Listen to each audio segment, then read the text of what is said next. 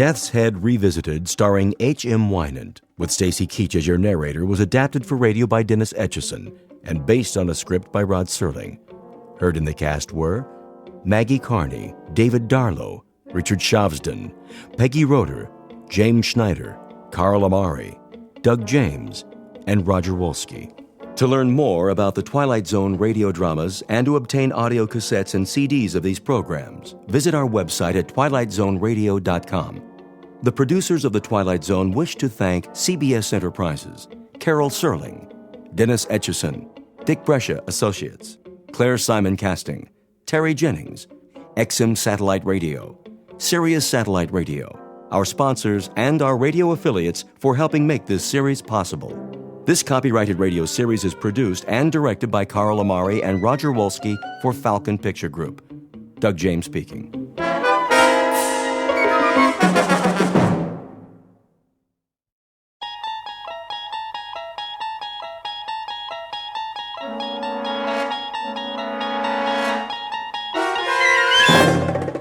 You're traveling through another dimension. A dimension not only of sight and sound, but of mind. A journey into a wondrous land whose boundaries are those of imagination. Your next stop, the Twilight Zone.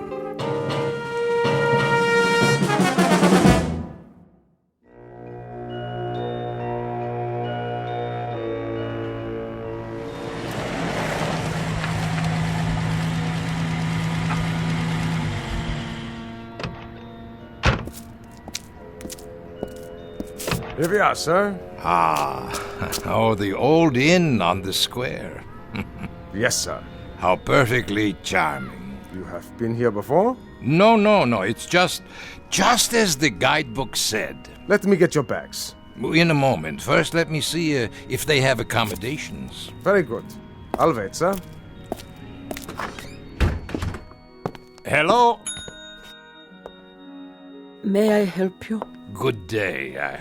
I've just arrived in your town. Yes, sir. And I was wondering, do you by any chance have a room available? Let me see.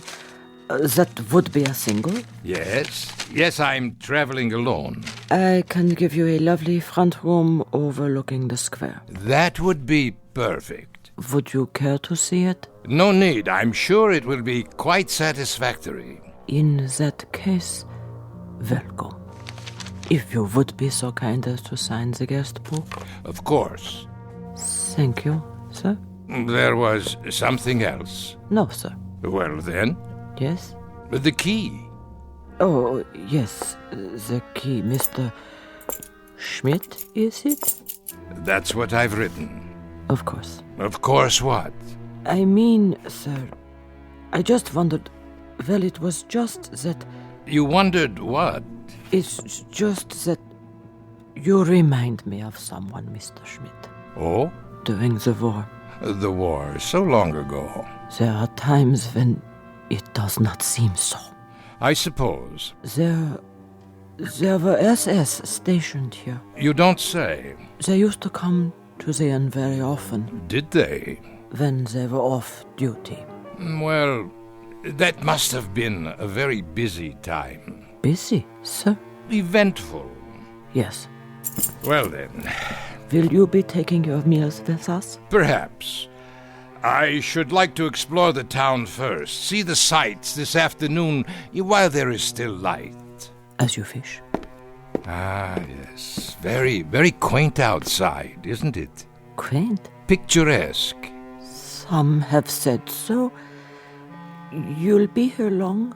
A day or two, perhaps. I'm not sure. You see, I'm on holiday. And you've never been here before? No, never. I'm told the scenery is lovely. I understand there's a wonderful old medieval castle one can visit. Castle? Oh, yes, sir. Very old. And other things? What do you mean? Other sights. What would you recommend for a tourist? Very little else, sir. Very little else of any particular interest. I'm told, though, that the town was quite active during the war. Active? Sir, it was like most places in Germany. Ah, but I'm told that it was not like most places. I'm told that it had some special attractions. What was it? A work camp or something that you had here? Something of the sort, sir. Well, was it a camp or not? A camp, sir. How's that? A camp, Mr. Schmidt. A concentration camp. You mean a relocation camp? Really, now, that's odd. I'm getting old, I guess. For the life of me, I can't seem to recall the name. Sir? The name. Surely I must have read about it. What is the name of this town? Dachau, sir. Dachau.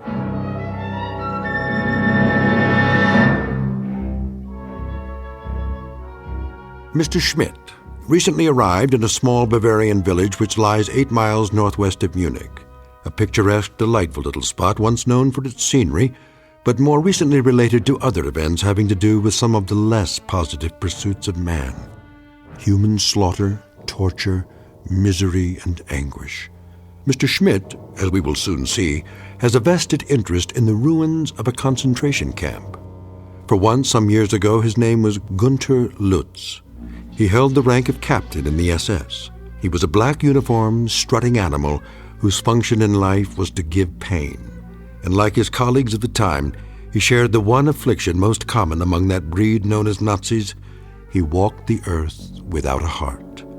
And now former SS Captain Lutz will revisit his old haunts, satisfied perhaps that all that waits for him in the ruins is an element of nostalgia. What he does not know, of course, is that a place like Dachau cannot exist only in Bavaria. By its nature, by its very nature, it must be one of the most populated areas in the Twilight Zone. And now, the Twilight Zone and our story, Death's Head Revisited, starring H.M. Wynant, with Stacy Keach as your narrator.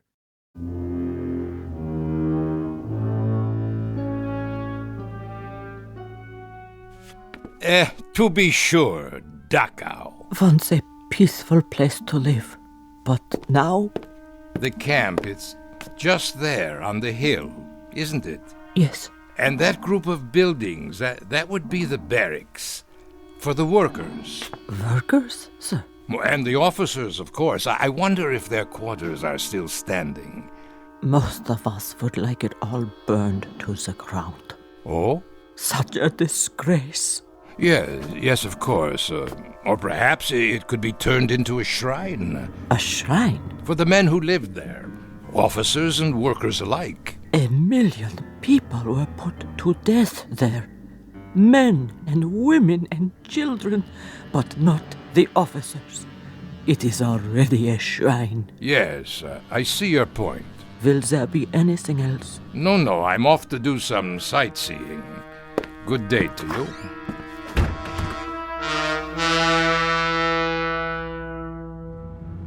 You are on holiday, Herr Schmidt. What did you say, driver? The trip, sir. You have come here for pleasure? Pleasure? Oh, yes. A rest, to relax, to forget. It's the best kind of trip. To rest and enjoy life. That is all that matters to me now. For all of us, I should say. It's true. We work, we slave, we do the bidding of others instead of tasting the fruits of our labors. And then one day a man asks himself, what is my reward for so much sacrifice? Most certainly. Selflessly, year after year. Not what we would have chosen, perhaps. Not what we would have chosen at all. No. Never mind. I'm an old man. You would not understand. But I do, sir. How could you? You are so young. Perhaps. But it seems to me, sir, that each of us makes his own reward. And eventually it will come. What we deserve most. The true product of our labors. Of seeds sown long ago. Not only for others, but in the end, for ourselves. Would you agree? You are quite a philosopher. Only a taxi driver. And you enjoy this occupation of service? Oh, yes, very much. I am a fortunate man. How so? My needs are simple. I bring comfort to others in some small way. It is the best work anyone can do. Is it? My parents, they suffered greatly in the war. They knew very little of comfort. The war. So much ancient history. But not yet forgotten. For some, perhaps. For myself, I hardly remember any of it. And yet, you have returned. On the contrary, I've never been to this village before. My apologies. I thought because you wish to see the camp. I'm a teacher of history, that is all. And a student as well of historical places. Of course, Herr Schmidt. The camp is just ahead. But look, no one has kept it up. Very few people come here. The road, the grounds, the wire fences, the buildings, even the guard towers, the entire compound is rotting, falling apart. There is no reason to maintain it now. Perhaps you would rather visit the castle. No. This is what I came to see. Very well. A disgrace. Stop the car. Yes, sir? Yes, at the gate. Let me out. You are going in? Of course I'm going in. I've come all this way. I shall wait for you then. Return in 2 hours' time. 2 hours? There is much to study, notes to be taken, you understand. As you wish. That should be adequate. I'll come back to this spot then, in front of the gate. Yes. And kindly be punctual.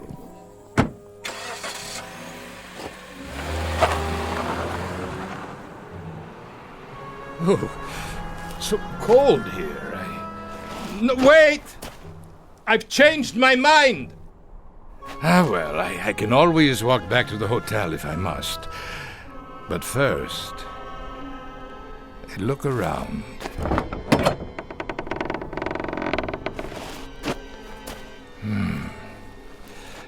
Everything seems so small. Not as I remember it. There were many more barracks in the compound. And now only a few remain standing, like this one.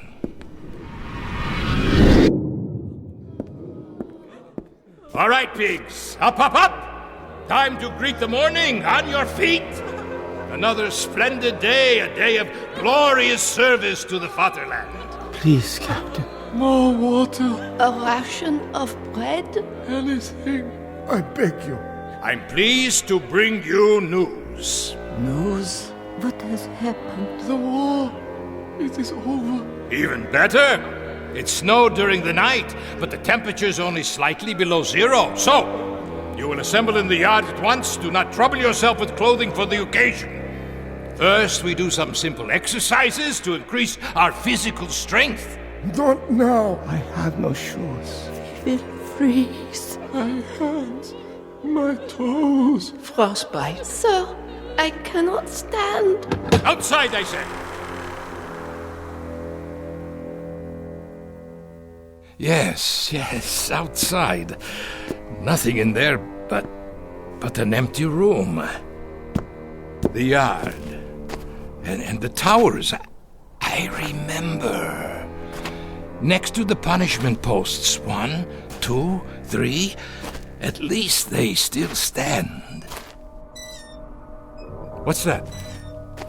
A sign. Still hanging. On that building. It says detention. Ah, yes, I remember you. Oh, we had good times in that building. Oh, such good times. Water. Please. Water. Water, pig? You'd like water? Unfortunately, we have no more water. Not for you. Why should you care? It's been only 5 days since you've been fed. Only 5 days, pig. 5 short, inconsequential days. That is nothing. On your feet, filth. Locked? It doesn't matter. Such a long time ago. But it doesn't seem so, and now there is no one to share those memories. Good afternoon. Where? Over here, at the window. But I thought there was no one inside. Who are you? Did I startle you? Well, I did not expect to see anyone here. Why not, Captain? Wait. Why do you call me that? But you are a captain, aren't you? No, I am Professor Schmidt. So, that is your name now. You have me confused with someone else. Is that right? Or is it you who are confused? I tell you, I never forget a face. I am Professor Schmidt. Are you? Your clothes. But about them, you don't approve? Why are you dressed that way, like... Like what? A prisoner. Very good, you do remember. But there are no more prisoners. No? Not now, surely. Welcome back, Captain. Why do you say that? Because I've been waiting. Waiting? For what? I can't forget a face. Especially yours. I tell you, I don't know you. Are you sure? I must go. Where are you going, Captain? That is none of your concern. Back to the town? To the life you have now? Yes, my life. I shouldn't have come. I am leaving now. I'm afraid that is no longer possible. Don't follow me. Get away! How can it be locked? There was no one near it. No one. Wasn't there? What have you done? I haven't touched the latch. Then who? I saw your own hand on it only a moment ago. Nonsense. As you wish, Captain. Why do you persist in calling me that? As I told you, I've been waiting. For what? For you, Captain. We've been waiting a long time. Such a long time. We? There's no one else in these ruins. Isn't there? Wait. You're... Yes, of course, I remember you. And well you should. How well you should, Captain Lutz. Captain Gunther Lutz of the SS.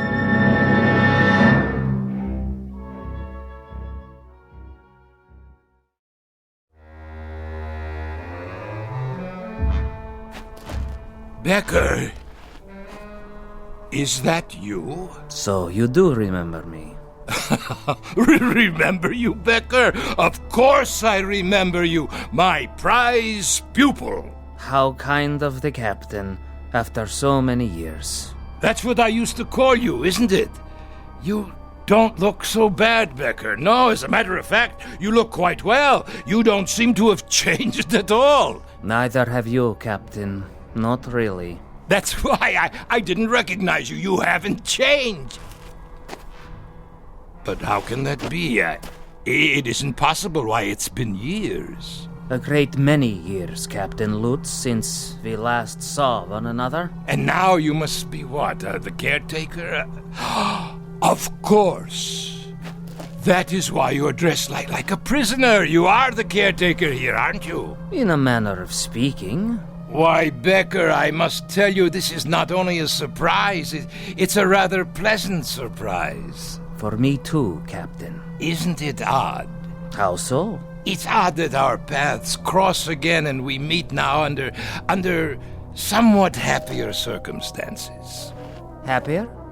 Yes, for some of us, happier. What was that? What, Captain? It sounded like... The wind, Captain? Perhaps it was the wind. Yes, only the wind. But it is not the wind. No? Don't you hear them? It sounds like... Like what, Captain? Voices. Really? What do you want? Whoever you are, come out and face me! Cowards! If that is your desire, Captain. But I assure you, they are not cowards. Then why don't they show themselves? As you wish, Captain. As you wish. Where are they? They disturb you, Captain? Stop calling me Captain, please. I'm not a soldier anymore. Soldier? You never were a soldier, Lutz.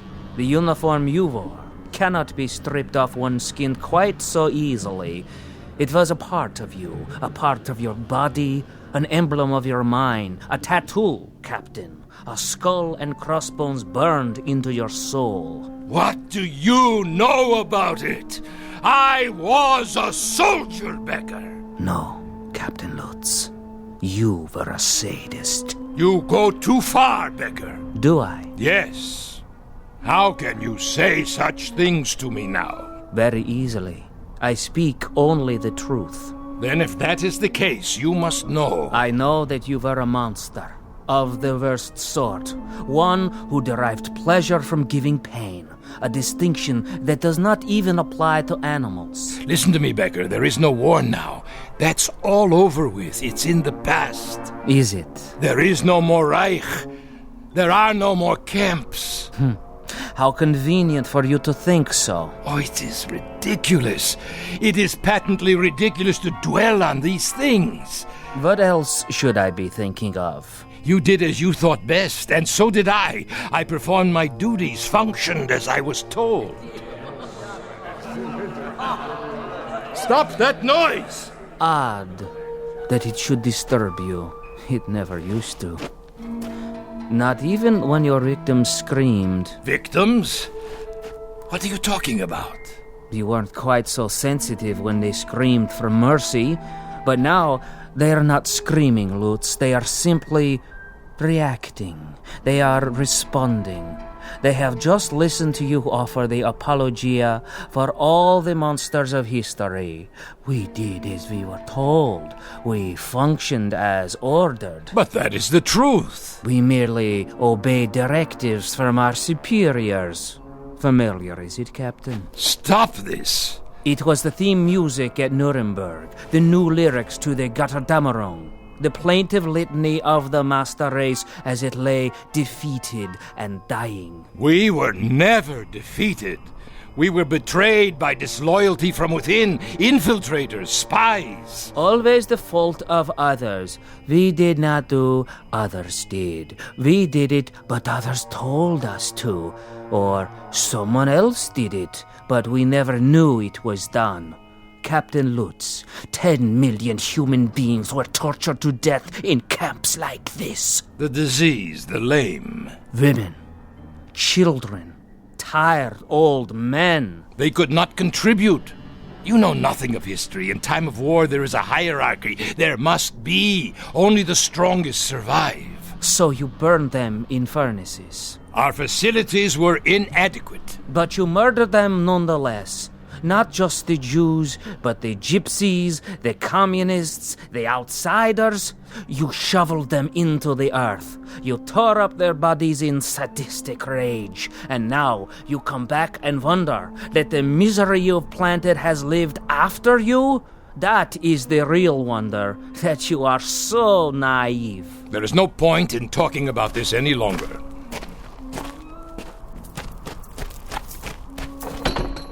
I told you I have to leave, Becker. Why did you come back, Captain Lutz?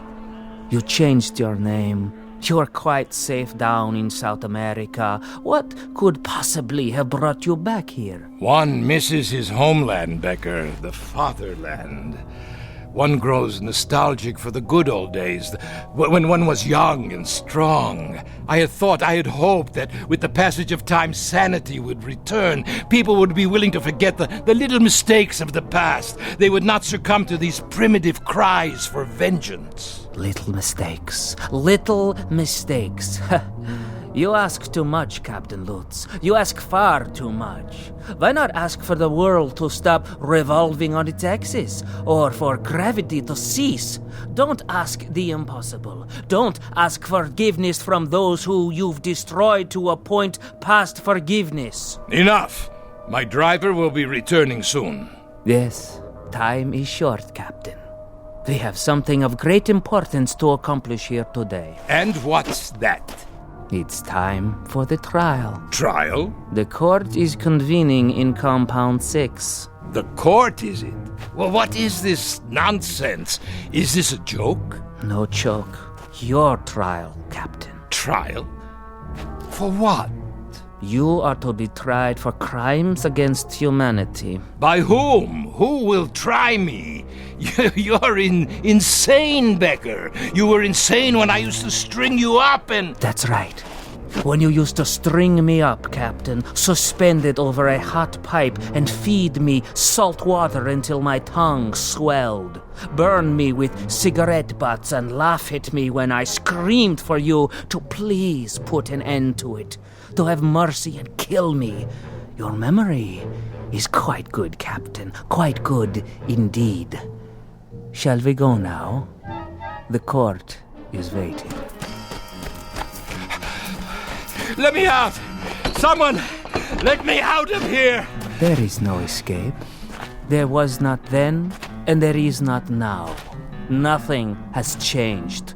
You think the fences are in disrepair? Look again. They are secure, as they were when you were in charge. It is only fitting, wouldn't you say?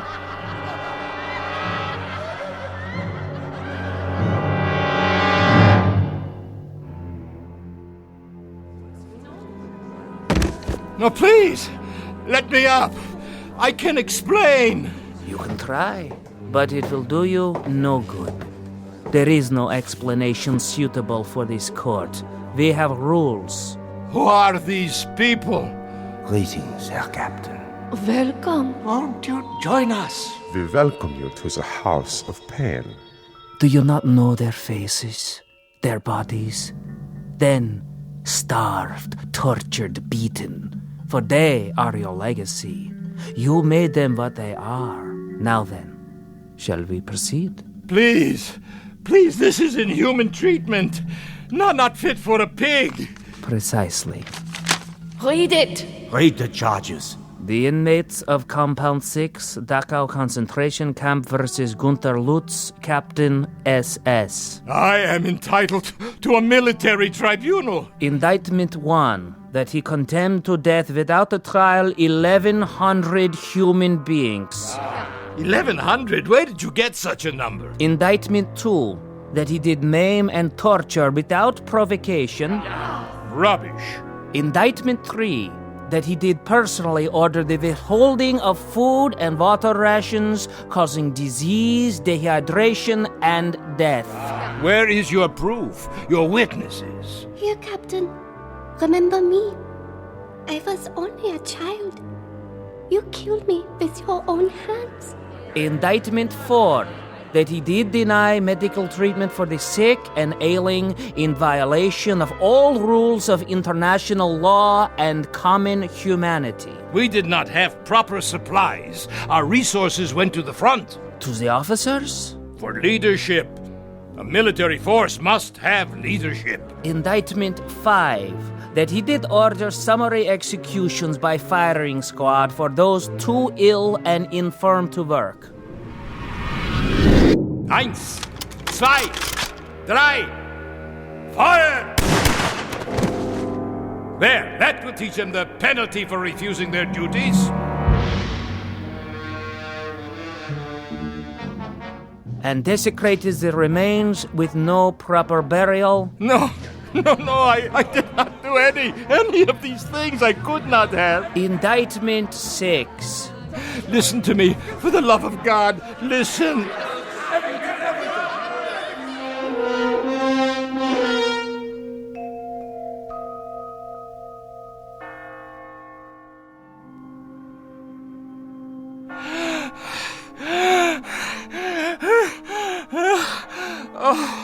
What?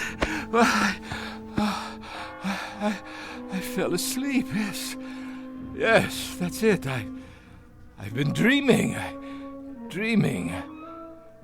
The courtyard outside. The hanging post, none of it used for years. Of course not. I'm a foolish old man. Foolish and tired. Yes, you are. Very foolish. Becker, is that you? I must have dozed off. You've been unconscious for a while. I had such a dream. You had no dream, Captain. Of course I did. I dreamt there was a kind of trial, a kangaroo court. There were people in this room. Can you believe it? Yes. Ghostly figures. Not ghosts. Then what? They were here. They're still here. They have never left. It's true? They walk these buildings and the courtyard outside. But how? You did not bury them deep enough. You did not cover them with enough earth, or the bullets were too small a caliber, or the flames were not sufficiently hot. Perhaps there was not enough gas. Becker, you must tell me. Who are you? Really? The caretaker. Did you forget? But the trial... The trial is over. You have been found guilty. It's time to pronounce sentence. No! Would you care for a last cigarette, Herr Lutz?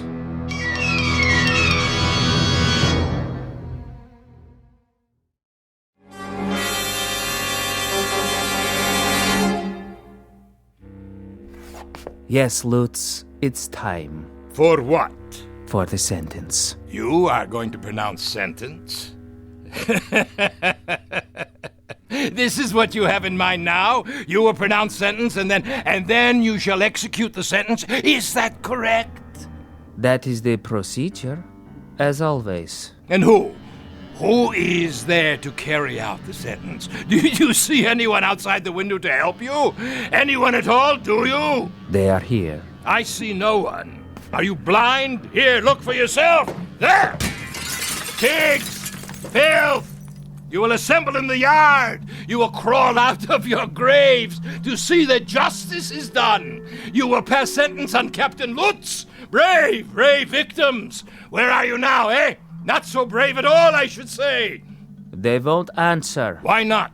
Your authority no longer applies here. But yours does. I am all that is left, and you are no longer a captain. You have been stripped of your authority as of this moment. Oh, I see. Do you? Then where is the judge? Where is the jury? The executioner? You are still obsessed with procedure. Shall I tell you where they are, Becker? They're in your mind. You have hatched them out of your hatred. You have planned your vengeance out of the crazy quilt of a warped imagination, sewed together with little thin threads of wishful thinking. Why didn't I kill you when I had the chance? Why didn't I? But wait. Yes? I did, Becker, I did kill you. Ah. Your memory is no longer so conveniently selective. Yes. I killed you the night.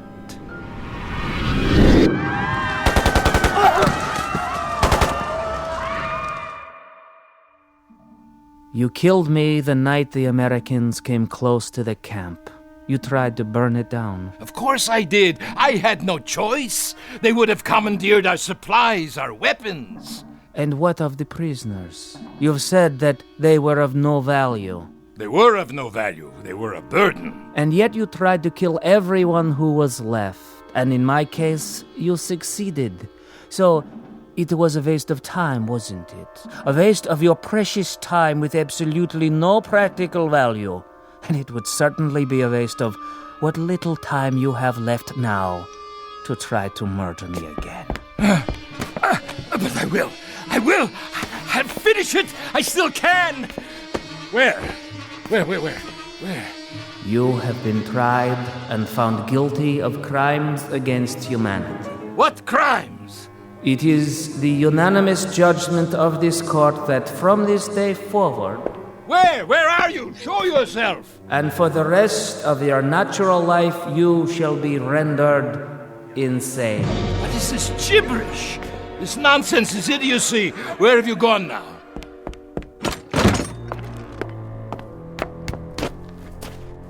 Where?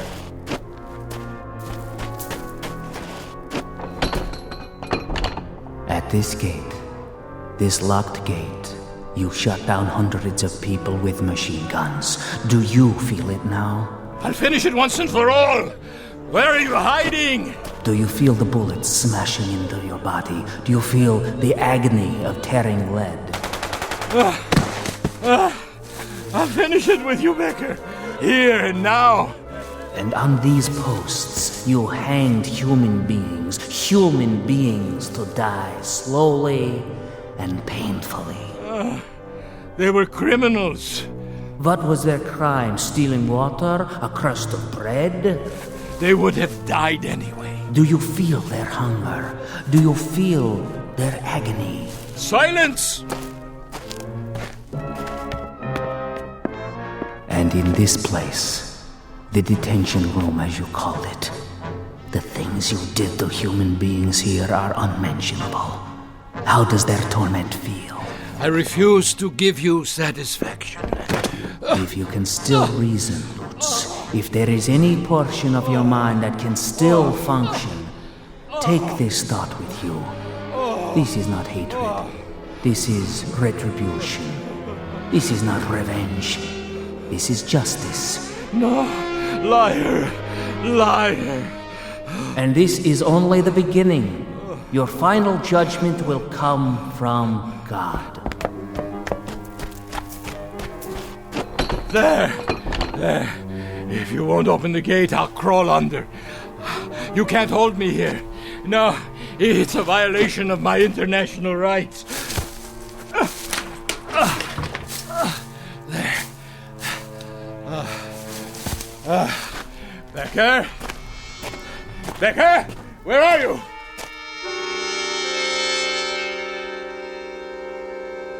Becker? Where are you? Becker? I'll finish it, you swine!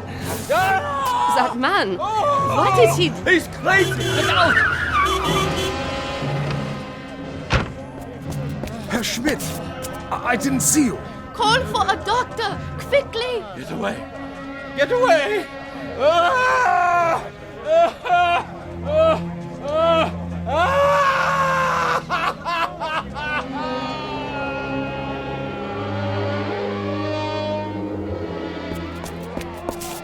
Stand back, please. What happened here? I heard him screaming, Doctor. Such sounds. Like a wounded animal. He didn't seem to know where he was or who he was. Will he be all right? Not for a while. What do you mean? I have shot him so full of sedatives that he doesn't know whether he is still on the earth. Shall I help him up to his quarters, Doctor? His quarters? He registered for our best room, overlooking the square. Herr Schmidt did, if that is his name. It is the name on his passport. Where should we take him, Doctor? His room is ready. Release it to someone else. He won't be coming back anytime soon. I want him in the hospital, strapped to a bed. Yes, sir. Pity, I could look after him.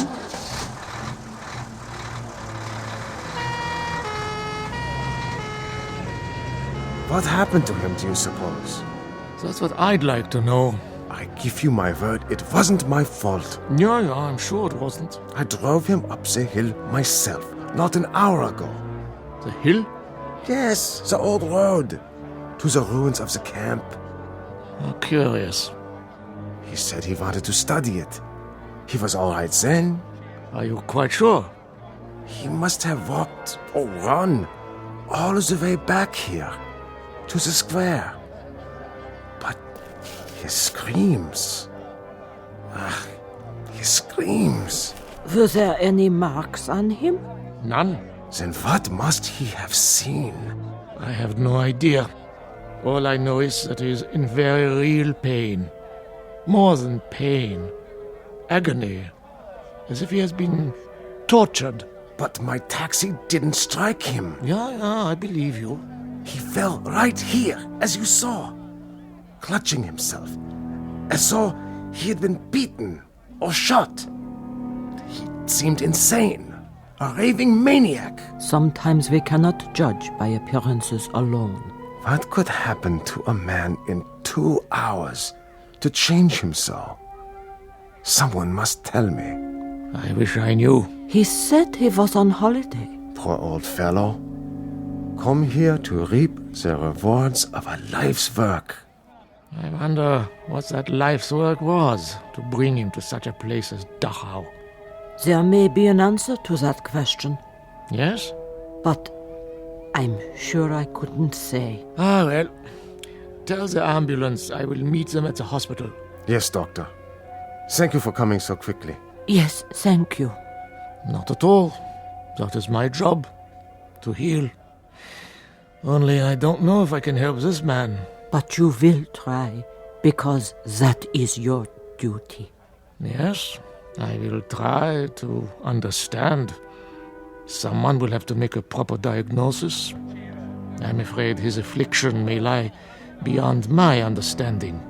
Goodbye, then, Doctor. Auf Wiedersehen. Dachau. Why does it still stand? Why do we keep it standing? Some things I will never comprehend.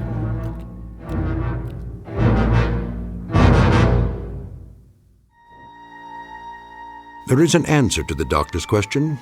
All the Dachaus must remain standing.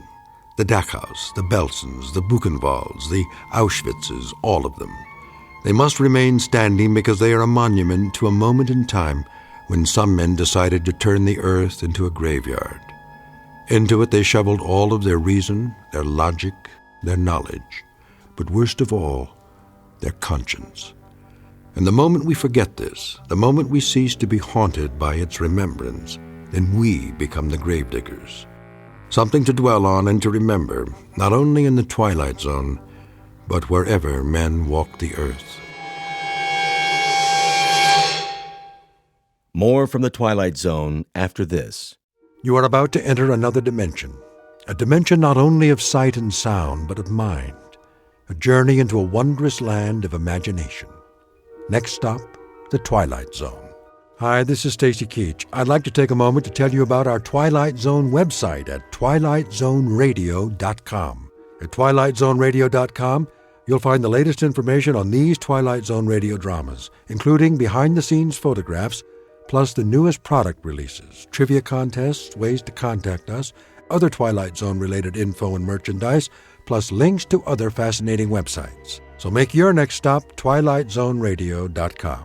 Visit twilightzoneradio.com to purchase these Twilight Zone radio dramas on cassette and CD, or call toll-free 1-866-989-ZONE. That's 1-866-989-9663.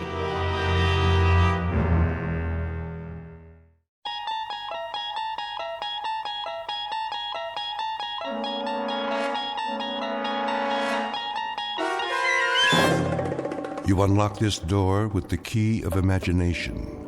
Beyond it is another dimension, a dimension of sound, a dimension of sight, a dimension of mind.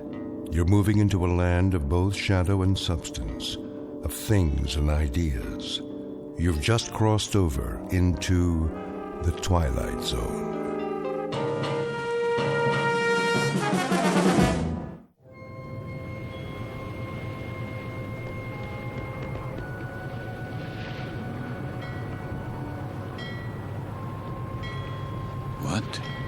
What is this place? The time. It must be late. Very late. Light in the salon. Let's black out down there. Who?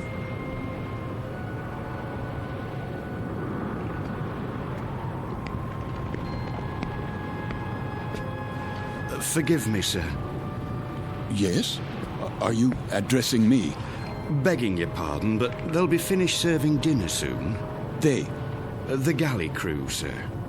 Why do you tell me this? Well, I only meant... What? What did you mean? Well, all I mean to say is, you'd best go in now, sir, if you want your evening meal. My meal? The salon will be closing in a few more minutes. Oh, yes, of course. In the salon. Is that what you call it? Yes, sir. It's very dark out here. Would you like to follow me? Follow? The lights, you see. From now on, I'll have to switch them off when we open the door to the deck, and then on again. You understand, sir? Because of the blackout. The blackout? Yes. This way, sir. Are you all right? Why wouldn't I be? Is something wrong with my appearance? Why, no, sir. It's only that...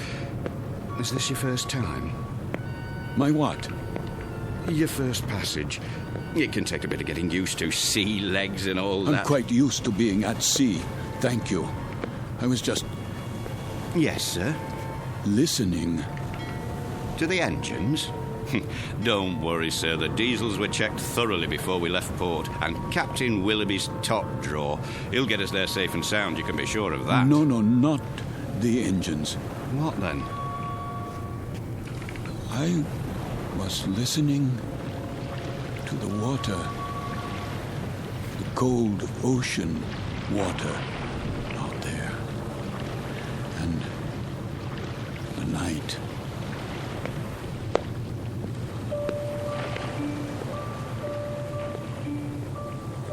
This is the deck of a small freighter, the SS Queen of Glasgow, located somewhere in the North Atlantic. Her registry, British. Gross tonnage, 5,000. Age, indeterminate. At this moment, she is 1 day out of Liverpool. Her destination, New York. Duly recorded in this ship's log is the sailing time, course to destination, weather conditions, temperature, longitude, and latitude.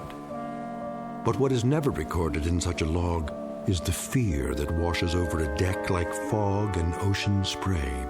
Fear like the throbbing strokes of pistons from the engine's diesels, each one a heartbeat, parceling out every hour into breathless minutes of watching, waiting, and dreading.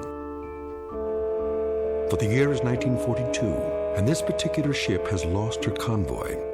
Now she must travel alone like an aged, blind thing groping through the unfriendly dark, stalked by the unseen periscopes of steel killers, enemy U-boats that also watch and wait. The Queen of Glasgow is therefore a frightened ship, and she carries with her a premonition of death. In a moment, her crew and passengers will find out just how real that premonition may be, when a course is set that leads them all into an area known as the Twilight Zone.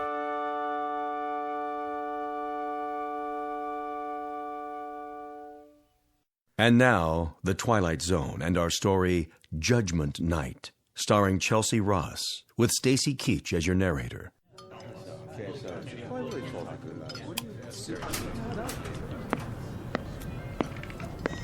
Why does he keep playing with the lights? Thought I'd gone blind for a second. My apologies for the momentary darkness. Wartime regulations, you know. Think nothing of it. Perfectly understandable. Wasn't it a lovely meal? Yes, indeed. Glad you enjoyed it, ladies and gentlemen. Something more, perhaps? Not for us, thank you, steward. We were just leaving. Come along, dear. Wait, Mommy, where's my doll? Why, here you are, little girl. You dropped it by your chair. Can you thank the nice man? Thank you. You wouldn't want to leave your dolly behind now, would you? Come along, Joanna. It's well past your bedtime. Yes, Daddy.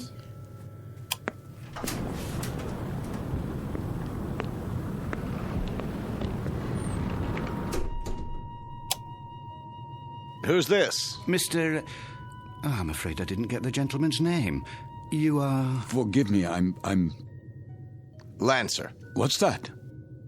Aren't you Lancer? Oh, yes. I'm Jerry Potter. We looked for you at dinner. I was detained. I... saw your name on the purser's list. We were wondering where you were. You were. Will you join us? Oh, no, that's not necessary. There are 3 other tables. 3 empty tables? I'm really not very hungry. Well, the captain wasn't able to join us tonight, so there's plenty of room. Come on over, I insist. Very well. Coffee, sir? Ah, yes. Thank you. I believe I would like some coffee. Here's your seat, Mr. Lancer. The more the merrier, I always say. The coiner of phrases. We could do with a bit of merriment. Let me help you, sir. I'll get the coffee. Wait. Do I know you from somewhere? I don't think so, sir. But your face, I'm sure. It might well be. I've travelled this line for a number of years. Perhaps it was on another ship before the war. Before the war? Seems like a long time ago, doesn't it, sir? Are you quite certain about the food? What? The cook can still prepare something. No, I don't have much of an appetite. Not even with all this salt air? Makes me hungry enough to eat a horse. Jerry! Would that be a seahorse, Mr. Potter? How about it, Lancer? Have some chow. Not tonight. Something happened tonight? Nothing unpleasant, I trust? Why, I don't know. I honestly don't know. Mr. Lancer, are you ill? As a matter of fact... You do look pale. A bit of the old mal de mer, perhaps. You might do well to take the meal in your cabin. My cabin? Your quarters, Mr. Lancer. This is all rather disorienting, isn't it? But a good night's sleep can do wonders. I could prepare a tray, sir. No. I'd recommend a cup of hot broth at the very least. I'm fine, I tell you. It was just a temporary dizziness. You're all very kind. I shouldn't intrude. Nonsense. Then let me do the honors. This is my wife. Madame. Hello. And across the table are our dinner companions, Major Devereaux. How do you do? And his secretary, Miss Stanley. Are you going home, Mr. Lancer? Home? Or away from home? Why, I'm heading away from home. We are as well, I'm afraid. The Major is heading up a military mission in Washington. Now, Barbara, loose lips. Oh, sorry. I was just telling them that I took this trip once before, when my wife was alive. Spring of 38. How different it was. The Queen Mary, most elegant. Where do you suppose they dredged up this one? She looks to be 300 years old. The Queen of Glasgow. Long live the Queen. Oh, hear. What do you do, Lancer? Me? When I saw your name on the list, I tried to figure out what you'd look like. It's a game I play. Try to connect a face with a name. I thought you were probably an old language professor from Oxford or something. A regular barrel of laughs. Well, I'm... There goes the light again. Well, good evening, Captain Willoughby. No, please. Remain seated. I don't have much time. I thought I'd just stop for a cup of tea and say hello to those who are still here. Don't worry on our account. I'll get you tea, sir. Thank you, steward. We did miss you, though, Captain. I must apologize. We have a miserable fog out there. No kidding. And I thought I'd best take my meal on the bridge. And the rest of the convoy, Captain, are they in sight? They'd have to be 3 feet off the bow to be in sight, Major. That fog is quite thick. Oh, dear. However, we do hope to have some sort of contact by tomorrow. But I wouldn't worry. She's a good stout ship, and this isn't her maiden voyage. She's made this passage often. I suppose misery loves company, though, doesn't it? I'd feel a lot safer if we were in a convoy. I can almost see those wolf packs converging on us. There would be no wolf pack converging on a single ship, Major Devereaux. Sorry? The principle of the submarine pack is based on the convoy attack. The gentleman is quite correct. Our primary danger would lie in a single submarine. Well, that's reassuring. I guess we stand a better chance against one than against 20, don't we? Just ask Admiral Potter here. He fought with Dewey at Manila. He knows everything. Still, it only takes one torpedo. They can do such dreadful damage. And I must tell you, I've had a miserably uncomfortable feeling ever since we've left. What kind of feeling? Of being followed. Isn't that something? I've had the same feeling. I'll tell you, I'd rather they go after us with a pocket battleship. That you can see, not a skulking, crummy tin fish a couple of miles underwater. If we're being followed, you will see the sub, Mr. Potter. It will surface. They won't waste all their torpedoes on us. Not when they can sit back 1,000 yards and shell us with impunity and sink us at will. You forgive me. This is Mr. Lancer, Captain. Mr. Lancer? But you sound like a U-boat commander. My apologies. That was clumsy of me. Oh, please, sit down. Let me clean it up, sir. I hope I didn't spill any coffee on you, Miss Stanley. No, but you did quite a job on yourself. That's quite all right. I'll get you a towel. I said it was all right. Yes, of course. Sit down, Mr. Lancer, please. Another cup of coffee, sir? No. Thank you. That won't be necessary. I think we might start by getting better acquainted. First of all, I trust everyone's comfortable. Oh, yes, quite. This ship, you know, wasn't designed to carry passengers. I hope you'll bear with some of the inconveniences. I suppose they're worth living with to get to the States, aren't they? You can say that again. Mr. Potter, I understand you're with the American government. War Production Board. And where is your home, Mrs. Potter? Good old Chicago. Windy City. Oh, how interesting. I do hope to travel farther west one day. I tell you, I'll be mighty glad to see it again, wind or no wind. And you, Mr. Lancer? Yes? Where's home for you? Home? I was born in Frankfurt. Frankfurt? Like in Germany? Yes, Germany. Well, how long had you been in England, Mr. Lancer? How long? Not very long, not long at all. Please accept my apologies. I think I'll go to my quarters now.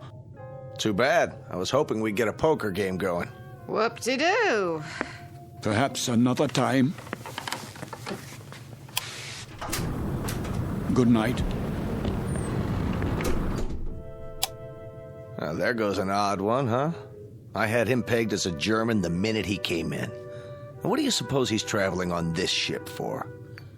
You don't think he's a spy, do you? I rather doubt it, Mr. Potter. All the passengers are well screened. I am a bit concerned about him, however. He doesn't look at all well.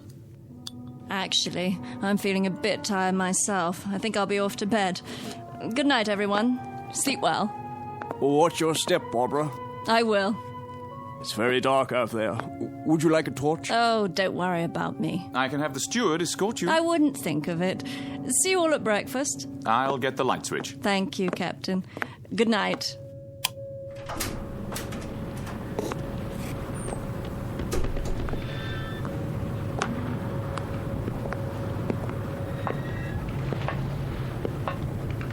Hello?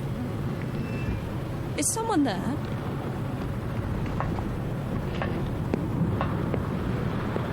I say, is anyone...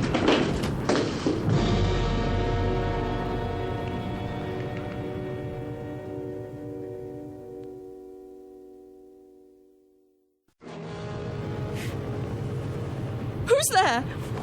Watch your step, Miss Stanley. Oh, Mr. Lancer. The stairs are quite slippery from the fog. So I see. I was afraid you'd lose your footing. Thank you for your help. The fog can be treacherous at sea. And it carries quite a chill, doesn't it? Yes. Yes, it does. It's best to stay off the deck at night. Why are you here, Mr. Lancer? What? I thought you'd be in your cabin. I'm still a bit unsettled. Not quite ready to sleep yet. Miss Stanley? Yes. May I ask a question? Please. Have we met before? I don't think so. Why? You'll forgive me, but you looked so familiar. They all did, for that matter. Are you sure you're well, Mr. Lancer? Yes, I seem to be. It's just this feeling. What sort of feeling? Oh, it will sound crazy to you. Go on, please. Just that I'm doing things, saying things. That you've done before. How do you know that? I know the feeling. I've had it occasionally. Have you? Walking into a room and being able to swear that you've been there before. Even the conversations. They seem identical to ones you've had at some other time. Yes, but what other time and where? That's always the question, isn't it? And the people? Yes, and the people, too. Yes. That's extraordinary. What is? I don't recall. I don't seem to recall boarding this ship. Don't you? Or anything else, for that matter. How I got here, or why I'm here. There was a film about that. Pardon? In the cinema, a few years ago. With Leslie Howard. Oh, was it that American? What's his name? Garfield. John Garfield. I believe the title was Outward Bound, something like that. I don't have time to see many films. I don't either. But in this one, the people all found themselves on an ocean liner. Of course, it was a cruise ship, not a freighter. But none of them could remember anything. There was a man and a woman, and they met and began talking, much as we are right now, I suppose. And it turned out they were... Go on. Well, they were all dead, you see, and on their way to the other side. Isn't that absolute rubbish? It is indeed. You don't suppose we're dead, do you? And about to cross the River Styx or some such? No, that's ridiculous. I, for one, remember everything. The cab to the docks, and carrying my bags, my passport, the security clearance. My passport? Of course. It must be in my cabin. If we were dead, I'm sure the meal would have been followed by a lovely dessert. Mr. Lancer, may I make a suggestion? Why don't you see the ship's doctor? I'm sure they must have one, even on a freighter. For what purpose? It has to be some form of temporary disorientation. I was standing on deck, and it was as if I suddenly woke from a deep sleep. I heard your voices from the salon. Amnesia? Not really. I know who I am. I'm Karl Lancer. I was born in Frankfurt, Germany. I'm in the... In the what? In the... You were going to tell me. You were in the something or other. Was I? I don't remember now. Mr. Lancer, perhaps if you got some sleep, that might be all it takes. It wouldn't help. I don't think I could get to sleep. I feel as if this were a nightmare. I feel strange. I feel as if there were a disaster waiting out there, some doom that's about to happen. As if we were being stalked. I know we are. It's stalking us. Yes, there's a sub out there, a U-boat. I know it. I know it's out there. I know. Who's there? Mr. Lancer? Yes, I'm Lancer. Would you come with me, please? Where? The captain's compliments, sir. He wonders if you could join him in his quarters. For what purpose? He'd like a few words with you. Go on, Mr. Lancer. I'll see myself to my cabin. Sir, this way.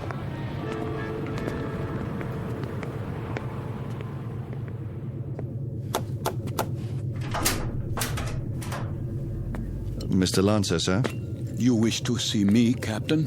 Thank you for coming, Mr. Lancer. You've met my first officer, Mr. Danbury. Yes. What is this about? I wonder if you'd mind answering a few questions. No, not at all. First, would you mind showing us your passport? My passport? If you don't mind. Just routine, Mr. Lancer. On our passenger manifest, it seems that your passport number was somehow not included. Yes, of course. Oh, I'm afraid I don't have my wallet in my pocket. It must be down in my cabin. That's perfectly all right. Sometime during the next few days, if you think of it, say tomorrow. You can show it to me whenever it's convenient. Are you feeling better, Mr. Lancer? Yes, much better. Is there anything I can get you? No.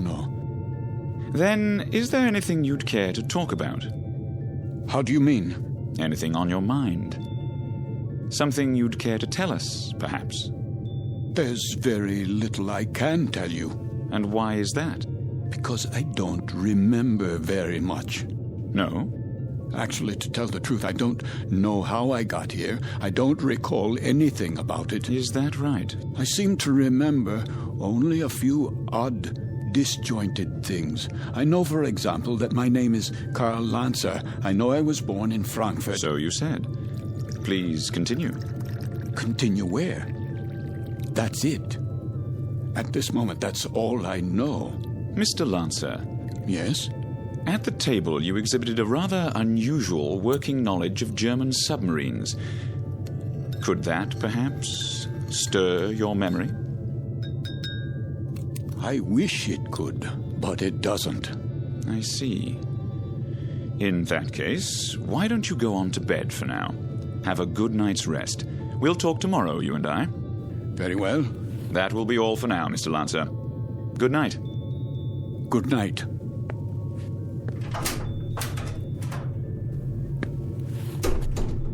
Most peculiar. I'd agree, sir. I'd say he bears watching. Then watching is what he'll get. I told you what he said at the table. What do you make of it? That's hard to say. But as I was going to get him on deck, he was talking to one of the passengers, Miss Stanley. And? He was speaking quite excitedly, in a very loud voice. I couldn't help but overhear. He was saying something about how he knew there was a U-boat out there.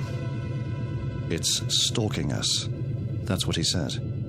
You heard him say that? Those were his exact words. Thank you, Danbury. I thought you'd want to know, sir. Danbury. Sir? Let's keep this between ourselves for the time being, shall we? Yes, sir. And see that a steward is sent down to his room. I want to have a look at that passport as soon as possible. Right away, sir.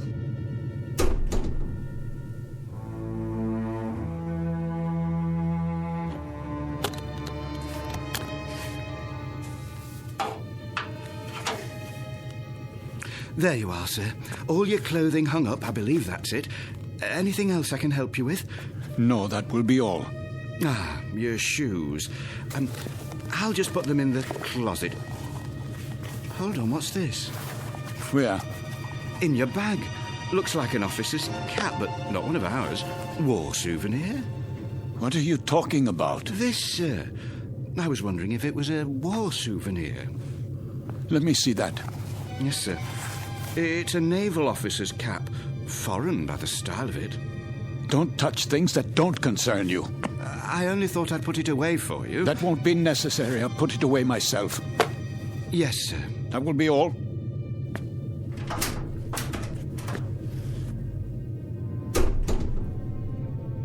It is a German officer's hat. A submarine commander's. What does it say inside? It must have an identifying label. Yes, here. But this can't be. It says, Karl Lancer, Kapitan, Kriegsmarine.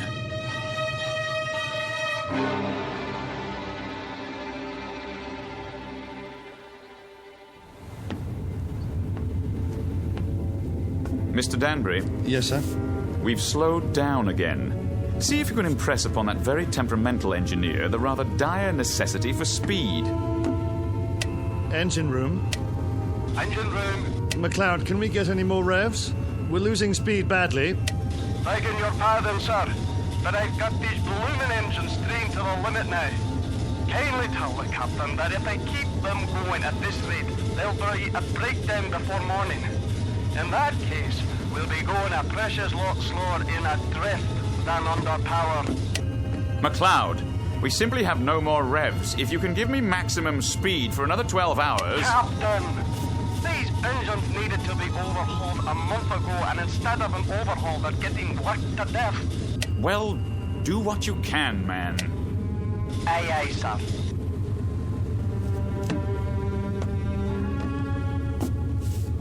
What do you think, number one? Sir?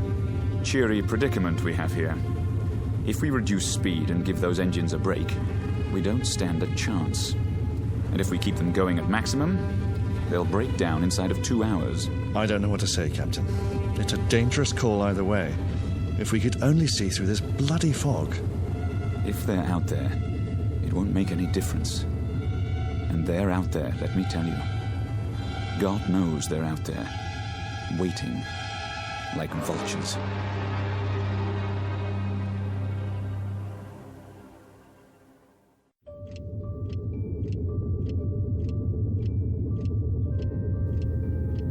Another drink, please. Begging your pardon, sir, but it's very late. Don't beg my pardon. Just put the bottle on the bar. Go to bed if you're tired, but leave the bottle.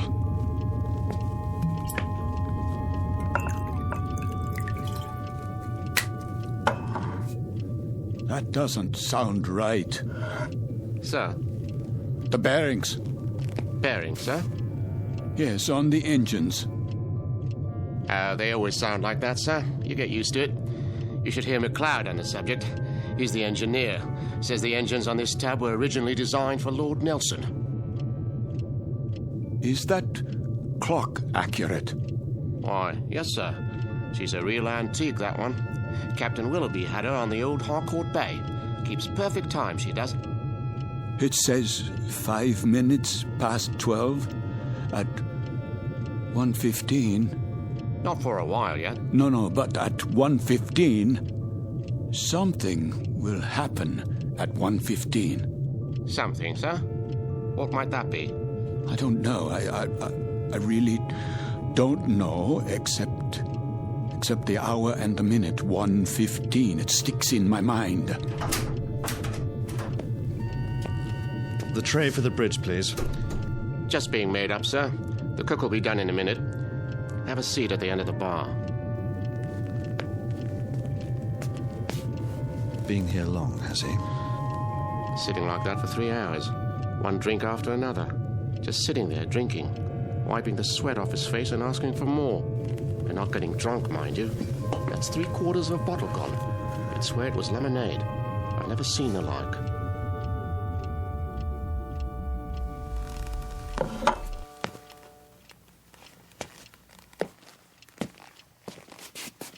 Why have the engines stopped? Probably just routine maintenance, sir. Don't give me that. They've broken down. I don't think it's serious, sir. You don't think it's serious? Adrift in waters like these without any power, you don't think that's serious? We're defenseless here. Now we are absolutely defenseless. They'll be repaired, Mr. Lancer. We'll be underway again soon. No, we won't be underway soon. We'll drift until 1:15. That's what he's been saying all night long. You know, of course, how easy it would be for a submarine to... You're a nervous man, Mr. Lancer. I'd suggest you call it a night. Oh, I'm a nervous man. I can assure you that I am suffering from something a little more serious than nerves. I'm suffering from knowledge. I'm suffering from knowing what's going to happen. Really? Now? My affliction comes from waiting and knowing that inside of an hour, a U-boat will surface off our bow with searchlights and a deck gun. We'll be attacked and we won't be able to run away. Here, sir. Sit down, man. How does it feel to you people just standing still and waiting for a shell or a torpedo to smash into you, waiting for the ship to blow apart so that you can find yourself in the water, closing in on you, filling your lungs so you can't scream? I said sit down, man. Mr. Lancer, this kind of talk won't do you or anyone else any good. Here's the captain's tray, sir. Leave it. Is something wrong? The gentleman is ill. He doesn't know what he's talking about. Carry on. Yes, sir. Go on, cook. Back to the kitchen with you.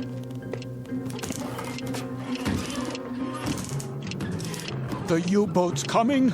We must get the engines started or abandon ship. That's what we must do. Yes, we must abandon ship. Do you hear me? Why has the clock stopped? Where did you go? Where have you all gone? Why have you left me alone like this? Where is everyone?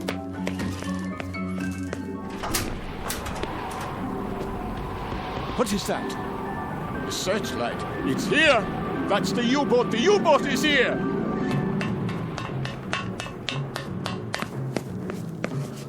We've got to get out. Off the ship, everybody. There you are.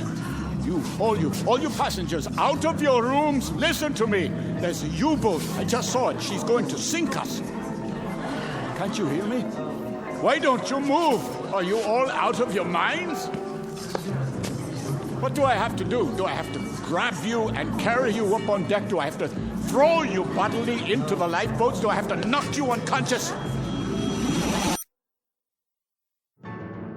They're gone. But where? Is the entire ship empty? Or have I gone mad?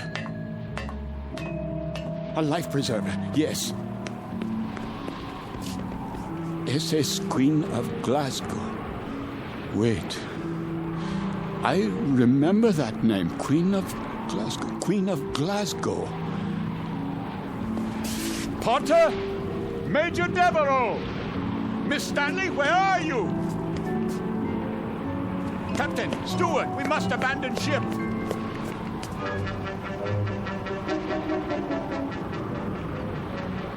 Fire fry!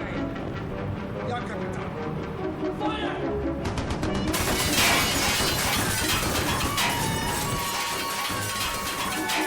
They are shelling us. We're hit, I tell you. Miss Stanley, we must get out. The lifeboat. I can, Mr. Lancer. The roof's collapsed. The door won't open. Climb through the porthole, quickly. I'll try. Where are the lifeboats? Over here, Mr. Devereaux. We'll have to climb down. Help us, please, my wife. I'm coming, Mr. Potter.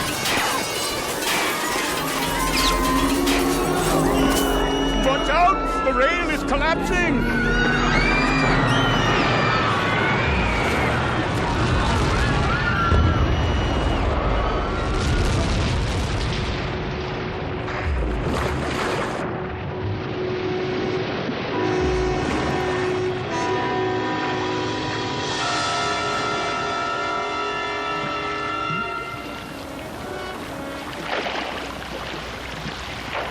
Family, the little girl. Where? The doll. Here, I have it. Who could do such a thing? Who? Who?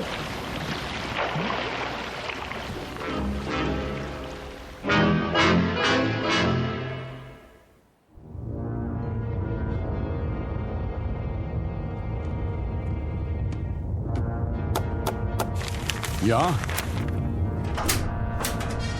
Not much to show, Captain Lancer.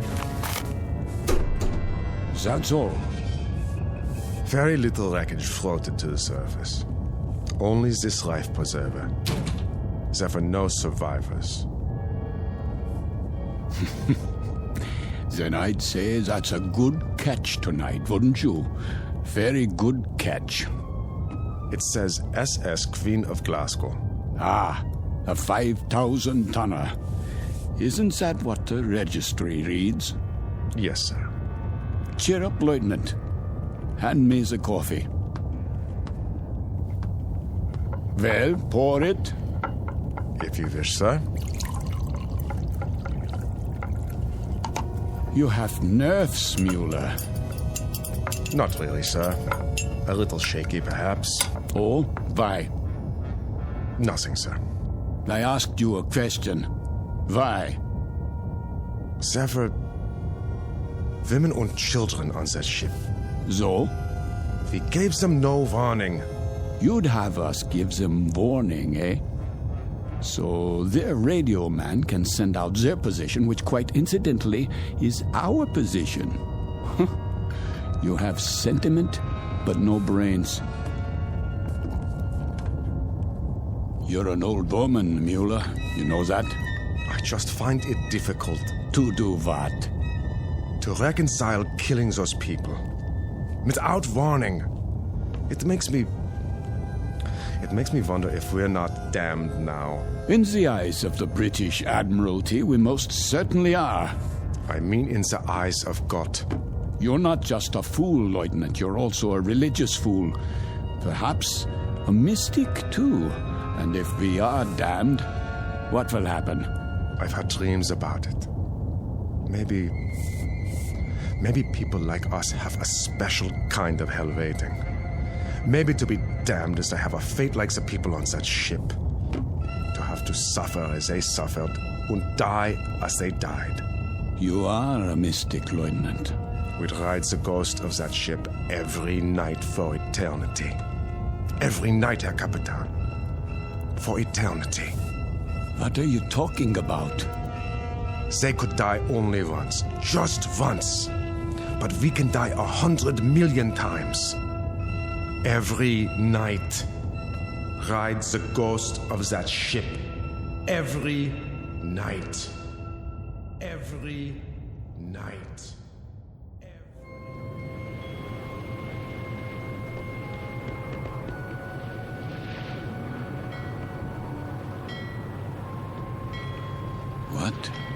What is this place? The time. It must be late. Very late. Light in the salon. Let's black out down there. Who?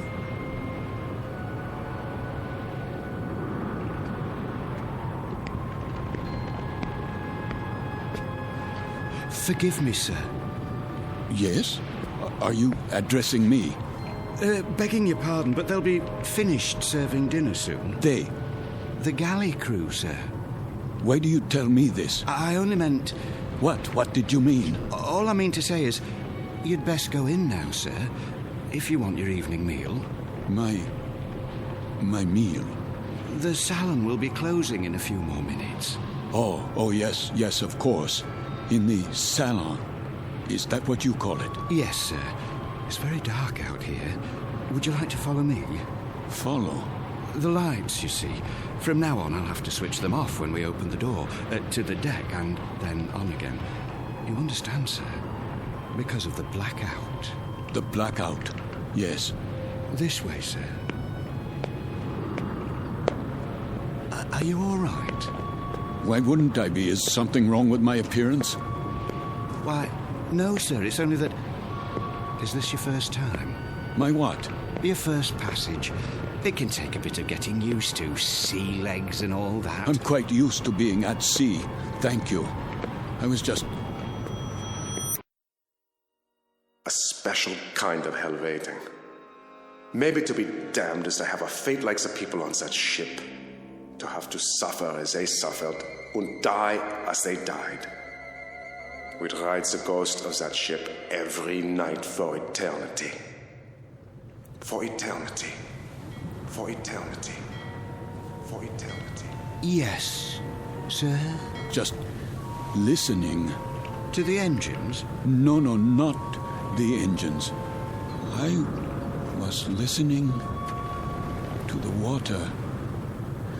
The cold ocean water out there. And the night.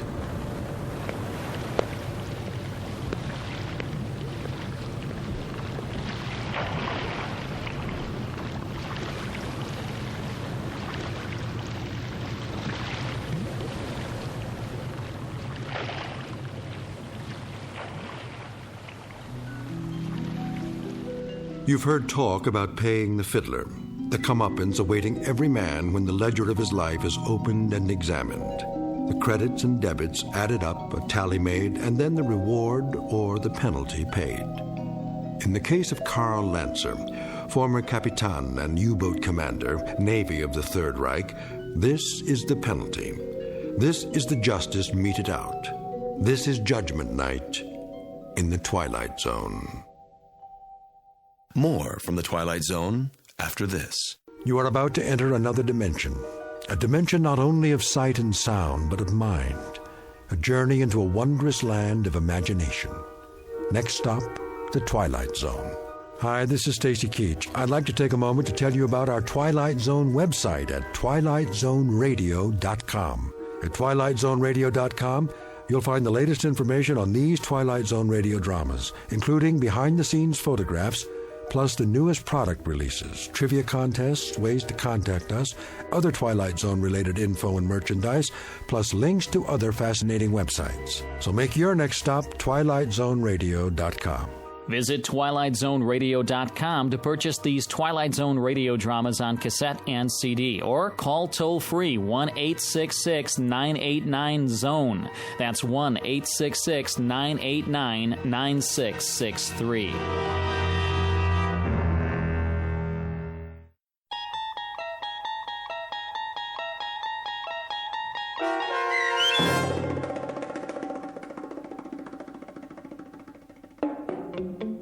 Judgement Night, starring Chelsea Ross with Stacy Keach as your narrator, was adapted for radio by Dennis Etchison and written for The Twilight Zone by Rod Serling. Heard in the cast were Nick Sands, Damian Arnold, Richard Shavson, James Houghton, Sarah Wellington, Christian Stolte, Fernette Lebo, Doug James, Martin Astrop, Anna Rose Benson, and David Darlow.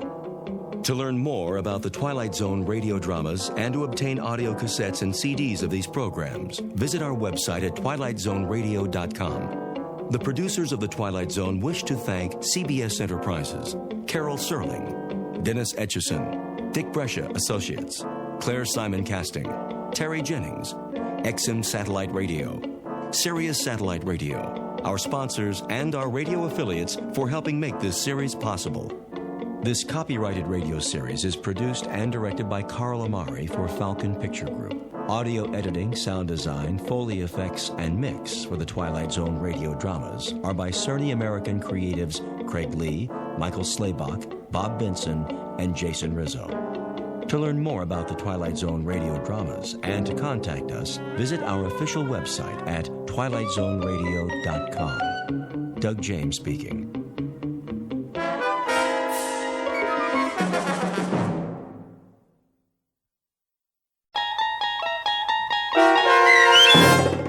Dust, starring Bill Smitrovich with Stacy Keach as your narrator, was adapted for radio by Dennis Etchison and written for The Twilight Zone by Rod Serling. Heard in the cast were Rich Komanek, Tony Castillo, Dale Rivera, Monique Lebrejos, C.J. Amari, Amanda Amari, Christian Stolte, Eddie Martinez, Doug James, Fernette Liebel, Alex Sopener, Meg Thalken, Brenda Redhead, Rick Arthur, Carl Amari, Vince Amari, Roger Walski, and Jason Mallow. To learn more about the Twilight Zone radio dramas and to obtain audio cassettes and CDs of these programs, visit our website at twilightzoneradio.com. The producers of The Twilight Zone wish to thank CBS Enterprises, Carol Serling, Dennis Etchison, Dick Brescia Associates, Claire Simon Casting, Terry Jennings, XM Satellite Radio, Sirius Satellite Radio, our sponsors and our radio affiliates for helping make this series possible. This copyrighted radio series is produced and directed by Carl Amari and Jason Mallow for Falcon Picture Group. Doug James speaking.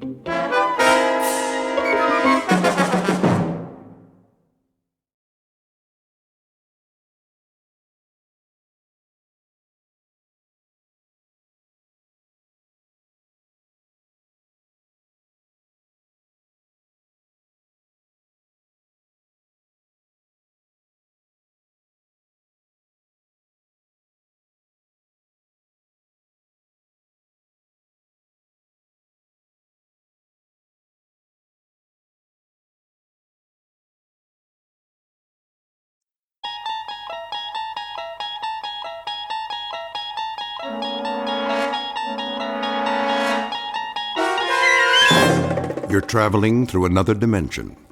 A dimension not only of sight and sound, but of mind. A journey into a wondrous land whose boundaries are those of imagination. Your next stop, the Twilight Zone.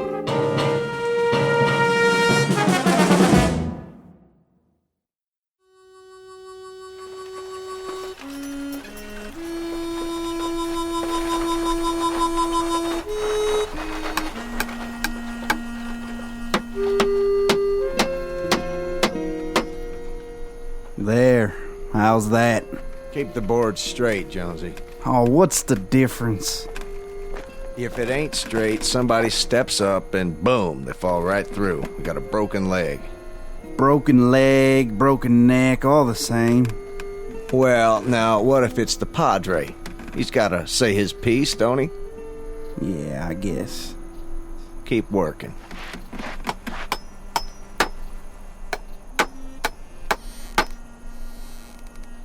About ready for lunch?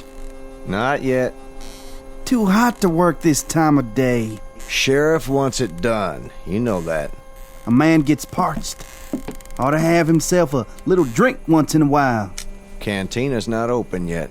That's because everybody's taking a siesta. You know what a siesta is, don't you, deputy? That's when you lay down someplace, pull your hat over your eyes, and have yourself a little snooze. Good for what ails you. Does a man good, know what I mean? Go get another 2x4. No more left. Then cut some. Ain't got a saw. Over by the wood pile. I sure don't see it. Front of the blacksmith's, Jonesy. Yeah, well, maybe we better wait a while.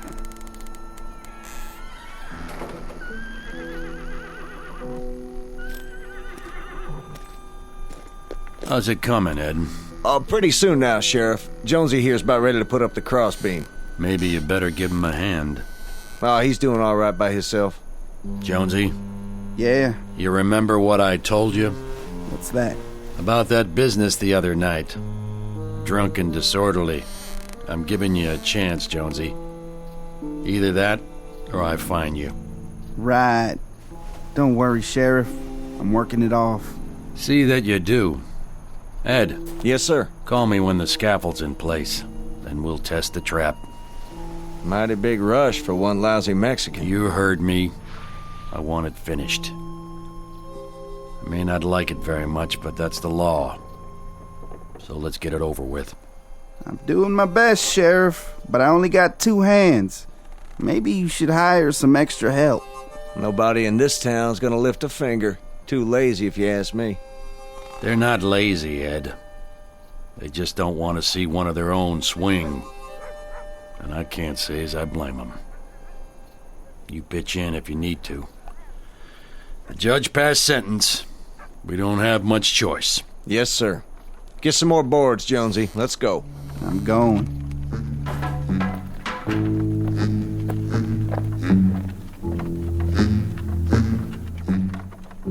There was once a village, built of crumbling clay and rotting wood, and it squatted ugly under a broiling sun, like a sick and mangy animal waiting to die. This village had a sickness shared by all its people. It was the germ of squalor, of hopelessness, of a loss of faith. But for the faithless, the hopeless, the misery-laden, there is always time, ample time, to engage in one of the favorite pursuits of men, to destroy themselves. In just a moment, a most unusual traveler will pay a visit to this village. He'll come riding down the dusty main street, not with bells and fanfare, but on a mule. It's not his first visit, and it won't be his last. But this time, he brings with him a gift that's for sale to the highest bidder. One already signed, sealed, and delivered in the Twilight Zone.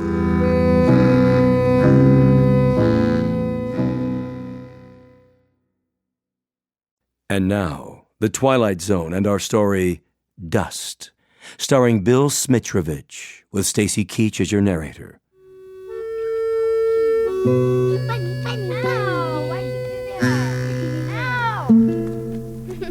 Catch! Oh! Let's go, mule. Keep it moving. Who's that? It's the man. What man? He comes from the city with things to sell.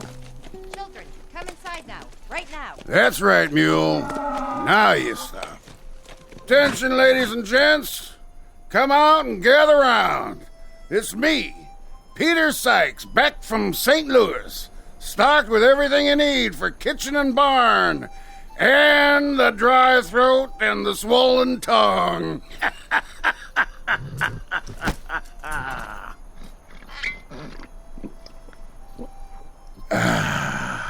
Now, where is everybody?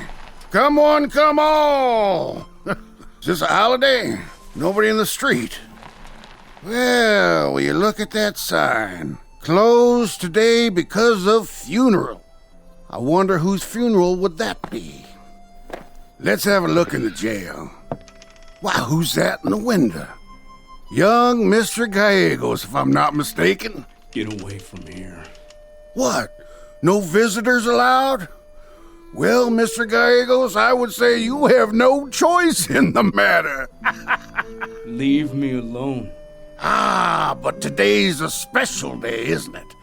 A very special day. Now, let's see. What might this special day be?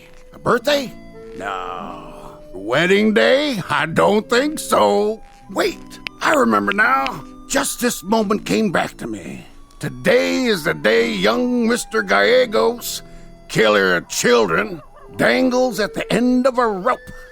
'Cause you're gonna get hanged from that gallows right over there.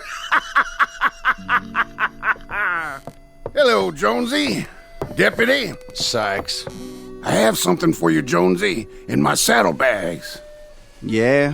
What's that? Good whiskey from St. Louis. 85 cents a quart. Not around here. Sheriff wouldn't like it. How about you, Deputy? I got postcards. Wonderful postcards on this trip. French dancing girls in their native costumes. Later, Sykes. We're going inside. Well, if you're not buying, maybe the sheriff is.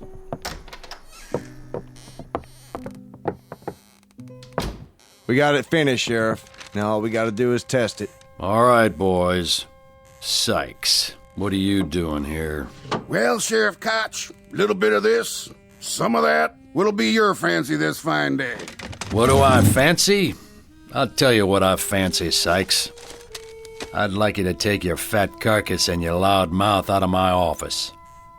This is a small room and it's already full of hot air. Don't need any more rope, do you? Hey, Gallegos, what about you? Leave 'em be. How about a nice hacksaw to cut those bars? Sykes. You ought to see the fancy 5-strand hemp I sold this town for your necktie party, Gallegos. It can lift 5 people. Any more at home like you?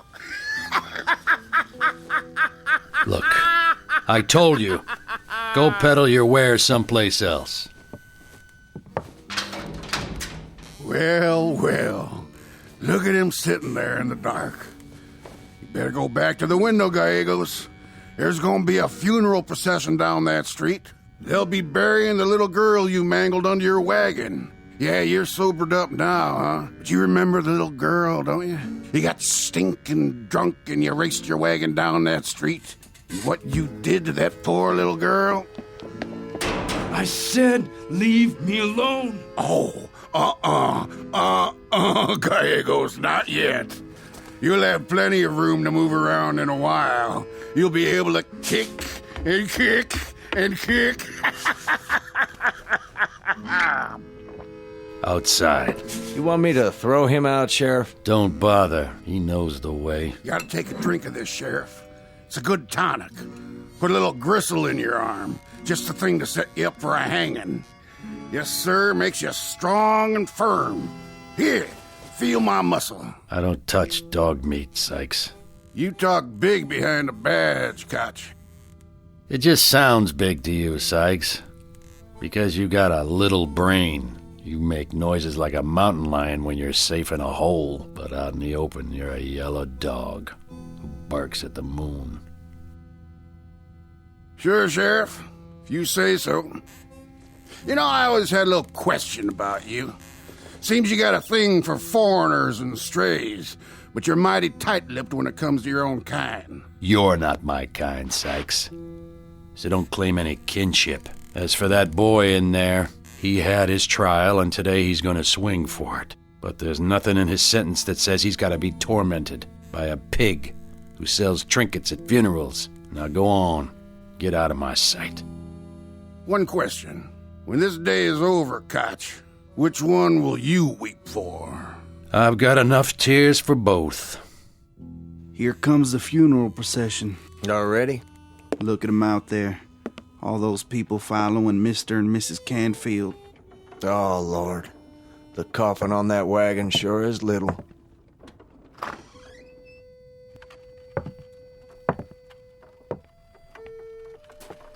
In the name of the Father, the Son, and the Holy Spirit. Mr. and Mrs. Canfield, that you? Shut up, Sykes. I just want you to know I'm real sorry about what happened. My condolences to you. Thank you. But this afternoon is going to be a lot more cheery. Yes, sir, we're going to string up the dirty little animal that done this. She'll be avenged. You can set your mind to rest on that score. We'll string up that mangler of little children if it's the last thing we do. Leave us alone, please. Come along, Dora. Let him go. I was just paying my respects. Some other time, Sykes. Some other time you can act like a man with no brains. But not now. Now you keep quiet. Sheriff? Hello, Sheriff Koch? Mr. Gallegos? Estrelita? Now look at that, will you? Ain't that the most gall you ever seen in one place? Gallegos' old man shows his face in town, in broad daylight, and during the funeral procession, too. Somebody ought to take a horse rip to that... Hurry, child. Run ahead as I told you. But, Grandfather... Go, my child. Now. Senor Canfield? What is it?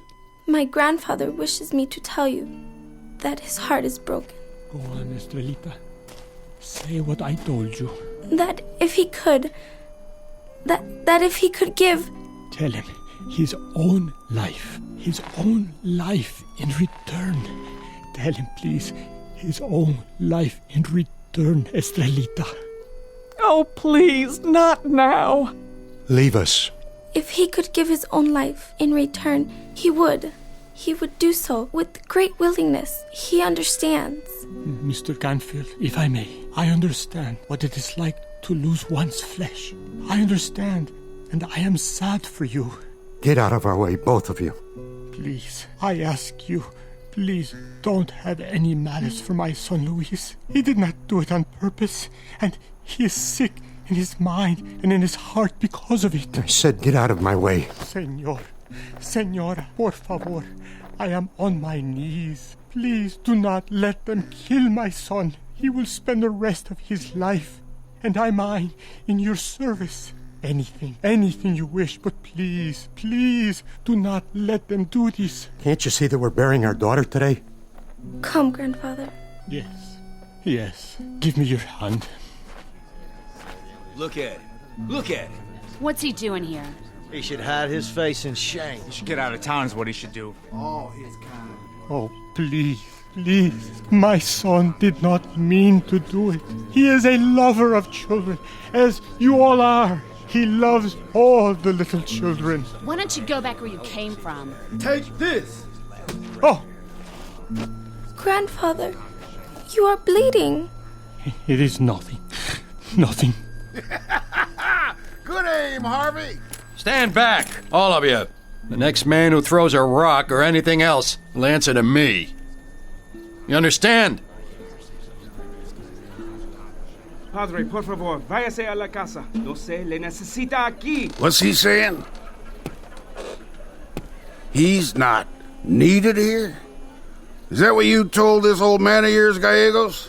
Father, take Estrelita home. They will hurt you if you stay here. My son, there is one chance. Go home now.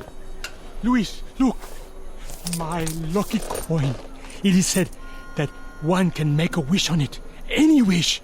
I have saved it for years. Go home, old man. Make your prayers. Make your wishes. But Luis is right. You can do nothing here. Mr. Sheriff, have you never been drunk? What? Have you never felt such misery that you found salvation only in a bottle? Never felt pain? Such pain that you had to ride through the night and never look back? Mr. Gallegos. My son was hungry, and he felt such a pain, and he drank too much, and he rode down the street not looking, not seeing. He had a sadness deep inside, sadness that there was not enough to eat, sadness that he had no work, sadness that the earth all around him was growing barren in the sun. He did not see the little girl. He never saw her for an instant. I swear to you, he did not. It's best that you go home now. Come, Grandfather. That goes for the rest of you. Come on inside, Ed. You too, Jonesy. You've seen enough misery for a while. Little girl, wait. What? Stay a minute. Come over here. That's right. I won't hurt you. Wait for me, grandfather. You tell him something for me. Tell him what? You tell him I want to help him. Understand? Tell him his coin is no good, worthless. But I have a magic dust. You do? It turns hate to love, but it is very, very precious. Very expensive, comprende? Now you tell him to bring 100 pesos to my room in 1 hour, and I will sell him the magic dust that makes people love and forgive. You understand? Huh? You tell the old man. Now you go. All right. Magic dust. Now where is it? Oh yes, right down there. On the ground. I'll scrape up a handful. Now let's see. That should be just about 100 pesos worth of genuine magic dust.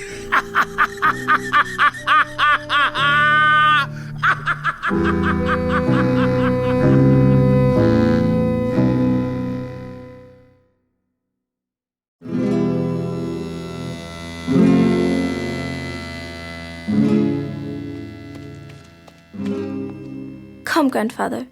You must rest. No, I cannot. I must save Luis. There's Gallegos. He's been to town. Did he bring Luis? We must help him. Pedro, what did they do to you? Nothing. They did nothing to me. What of your boy? Did you see Luis? See, I saw him. When is he coming home? The sheriff, will he spare him? The sheriff can do nothing. But he is a good man. The town is full of hate. They want to see death today. Blood for blood. Even a river of it will not be enough. Oh, my friend. We are so sorry. Come inside. We will pray with you. No, there is no time. It will be soon. Soon, but there is a way to change their hearts. A way? I must first pay a fee. How much? 100 pesos. Ay! Where can we get 100 pesos? My horse is worth 50. Estrellita. Yes? Run to my house. Tell my wife to bring the money she has saved, all of it. I will tell her. Manuel, get my horse. Oh, you needed to plow the fields. There are no crops because there is no water. You need your son. Oh, gracias. I will pay you back every peso. Go and tell the others. Bring their coins and their rings. We must save Luis.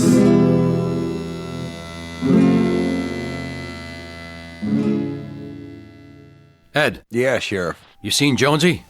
He's down at the blacksmith's. Go get him. Is it time? It will be, soon enough. Put the rope up and tie the sandbags, and make sure that trap works. Yes, sir. Luis? What? Want something to eat? No. I can get something for you at the cantina. Just name it.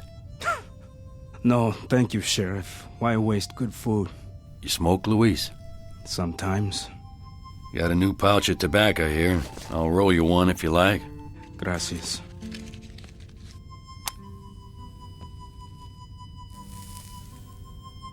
Here, I lit it for you.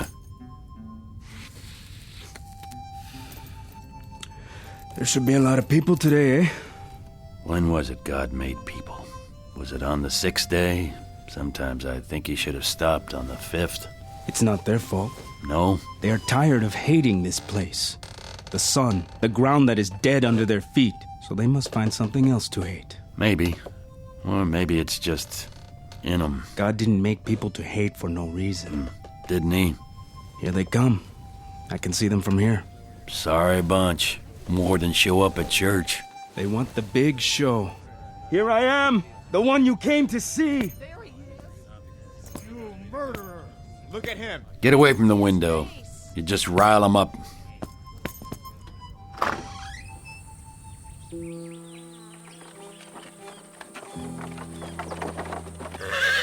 Oh, there. Slowly, Tom, please. Come on, kids. You're gonna see something real special today. Yes, Daddy. Well, where is it? Me first. Let's go. Don't want to miss it, do you?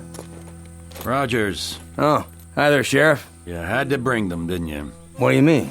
You know this isn't a carnival, Rogers. It's a hanging. Well, the kids? Well, they ain't never seen one before. I figured it was about time. Yeah, I'll bet you did. Just one thing. What's that? Mind telling me why? Why not? They'll learn a lesson. They'll see what happens to drunks who kill kids. I guess that's pretty important to you. Darn right it is. Have to teach them. You want them to learn. You teach them a lot of things, don't you, Rogers? What's that? How do you teach them pain? Shoot one of them in the arm? All right, you kids, stay together. Come along, May. I'll tie up the horses. Is that the man? What man? In the window with the bars. Is that the man they're going to put the rope on? See, little one, I am the man. Will it hurt when they put a rope around his neck? If God wills it. Tom Jr., get away from there. Run along now, kids. Your dad's waiting for you.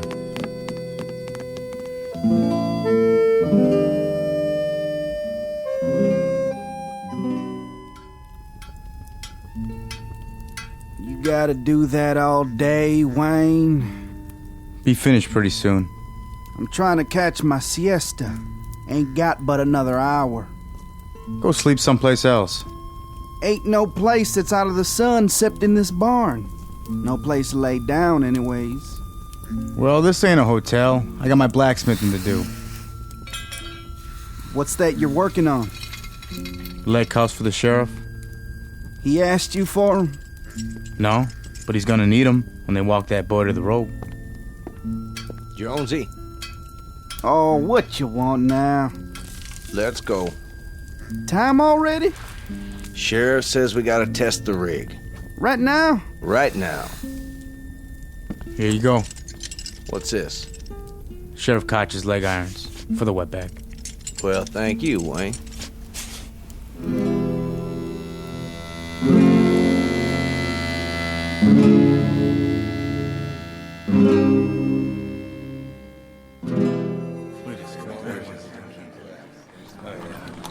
How do, ladies and gents? Let's see.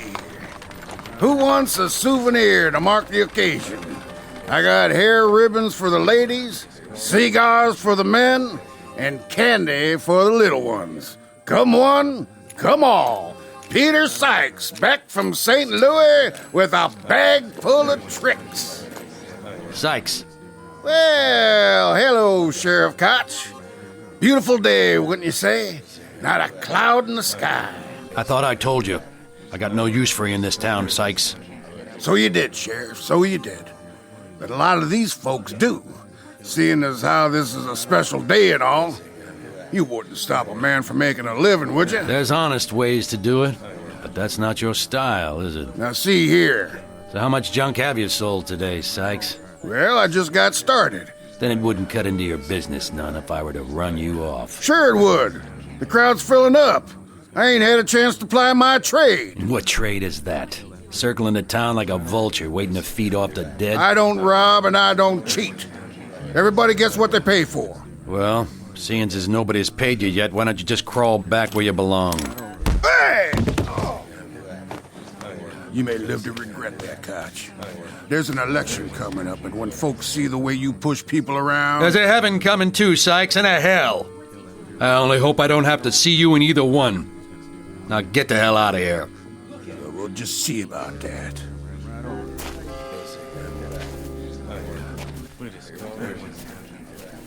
What was that all about? Nothing. Old Sykes. He's a character, all right. Him and his whiskey and his way with cards. Get the rope. We need to test the rig. Yes, sir, Mr. Koch. And tie it right. Make sure it'll break his neck clean. Not leave him to choke to death.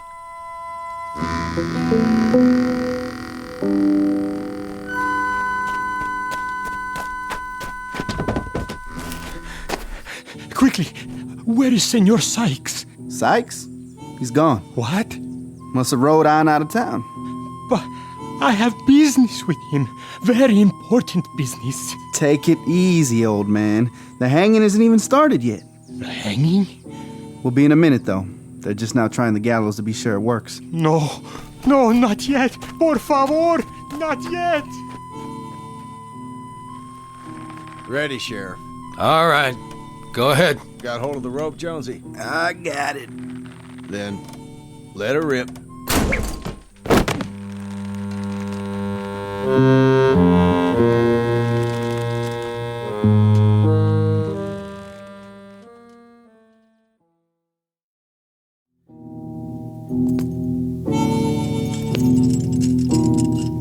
Get ready, Louise. It's about that time. I'm ready, Sheriff. I suppose I should put these on you. You think I will run?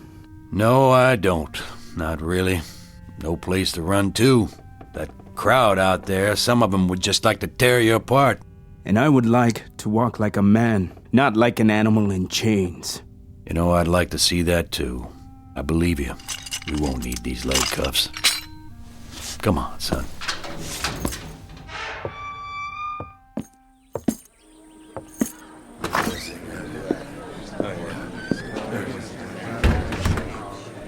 Oh, there he is. Dirty little killer. Well, this is what we came to see, ain't it? He looks awful young. So was the girl he run down. I don't know if I want to see this. I do. Come on. He is not a killer. He is my son. Yeah. Sure, old man. Go on home. No. Hey, Gallegos, What? you looking for me? Oh, Senor Sykes. Come over here, behind the building. Now then, the little girl told you? See, she told me. She said that you have a dust that will save my son. A dust with magic properties. That's the idea, old man. A little bit of this sprinkled over the heads of the crowd and you'll see some real magic. You mean that small bag? Does it not contain tobacco? Oh, no, not this pouch. You'll see. It'll stop them from hating your son, make them feel sympathy for him. Then, who knows, maybe they'll even let him go. This is a very big magic. Did you get the money, old man? See. You have it with you? Here, in my handkerchief, just as you said. Gold pieces. Where'd you get them? All my friends went into the city. One sold a wagon, another sold a horse. Some borrowed. We got many pesos and we converted them. Let me see. It will work, Mr. Sykes. The magic dust. It will work. Yes, I guarantee it. Then you are a strange man. You sold the rope to hang my son, and now you sell me that which will save him. I'm a businessman, Mr. Gallegos. I sell that which is needed. I make no distinctions. It's called equality. Now this will work. Like I told you, it's big magic. All you have to do is give me the coins. And the dust? Here. Luis, my son, I am coming. Just throw some into the air over their heads, and then watch what happens. That's right. Just watch.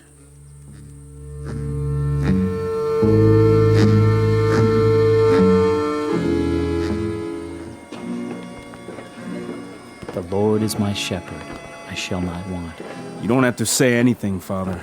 I never went to church. There is still time, my son. I can't change now. You were raised a Catholic, weren't you? We never had much time for that. Come on, let's get it over with. Lo, though I walk through the valley of the shadow of death, Been done in the jail. I shall fear no evil, for the Lord is with me. Just hang him. He maketh me lie down in green pastures. Let's go. I will dwell in the house of the Lord forever. Now, Sheriff. All right, Ed. Put the noose around his neck. Amen. Stand down, Padre. No, not yet. I have the dust. Come with me, Pedro? You must pay heed now.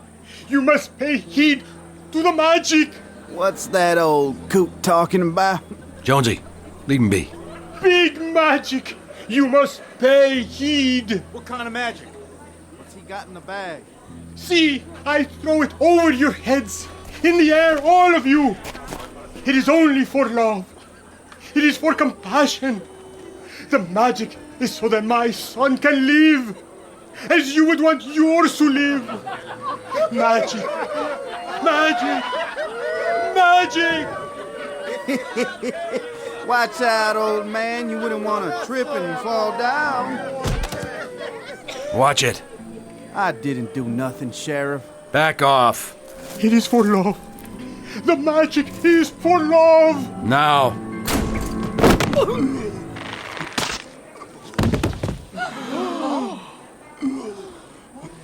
I don't believe it. How could it break? But it couldn't have. Oh, darn it, Sykes. What kind of rope did you sell this town? It was new rope. 5-strand hemp. Nobody could have broken it. But it did. Right through all 5 strands. Come on, Luis. What are you doing? Helping him to stand up like a man. A miracle. It is a miracle. You setting him free? You can't do that, Koch. What about it, Mr. Canfield? Mrs. Canfield? You cannot defeat the magic. You gotta hang him again. There are only 2 people here who have the right to beg an eye for an eye. What about it, folks? No more today, John. No more. I just can't take any more. But he killed our child. Yes, he did. And a part of himself when he did it. He's suffered enough. You're sure? There's been quite enough pain, John. Quite enough. It has to stop now, or we'll die ourselves. Sheriff Koch? Yes, Mr. Canfield? There must be another hand in all this to make the rope break like that. Another hand, maybe the hand of Providence. You want to stop it then? Yes.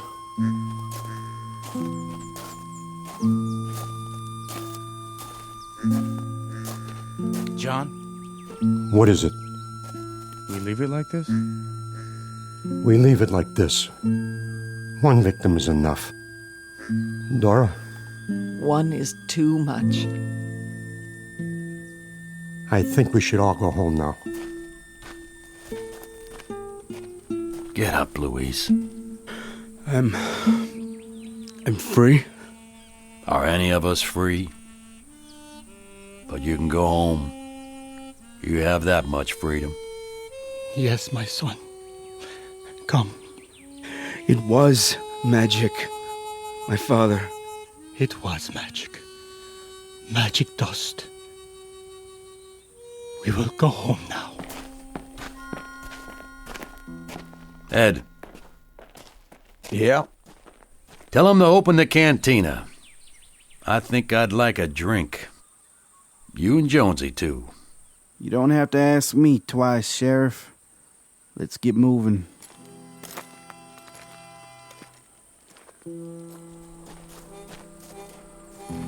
It was new rope, I tell you.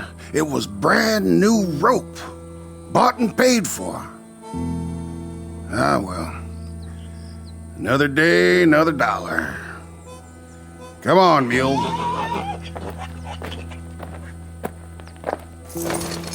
We'll find us another town from now on. I don't understand it. Why? How could it break like that? There was nothing in the old man's pouch except dust. Dust! And me? Well, at least I got me some shiny gold coins. That's what I've got.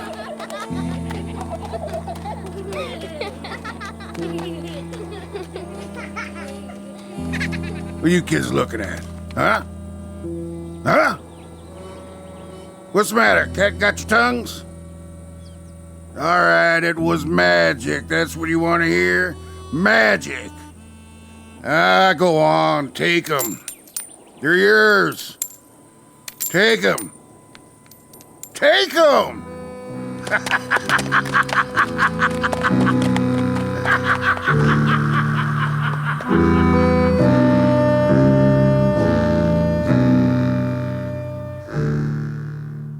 It was a very small, misery-laden village on the day of a hanging, and of little historical consequence. And if there is any moral to it at all, let's just say that in any quest for magic, any attempt to understand sorcery, witchery, legerdemain, first, check the human heart. For inside that deepest of places is a wizardry that costs far more than a few pieces of gold.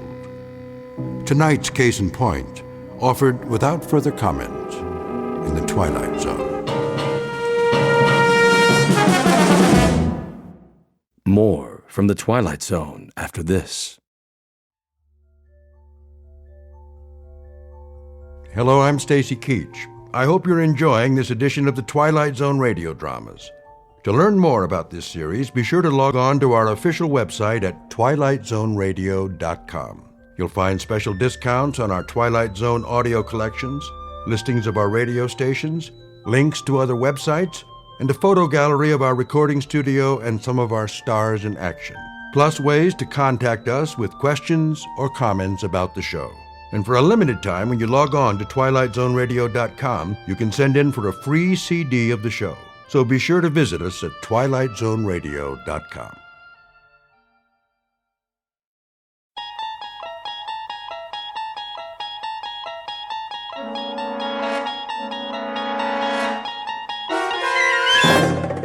You're traveling through another dimension. A dimension not only of sight and sound, but of mind. A journey into a wondrous land whose boundaries are those of imagination. Your next stop, the Twilight Zone.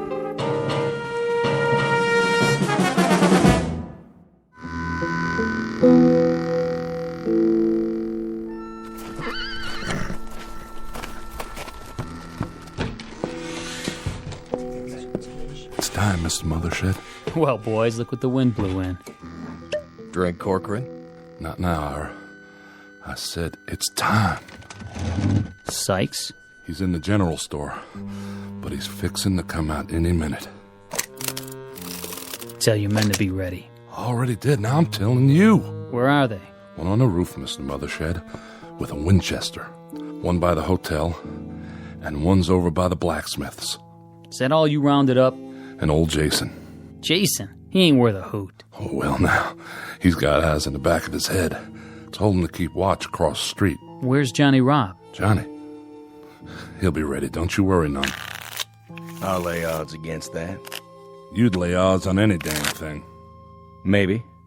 But I've got a $10 gold piece that says Johnny Robb won't show.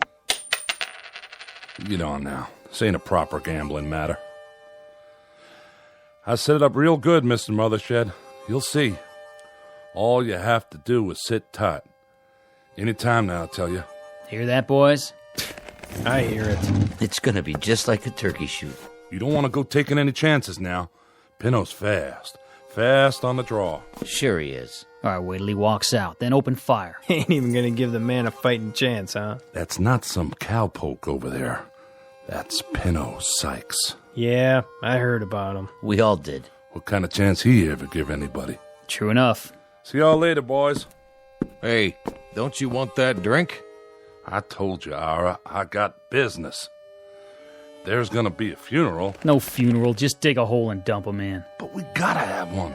His family keeps a plot up on Boot Hill. Plus, we already paid for the coffin. Where's he going? I'll tell you where. He's hiked down into his hideout till the killing's done. It's just as well. We don't need any more guns. If he's telling the truth. Especially about the Winchester. Pour me another whiskey, bartender. Yes, sir. Hear that? I heard something. There's old Jason's signal. Let's go, boys. It's as good as over.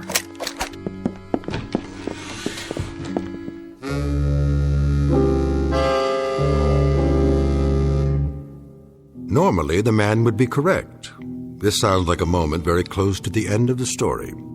We're about to have a traditional shootout on the street, and barring a miracle, the bad man will soon be dead. But it's not always easy to tell the good guys from the bad. And there are some men of legend and folk tales who have been known to wreak their revenge even after death. The outlaw in question, Pinto Sykes, is one such person. And therein lies our tale. Because very shortly we'll see how he introduces the town, and a man named Connie Miller in particular, to a long, dark night they didn't plan for, in a place called the Twilight Zone.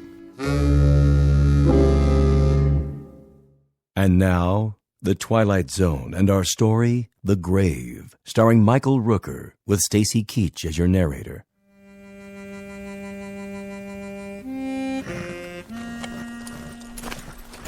Put it on my bill. Yes, sir. I'll do that. Thank you kindly. You want any help with those supplies? Nope. Well, then, I'll be seeing you. Say. Yes, sir? Where's everybody gone to? Well, I don't know what you mean, Mr. Sachs. I better be getting back inside now. What did you call me? Me? Well, I didn't call you nothing. I say you did. I didn't mean no disrespect. You know my name? No, sir. I mean, yes, sir.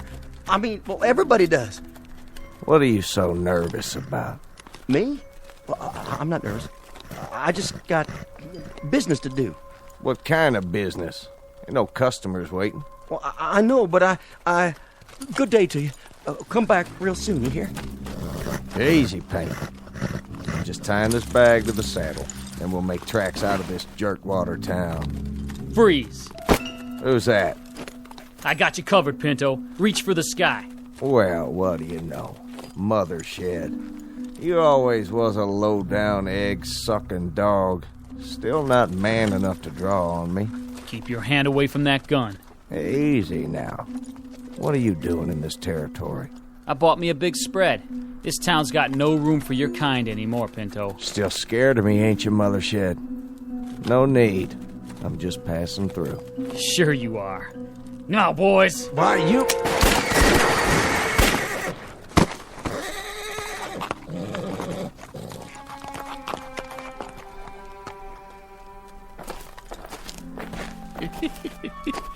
He's still alive. He won't be for long.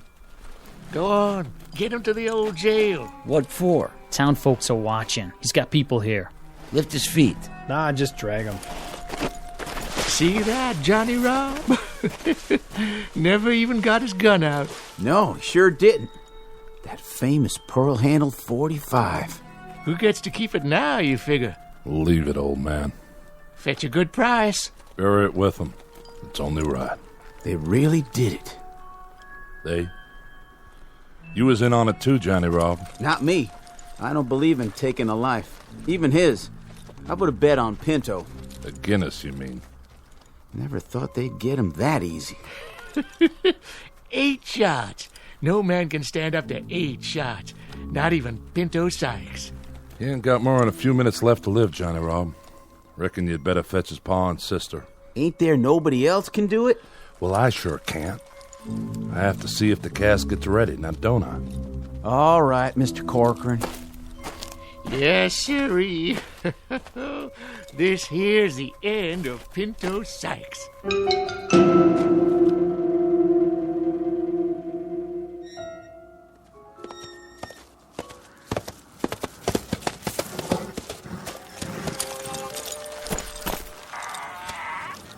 Somebody there? Only me, Connie. You shouldn't be standing in the shadows, Jason. I was waiting. Waiting for what? Had a feeling you might show up, now that it's safe. Why? Pinto Sykes come through here yet? You didn't hear. Why don't you talk sense, old man? What's that picket fence doing out there in the street? His sister, Ione, put it up day before yesterday to mark his blood. Closed it off so nobody would ride over it. Whose blood? Well, just who do you think? There's a southern wind. You know what that means, don't you? Not much dust in southern winds, blowing down off the mountains. I bet if you look close, you can still see Pinto's blood shining in the moonlight. Who shot him?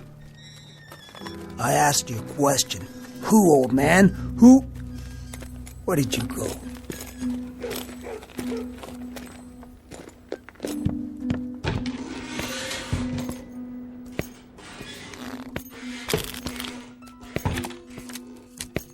Who wants to open? I'll be. Is that? Well, well. Look at who's come back. Connie Miller? Gents. Take your coat off. I'll hang it up for you. Drink, Connie? Yeah, I could use one. Same as always? Leave the bottle. Oh, sure. I said, who wants to open? That's all for me. Me too. Not much of a pot, but I'll take it. Did you notice, Connie? Notice what? Our little fence out in the street. That I did. I noticed it. And I know what's inside it, too. How'd you know that? Old Jason's out there walking around in the wind spouting off. And what'd he tell you? The blood of Pinto Sykes. Well, for once, that old geezer told the truth. Who shot him? We did. Who's we? Us. The town. The whole town? Not me. I don't believe in gunfire myself. Only 8 of us actually fired, but the whole town was behind it. Fact is, this town don't have much in the way of marksmen. That right. Out of 8 that fired, we reckon only 1 bullet hit him. Which one? Don't even know for sure who fired it. Bullet passed clean through him, and no one is bragging that they're the one who did it. No, sir. No one is claiming credit for that piece of gunplay. You know something, Mr. Corcoran? Maybe by now, wherever he is, Pinto knows who it was that killed him. What do you mean, wherever he is? Oh, he's up on Boot Hill, of course. Lying in the family plot. Reckon it must be some disappointment to you, Connie, being as how you spent so long trying to find him for yourself. That it is, Ira. 4 months wasted out of the year chasing him. And I could have caught him right here. That's not the way Pinto told it. He claimed you wasn't even trying to catch up to him. Hello, Johnny Rob. Still running your mouth, same as always?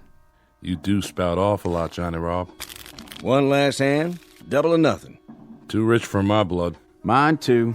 And I'll deal some solitaire for now. Somebody worth playing against, huh? Instead of the likes of us. Do me a favor.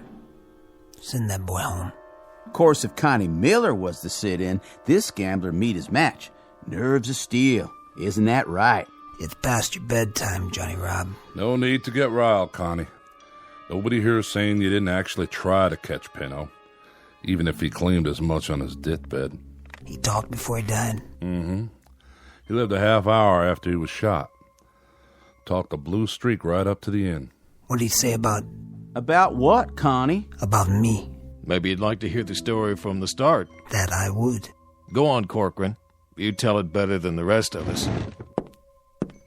I'll do that for you, Ira. Reckon Connie deserves to hear it all. We got a new circuit judge now, Connie. Young feller named Ed Thackeray. He come through here last week, so we went to him with our complaints.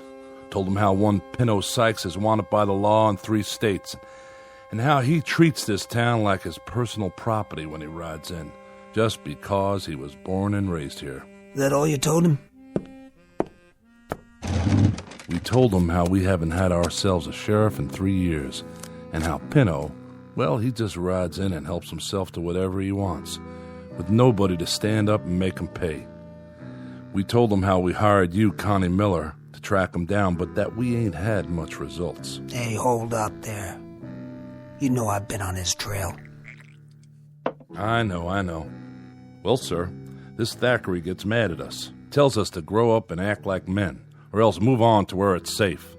He gets us kind of fired up, so we hold a meeting out at Mothershed's and we all agree to work as one. The next time Pinto shows up, we'd all join in and take him one way or the other. He rode in the day before yesterday. You want to tell the rest, Ira? Not much left to tell. He rode in and 8 of the town gunned him down in the street. That's about all there is. No, that's not all there is. What about the curse? All right. You tell it. When did he do all this talking? After we carried him to the old jail. We sent for Pa Sykes and his sister Ione. I know the names of his family. I was born here, too. Spent his last minutes talking to his people. Told his pa how sorry he was he hadn't turned out better, and his pa allowed that he turned out right well enough. He told Ione how he wished she'd marry a rich man, a rancher like Mr. Mothershed, and live on a proper spread. Then he asked to be buried near his ma, except not too near, as she was too true a woman to have the likes of him close by. Said he wants his family to do the burying, as he don't want anyone else to come near where he's resting, even though I'm the one that ordered the coffin. Said if we did, he'd come calling on us. Yes, sir. He put a right curse on the town. That's what you call it. What did he say about me? Well, now, he got real riled when your name came up. Said the slower he rode, the slower you chased him. Said he waited in Albuquerque, even sent word where he was, but you never showed up. Then he said you sure ought to be able to catch him now that he's dead and buried. But if you ever come anyways close to his grave, he'd reach up and grab you. Tell you one thing, since the burial, there ain't been no one from this town hanging around that graveyard. I'll tell you one thing. He lied. Even on his deathbed, he lied. I searched Albuquerque. Every saloon, every hotel. He wasn't even there long enough to rent a room for the night. What's that? Take it easy, Connie. Just the wind. Put your gun away. Well, now, what do you know? Somebody's out there, all right. Pretty harsh night, too. So I reckon we better let him in.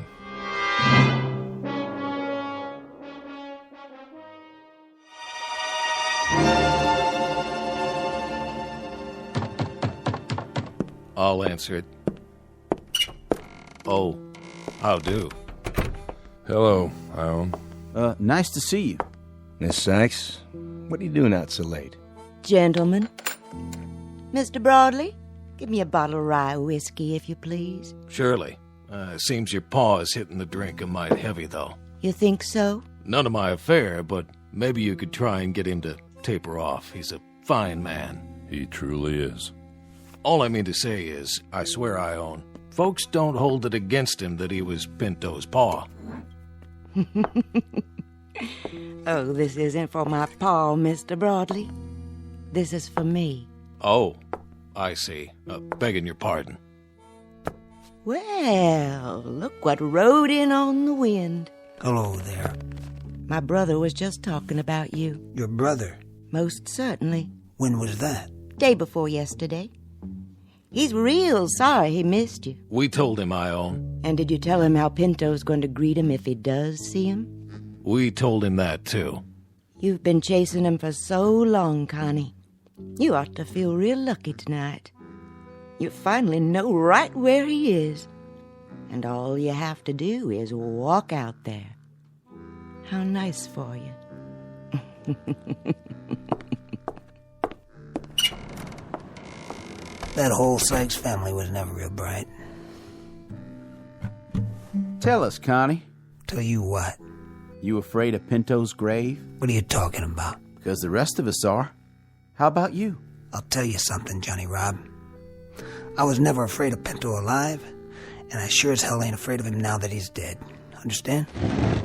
Well, now, is that the truth? You know English, don't you? Because I don't exactly know as I believe you. Why, I'll bet... Hold it now, Connie. Simmer down. He deserved it. Maybe he did. But let's not have any bloodshed. Nobody calls me a coward. You didn't let me finish what I was saying, Connie. I don't think you're a coward. No, sir. Leastwise, I don't think you're afraid of anybody in this room, especially not me. For sure not you. I'm just a poor boy that works hard for not much. I'm not real strong, but dogs and kids like me. Follow me around all the time. Go ahead. Why don't you speak your mind straight out? Have another drink, Connie. Come on. Sit down.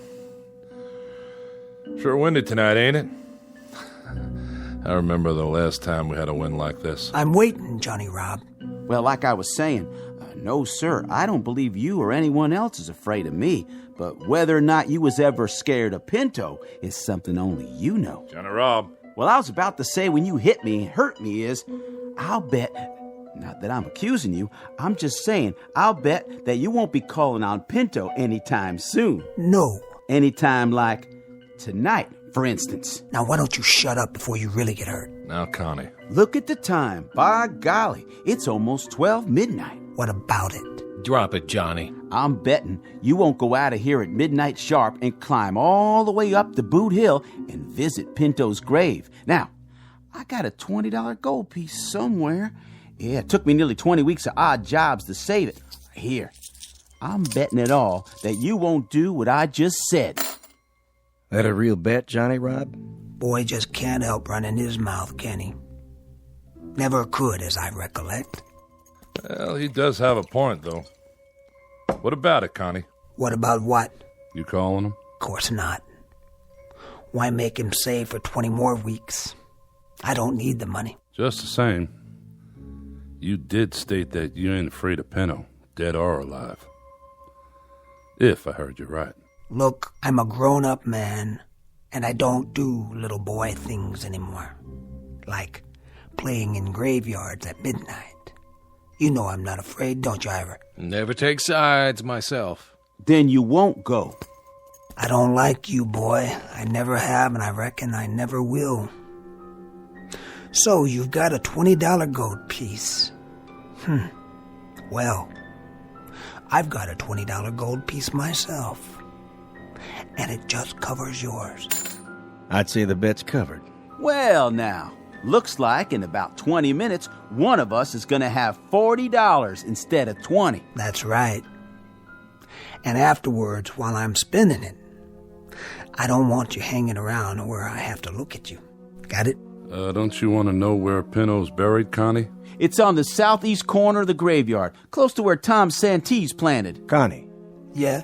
Haven't got another 20 you want to put up, do you? Are you saying you want to bet against me, Steinhardt? Betting's what I do, Connie. You know that. Oh, you're not looking so good tonight, Connie. When a gambler bets, he has to win, or else he go out of business. So, you don't think I got the nerve to go up either? I didn't say that. Then what did you say? I just said I'll bet $20 that you won't. You got a bet. It's my 20. Your turn. What are you asking? To see my money? That's the idea. We've made bets before, Steinhardt. Yeah, but this time's different, Connie. Now, if we were betting on a horse race or the turn of the next card, I'd trust you. But not this time. What's so different about this time? When you get out to Pinto's grave, how do I know he won't reach up and grab you? If you don't come back, how do I collect? There. That good enough for you? Gold certificates.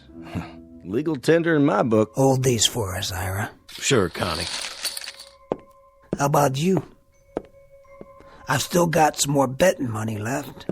Whose side are you on? Never bet myself, nor take sides. How about you? Can't afford to bet tonight. Steinhardt here took all I got to lose. If you hadn't lost to him, how much? And which way would you have bet? Reckon I'd bet against you. Nothing personal. I don't get it. You people know me. Why all at once you think I'm yellow? Because we'd be afraid. You can draw them guns of yours real fast, Connie. We've seen you. But out in that graveyard in the middle of the night, they ain't worth a copper cent. You'll have no more to fight with than a yearling on his first legs. I don't get my nerves from these guns. I had it way before I could pick 'em up. You'll find that out soon enough. Ira, get my coat. Right here. Just one thing before you leave. Yeah? Oh, we've got a detail to work out, Connie, since this is a job you have to do by yourself. How can we be sure you did it? My word's good. Well, maybe so. But look at it from where I sit.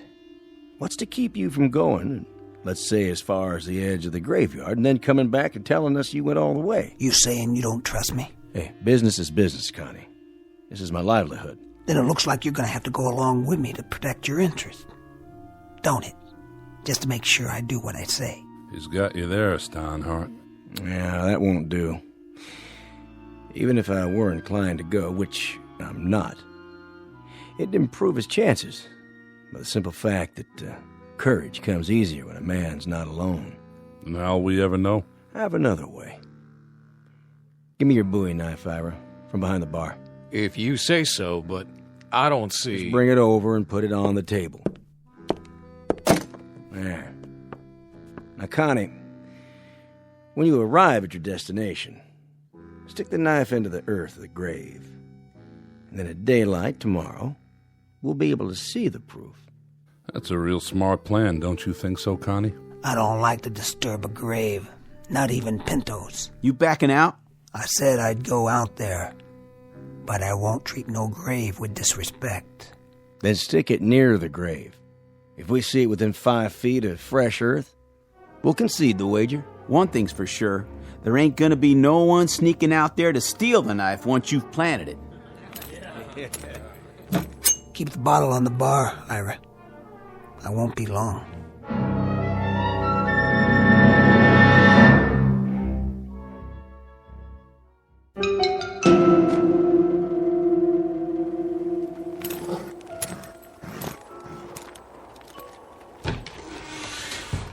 Well, who'd have thought? There he goes, all by his lonesome.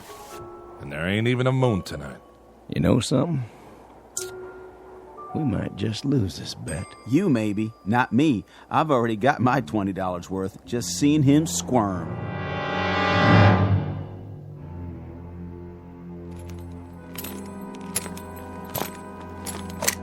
Who's there? Just me.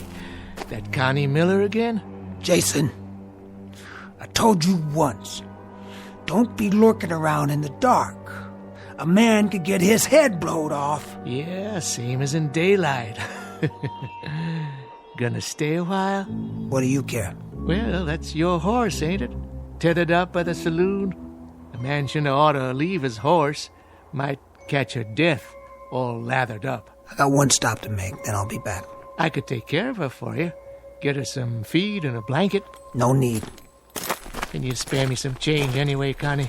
A 10-cent piece will do, so I can get me some grub in the morning. I'll take care of you later. If it's all the same to you, I'll have it now. You don't trust me? Sure, I trust you.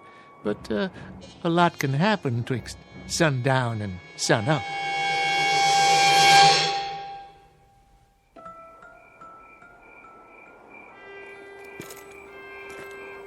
East side. Right about there. Now all I have to do is...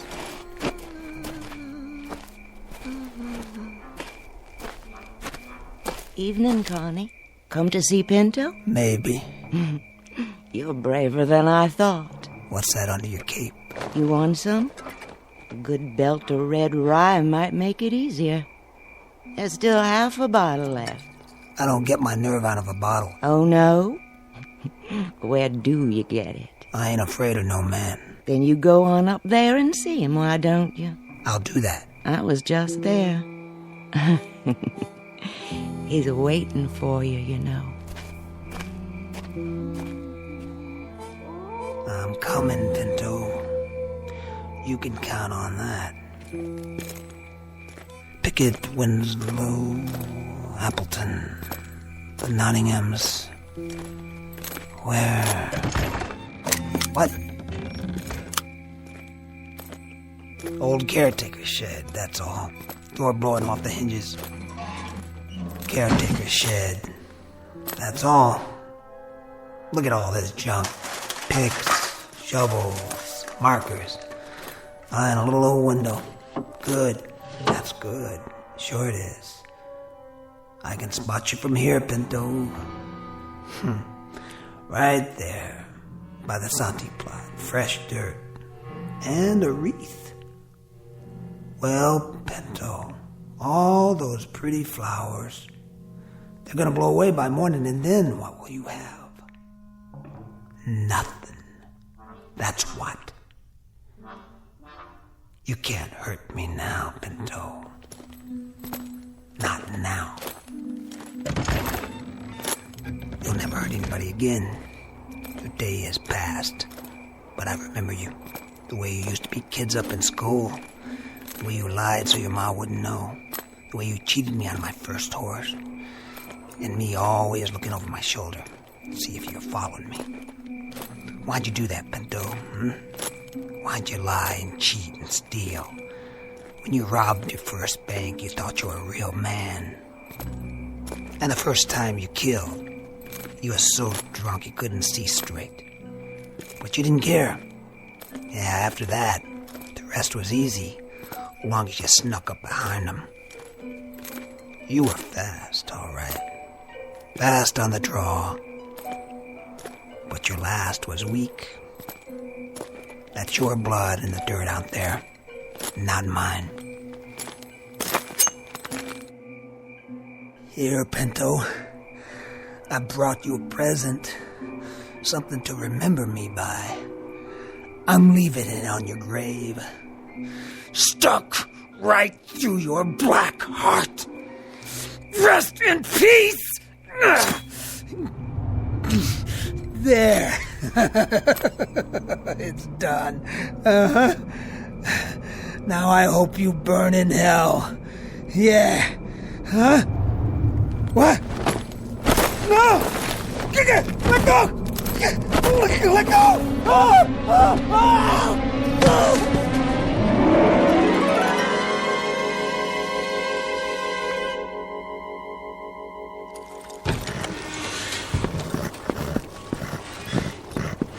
You seen him, Johnny Rob? I don't understand it. It's full daylight, and he ain't back yet. Well, maybe he didn't have the nerve to come back and face us after he turned tail and run. That's not likely. His horse and gear are still here. So he didn't just ride out of town, but he didn't come back to collect his bet, neither. I'm wondering if somehow I ain't got a man killed. Nah, that's no way to talk. I didn't mean to. I didn't ever mean to do that. It's daylight now, Johnny Rob, and we can think with clear heads. Deep down, we all know the dead can't really hurt nobody. You know that. I don't.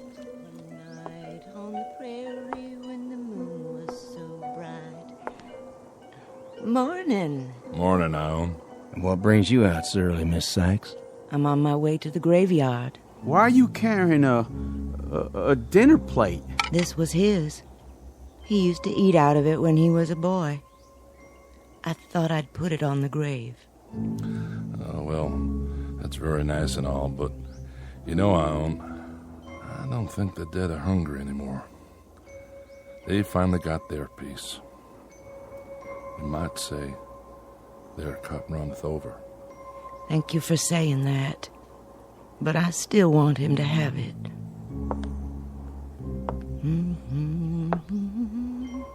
I'm going with you. Do you mind?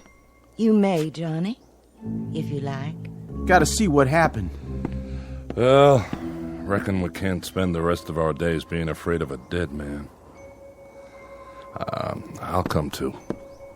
I guess this is one hand I'll just have to play out.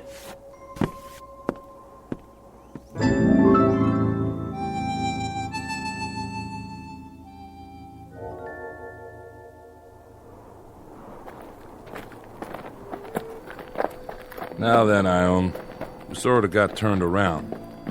Whereabouts is the southeast corner? There. I can see it from here. And I can see him in his long coat. Oh, Lord, I knew it. I knew it. I've gone and got a man killed. See? See? Connie Miller lying here by the grave, dead. Put it out, Johnny Rob. You're acting like a baby. It isn't your fault, boy. No? What happened? What really happened? The whole story's right in front of you. Look at it. I'm looking.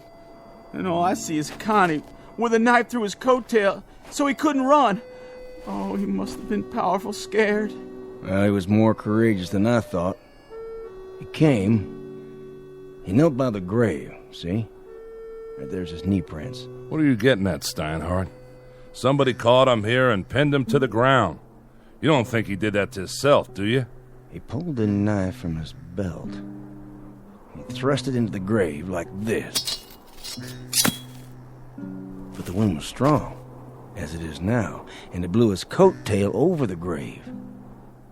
And being so dark, he didn't notice that he'd put the knife blade through his own coat tail, pinning it down. You mean? Then he started to rise.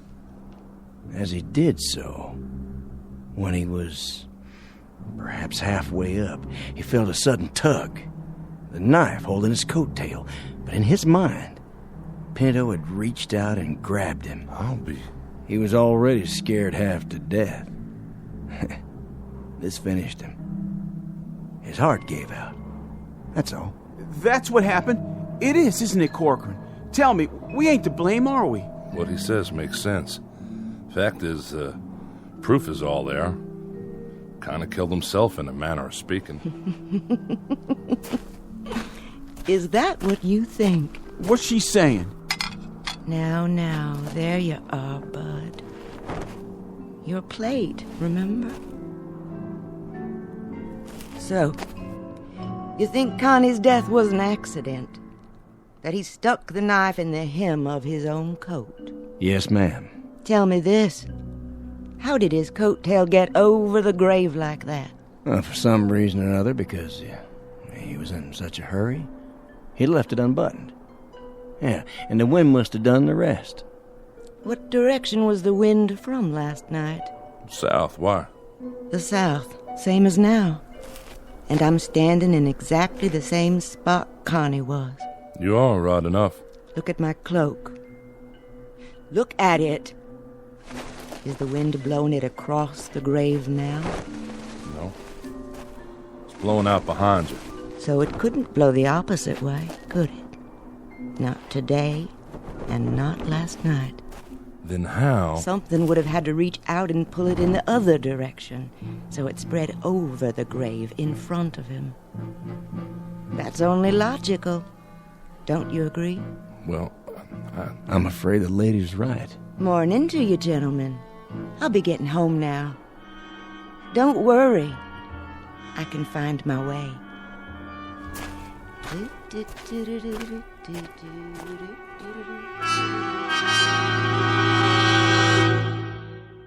Final comment. You can take this with a grain of salt or a shovelful of earth, according to your preference, as either shadow or substance. We leave it up to you. And for those who are interested in a further search for truth, one suggestion. You might begin by checking under G for ghosts in the Twilight Zone. More from the Twilight Zone after this. Hi, this is Carl Amari, producer of the Twilight Zone Radio Dramas. I'd like to take a moment to tell you about our official website at twilightzoneradio.com, where you'll get the latest news and information on these Twilight Zone radio dramas. Plus, at twilightzoneradio.com, you can digitally download 3 free episodes or any of our episodes for only $1.95 each. In this age of ever-changing technology, we've decided to make these episodes instantly available to you by making the Twilight Zone radio dramas a digital download-only series. This means that this series will no longer be offered on CD. The CD collections at our website are now being offered, while supplies last, at buy one, get one free. So be sure to get your favorites before they're sold out. Be sure to visit us often, and I'll see you in the zone.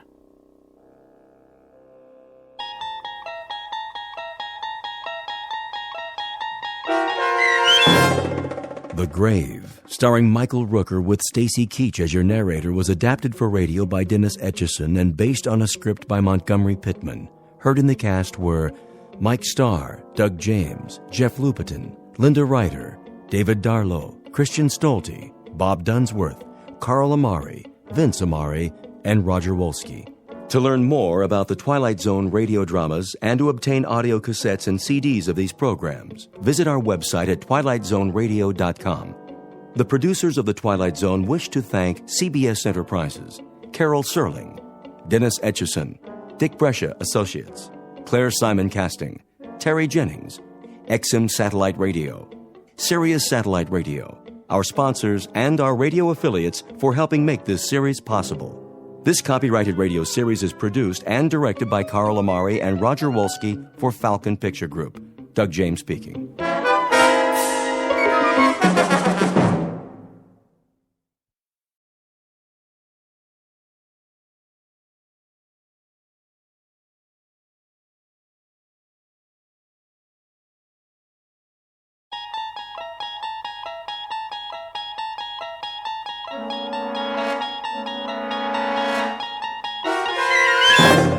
You're traveling through another dimension.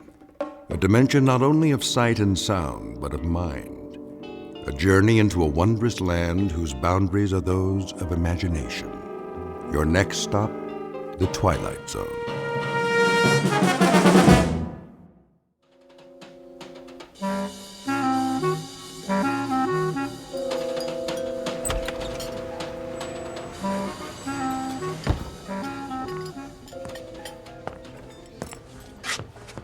Oh, hello, Mr. Morgan. Ferdy? Nice to see you, sir. Where's Daggett? Mr. Daggett? Mm-hmm. The table in the corner. He got here a few minutes ago. Good. I'd like to see a dinner menu. I don't have much of an appetite. A drink, then. The usual. Yeah, make it the good stuff. Of course. Harold, 1 tequila with lime, table 3. Coming right up.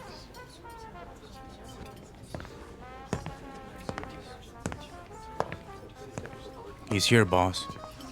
Well, well. How you doing, Dane? You wanted to see me? Yeah, sure. You know Ben and Jimmy. Dane. Hiya. Boys? And Iris and Sherry. Hi. Hello. Pull up a chair. No thanks. Go ahead. Take a load off. I thought you wanted to talk. I do. Mr. Daggett wants you should sit down. I'll stand. Now listen. That's all right, Ben. If he doesn't feel sociable. I don't have all night. Well, we can't talk here. How's your drink, sweetheart? What? Oh, fine, Bernie. Order another one. Make it champagne all around. Ooh, champagne. Are we celebrating? That's right. A regular celebration. What's the occasion? The 6-month anniversary of a wonderful partnership. Come on, Dane. We'll go to my office. You too, Jimmy. Ben, stay here and keep the ladies company, like I told you. Okay, boss.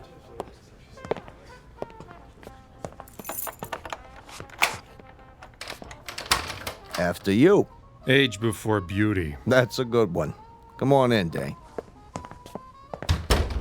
What's a bodyguard for? We don't have any secrets in here, do we, Jimmy? Not on your life. Sit down. Have a cigar. I'll take a napkin. What for? My shoe. You and your shoes. Always got a brand new pair. What's the matter? You see a piece of lint on them? Jimmy, give him your handkerchief. Huh? Do it. Okay, boss. There. That's better. So, what's on your mind, Bernie? Oh, I thought we should have a little sit-down. Something wrong? What? No. Business is jumping. A real healthy cash flow. Most of it from my joints. Yeah, well, see, that's just it. I'm feeling generous, so I thought I'd make you an offer. Forget it. Wait a while. I'm talking cash. I buy you out. You walk away with enough dough to live the high life. I already live the high life. Yeah, sure you do. But think about it. You could set up a new business. Anything you want. I have a business. Now listen, Dane. Don't look a gift horse in the mouth. Thanks for the warning. You want my answer? It's a big fat no. Don't waste my time, Bernie. I'm out of here. Not on your life. That's a laugh. A 2-bit mug with a heater in his pocket. Sit down, Dane. Tell him to keep his hands where I can see him, or I'll ventilate that cheap suit, but fast. Cheap? It's a Versace. We're not through here. Read my lips. N-O. Dane. I thought we had a good thing going. See this 38, Jimmy? Out of my way. Put the piece away, Dane. You're hurting my feelings. You heard the boss. Stay out of your pocket. You too, Bernie. Hands on that desk. Anything you say, Dane. I'm backing out the other door. I see this mug stick his head in the alley. I'll blow it off. Clear? You're getting yourself in an uproar. You need more than a clown in a cheap suit to put the squeeze on me. Maybe so. Now, Ben!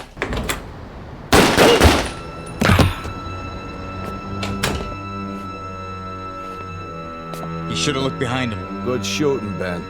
Just like you told me, Mr. Daggett. Now, get this punk out of my office. What do you want we should do with him? Dump him with the rest of the garbage. Jimmy, clean up the blood. He's leaking all over my Persian rug. Right, boss. You got it, Mr. Daggett. Meet Bernie Daggett, a successful West Side businessman. He's just concluded a merger with a partner who has certain investments and a preference for two-tone footwear. Make that had, because The owner of those shoes is now officially out of business. Said business will continue, of course, under different ownership.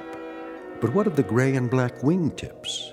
They're brand new, with a shine so bright you could use them for mirrors. It would be a shame to let them go to waste. But never fear, a certain Nathan Edward Bledsoe of the Bowery Bledsoes is about to recycle them. At the moment, a few long blocks from here, Nathan just happens to be looking for a new pair of treads because the ones he's wearing are falling apart. He doesn't know it yet, but his search for a warm place to sleep and a bottle of forgetfulness is about to end. Dane's shoes will carry him out of his misery and straight into the Twilight Zone.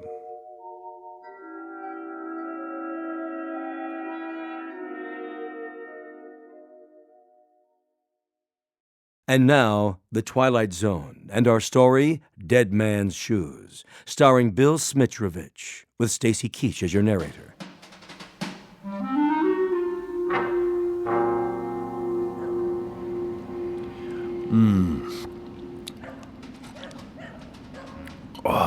Give me a swig, will you, Nate? Sorry, Chips. All gone. Well, let's go get another one. Oh, you go. I'm gonna turn in for the night. But it's early. Besides, I don't got no more money. Go panhandle some. Move your head. What for? So's I can toss this bottle in the trash. 2 to 1 says you can't make it. You gotta have money to gamble, remember? Oh. You missed. I guess we better clean it up. Clean it up. That's a good one.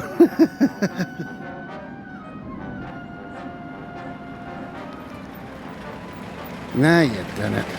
Somebody called the cops. Wait. That ain't a cop car. Okay, Jimmy. The coast is clear. Dump them. Where? Under the fire escape, by the trash.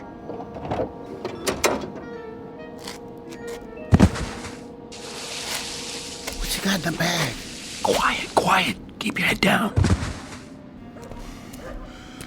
Okay, Ben. Done it. Let's go. Mr. Daggett said to come right back. So long, Dane. Good riddance to bad rubbish.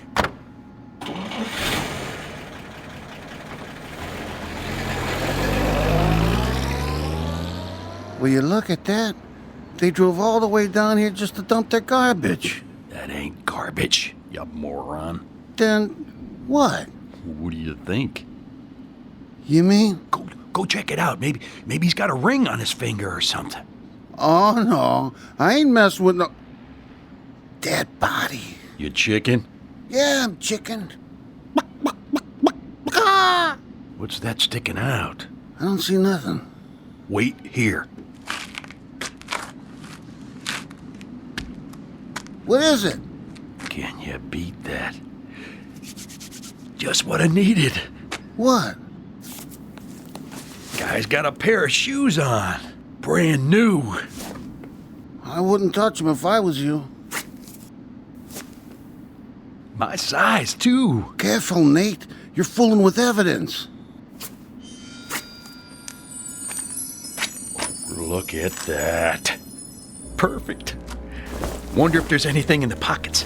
Nate, we gotta get out of here, I tell you, before they hang it on us. No wallet. Oh, nothing. Except for this key. Number 621. Mayfair Apartments. Hey. I know where that is. Pretty swanky. Hey, where you going? To check out my new digs.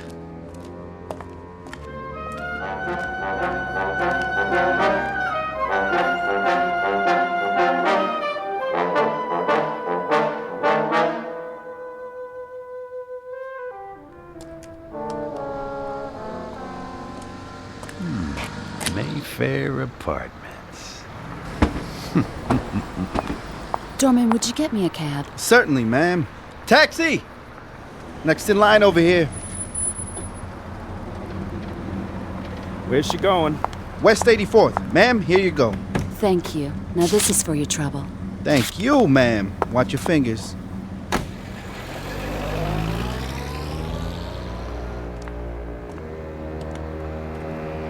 Hey, fella, where you going? This building is for residents only. Yeah, sure, pal. So sue me.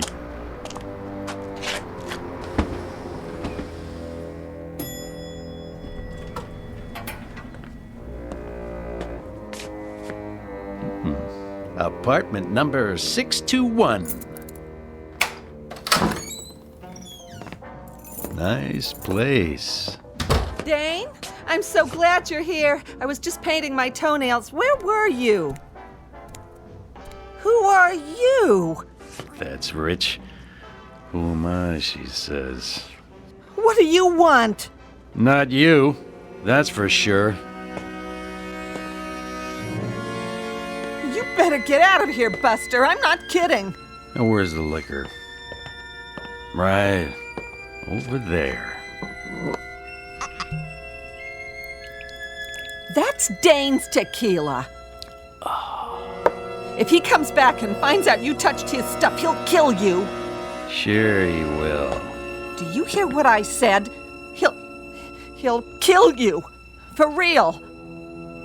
Thanks for telling me, Wilma. Who told you my name? You know what I'm gonna do now? I'm going in the bedroom to get some clean clothes after I take a nice hot shower. And you know what you're gonna do? What? You're gonna fix me another drink. I am. And use the good stuff. The Gold Reserve. But that's... That's what? Nothing. Oh, and Wilma? Yes? Don't even think about leaving. You'd never make it downstairs.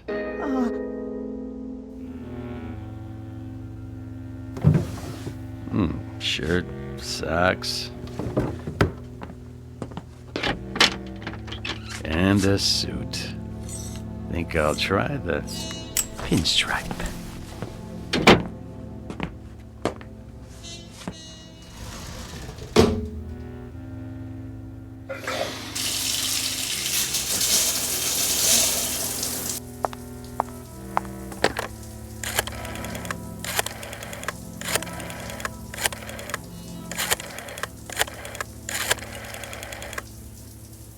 Bernie, it's me, Wilma.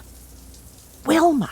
No, I can't talk any louder. Listen, is Dane there? Well, where is he?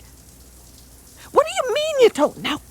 All right, do me a favor. Call me as soon as you do. Thanks, Bernie.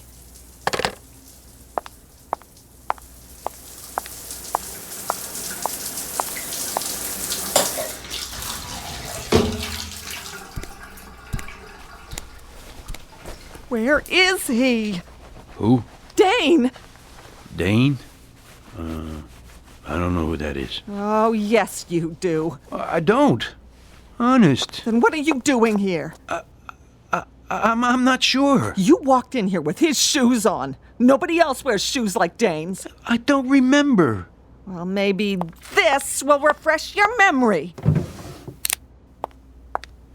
Hey, what are you pointing a gun at me for? I don't know what you're talking about, lady. I found the shoes. At least I think I did. You mean you stole them? Yeah, that's it. I stole them, okay? Where? Please, miss, I don't know anything about nothing. What do you know? Nothing. You gotta believe me. I ought to shoot you right now. Busting in here like you own the place. Please, I don't want any trouble. All right, but you get dressed and get out of here. Move. Okay, I'm going. Hurry up. I just gotta put my shoes on. Those aren't your shoes. Yeah? Is that right?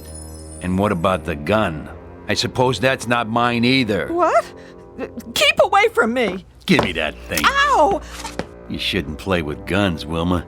You might get hurt. Hand me the towel. What? The bath towel. I see some dust on my shoe. Just get out, please. I won't say anything. Where's the other one? I don't know what you mean. The automatic. What do you think I mean? In the closet. The shoulder holster. Full clip. Good. What are you standing there for? I thought I told you to make me a drink. Look, mister, I don't know what you want here. A drink, I said. Okay. What kind? What do I have to do, break your arm? The only thing I ever drink. Tequila with lime.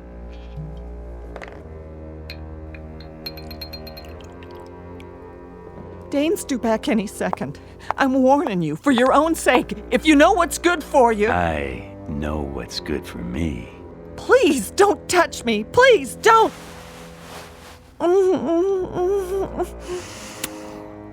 Oh. Who am I, baby? Oh, it's not possible. No? Let's try that again. Dane? But you're not him. You're not. Be quiet. What have you done with him? What happened? What?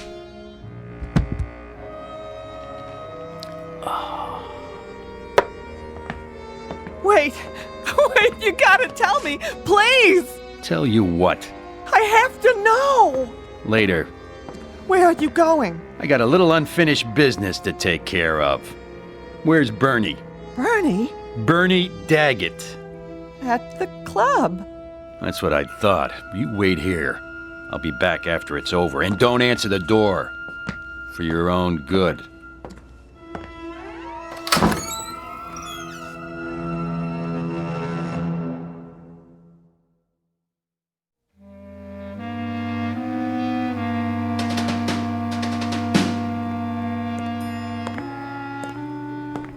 Sir? Yeah? Did you get the message from Mr... Oh, I'm sorry. What's the matter? There problem? Nothing, sir. I thought you were someone else. Oh, is that so? Like who? Another one of our residents. Let me guess. The guy in 621? That's right. You must know Mr. Morgan. Yeah, you might say that. Just visiting. What's it to you? Oh, nothing at all. It's just... Just what? That suit and those shoes. Mr. Morgan has a pair exactly like them. No kidding. Must be quite popular these days. Very smart. I like 'em. You got a handkerchief? Why, yes, I'm sure I do. Here you are. Clean one, is it? Oh, yes, sir. Good. Got a scuff on the toe. You do? It doesn't show from here? Shoe shine stand's closed, huh? Yes, sir. At this time of night. Yeah, here you go. Here's a tip. Oh, that's not necessary, really. It's the concierge's job, too. Listen, get a shoe shine boy who works around the clock. Some people care about how they look. Right, I'll do that.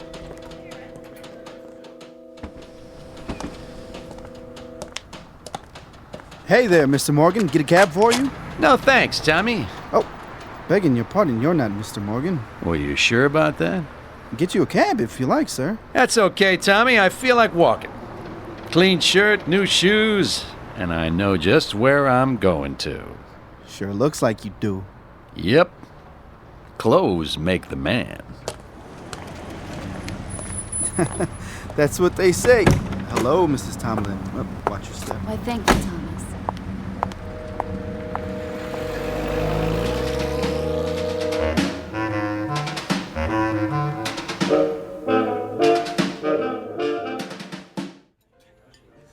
Yes, sir. May I help you? I'd like a table. You have a reservation? How about that one over there? In the corner. Next to Daggett. I'm afraid that table is reserved. It is, huh? If you would care to wait at the bar, perhaps something will open up. Well, here you go, Ferdy. This should take care of it. That table open now? Yes, sir. Thank you, sir. Well, I should have known a man like you would have a reservation. Yeah, must have slipped your mind, huh? Right this way.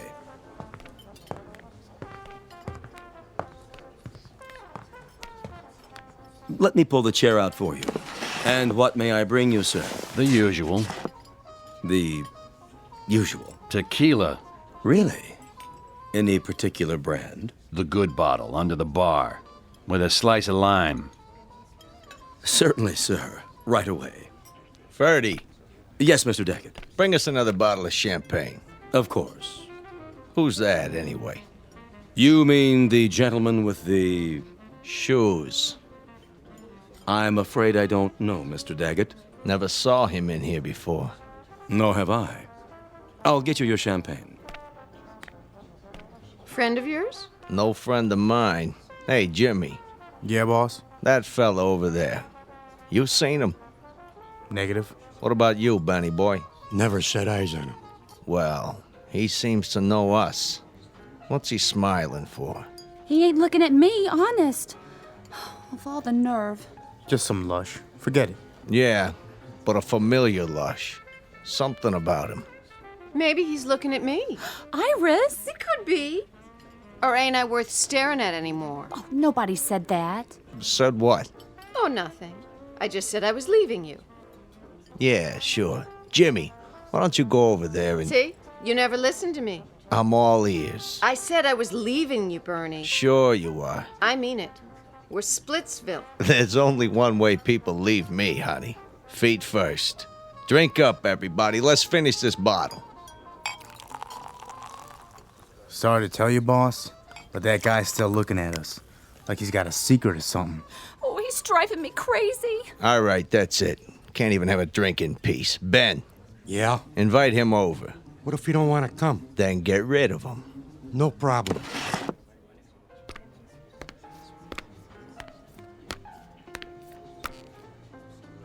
Hey.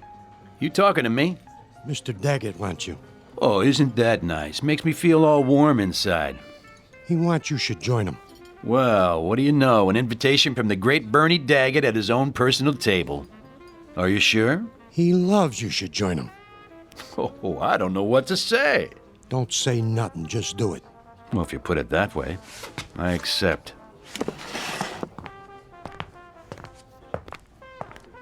Here he is, boss. Well, well. Allow me to introduce myself. Hello, Bernie. You know me? Everyone does. By reputation. Oh, I get it. Sit down. Thanks. Get the man a chair. You, celebrating something? You might say so. Big business deal? Who told you that? Friend of mine. That right. What are you drinking? Tequila with lime. What did you say? Something wrong with that? No. It's just kind of funny. Is it? A coincidence is all. I had a friend drank the same stuff. Well, no kidding. What happened to him? What do you mean? Well, you said had. Say, what's your name? Kilroy? Look, buddy, when Mr. Daggett asks you a question... Easy, Jimmy. I'm sure he didn't mean no disrespect. What line are you in? Restaurants. Just like Dane. Isn't that something? But tonight, I'm a messenger boy. And I've got a message for you, Mr. Daggett. Well, go ahead. Let's have it. Oh, I'm sorry, no can do. What do you mean? I have instructions to deliver the message personally. In private. It's kind of a touchy matter. You understand?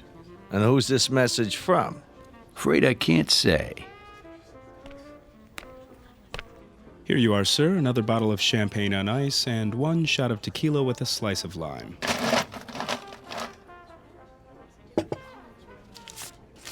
On me. Here you go, Paulie.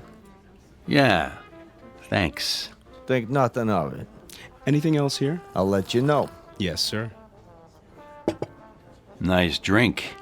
Glad you like it. Nice place. Real nice. You own it? This guy, what did he look like? Which guy? The one that gave you the message.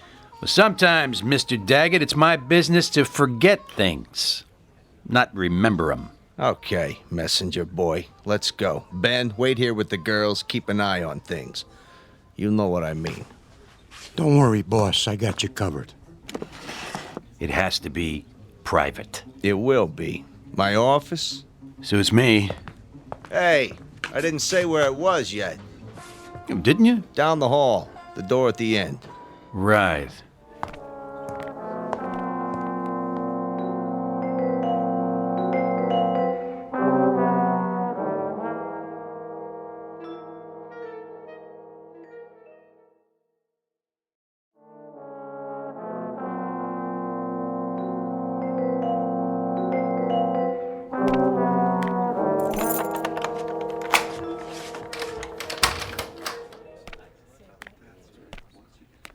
Nice place you got here.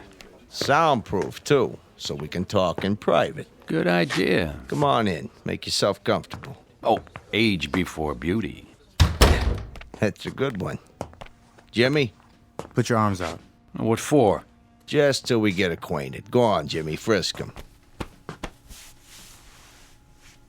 Well, what do we got here? Well, it looks like a 38 to me. What's the matter? The monkey can't see? You got nerve bringing a piece in here? That's okay. I know how it is. A man needs protection nowadays. Yeah, you don't know what kind of trash you'll run into. Hold it for him, Jimmy. Hey, careful with that.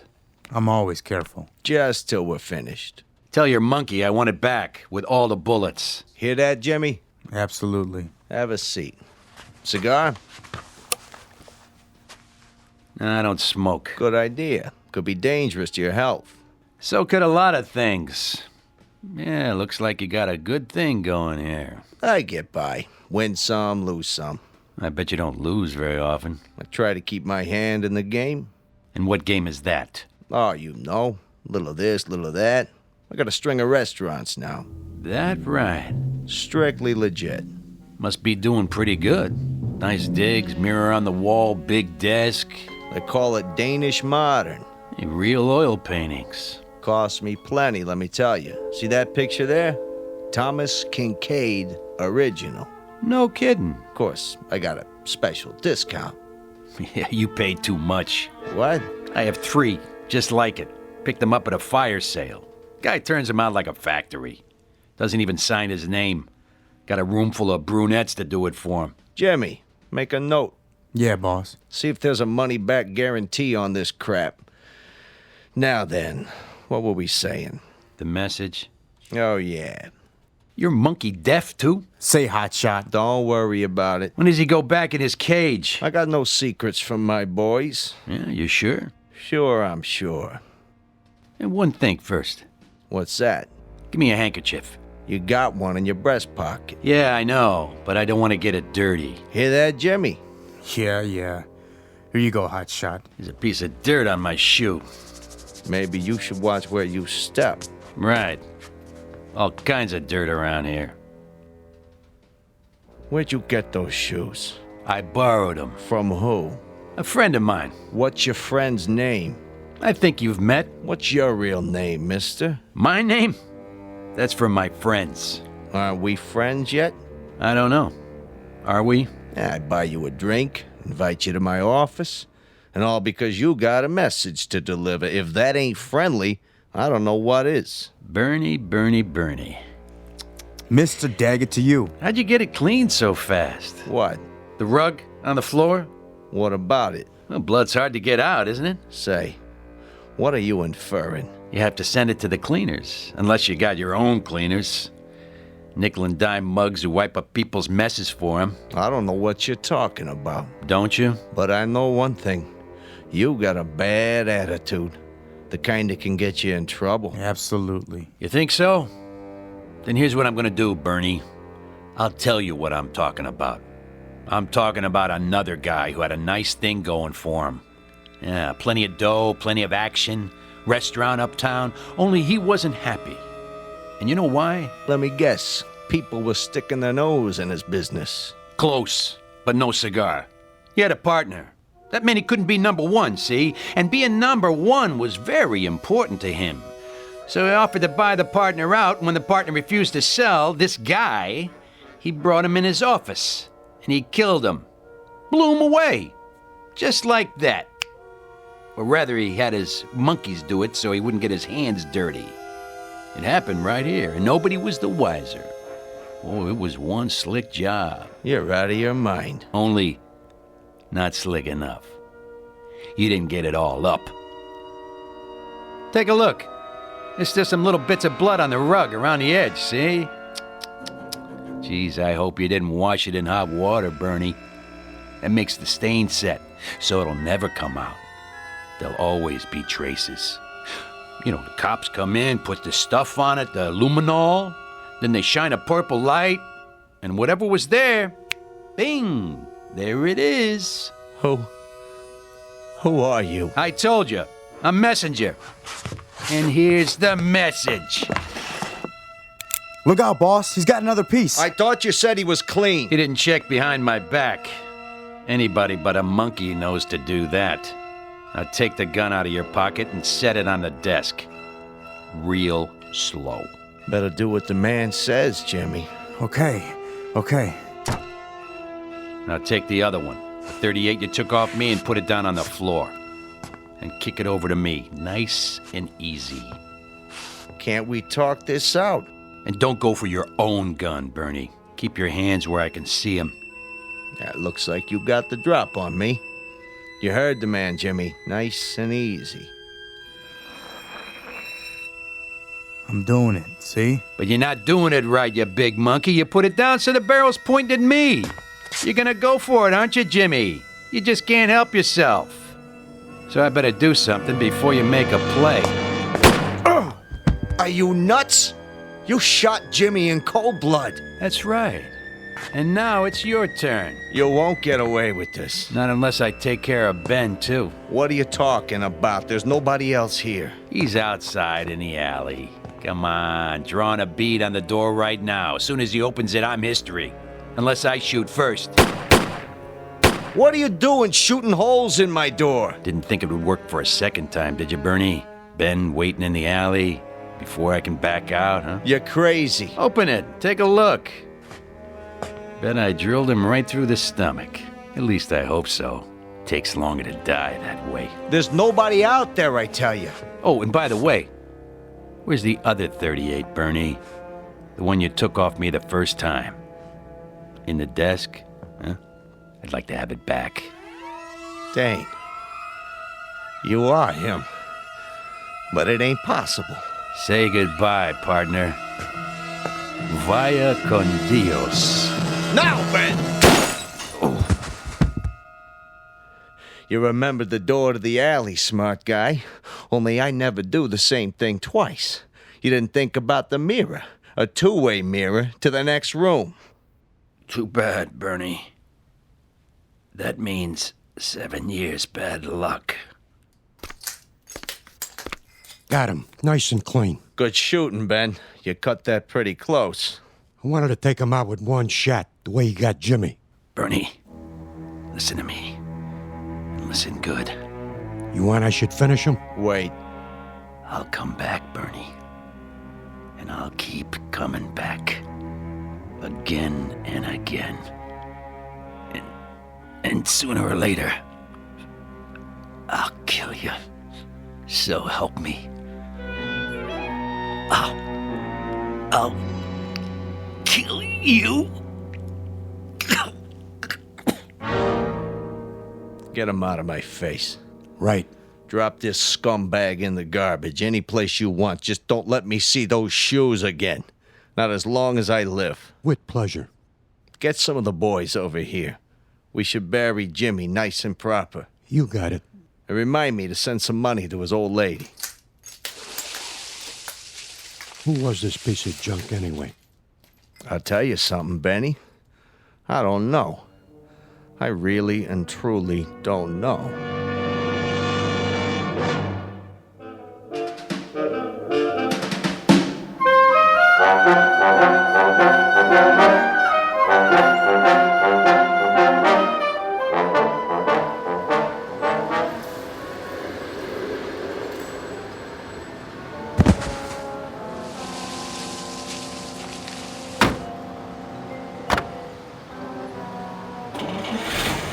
Go, the boss is waiting.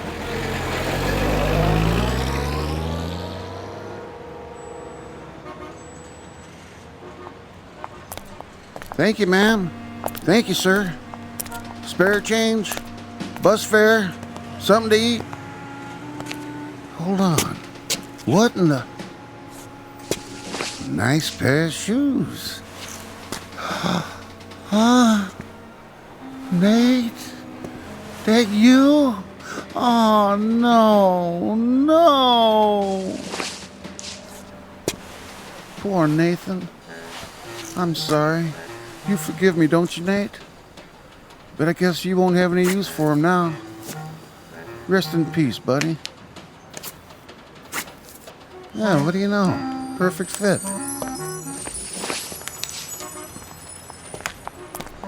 Spare change, sir? Ma'am? Anything at all?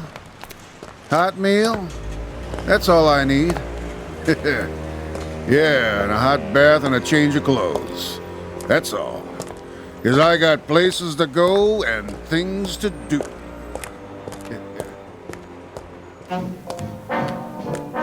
There's an old saying that goes, clothes make the man. And another one that says, if the shoe fits, wear it. Keep both phrases in mind should you ever find yourself on a lonely street at night. Because nothing comes without a price. And if you happen upon a pair of expensive black and gray loafers, size 9, be very careful. Because they just might have a mind of their own. Try them on, and chances are you'll find yourself on a long-distance trek into the Twilight Zone. More from the Twilight Zone after this. Dead Man's Shoes, starring Bill Smitrovich, with Stacy Keach as your narrator, was adapted for radio by Dennis Etchison and written for the Twilight Zone by Charles Beaumont and O.C. Rich. Heard in the cast were Meg Thalken, Christian Stolte, Rick Arthur, Alex Sopener, Fernette Lebo, Amber Lake, Doug James, Dale Rivera, Roger Mueller, Rich Komanek, Eddie Martinez, Tony Castillo, and Carl Amari.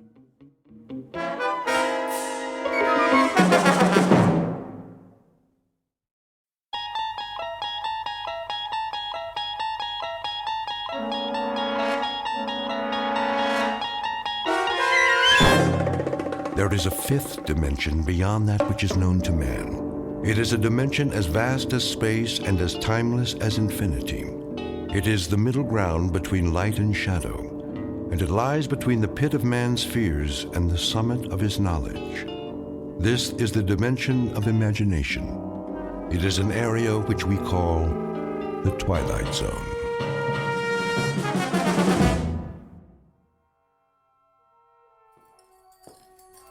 Let's get going. Yeah. Wasting too much time already. We've turned this place into a courtroom long enough. Barman, give me a drink. Coming right up. Hey, barman, pour me one too while you're at it. Court is back in session. Put that bottle away, Earl. You heard the judge. No drinking while the circuit court's here. Everybody sit down. Let's get this thing going. Come on. In the case of Joe Caswell, will the defendant stand? He means you. Stand up. I heard him, Sheriff.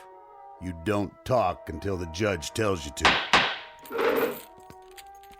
Now then, Joe Caswell, in the shooting of George Bamber's son, Will, you carry a Colt .45, same as the hole in Will Bamber's back, and there was an empty shell in your gun. He was spoiling for a fight. You're a dirty liar. My boy wasn't even armed. If he hadn't have called me out, he'd still be breathing, and I'd be halfway to Cheyenne. Hear that, Judge? Sit down, George. But he admits it. Quiet. This trial is over. Now, seeing as how there were no eyewitnesses, I can't say who started it and who deserved what. But there's no way this is self-defense. And it's not the first time you've been in circuit court. I've seen you too many times, Caswell. Fighting, thieving, drunk and disorderly, running horses off somebody's spread, and most of the time, folks end up dead. Too many times, mister. You've had your chance and then some. Well, this is the end of the trail. Do you have anything to say before I pass sentence? I never back down from any man, no matter who he is. Joe Caswell, I hereby find you guilty of murder and sentence you to death by hanging. Such sentence to be carried out at sunup tomorrow. May God have mercy on your soul. Court's adjourned till next month. Yeah, guilty. This way, Caswell. Then I guess I'll just see you in hell, Judge. We'll have a drink on it, you and me. Drink? Yep, I'm mighty thirsty myself. I was here first. No, you weren't. Take your turn, boys. Everybody gets served. Now, who's next?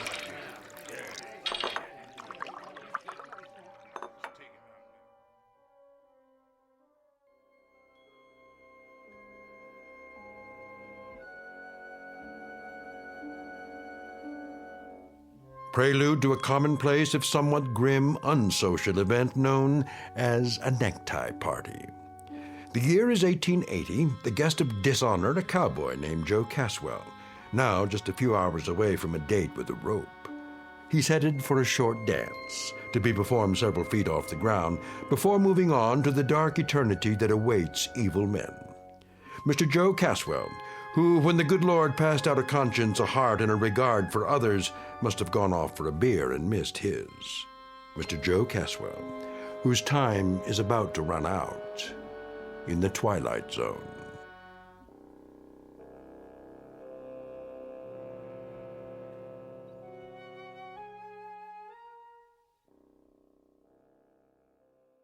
And now, The Twilight Zone, and our story, Execution, starring Don Johnson, with Stacy Keach as your narrator.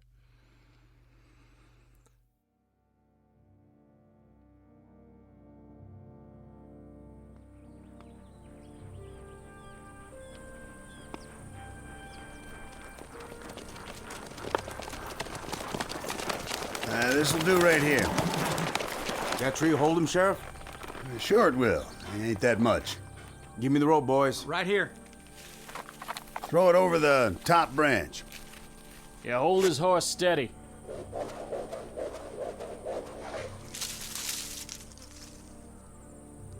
I made the knot real good.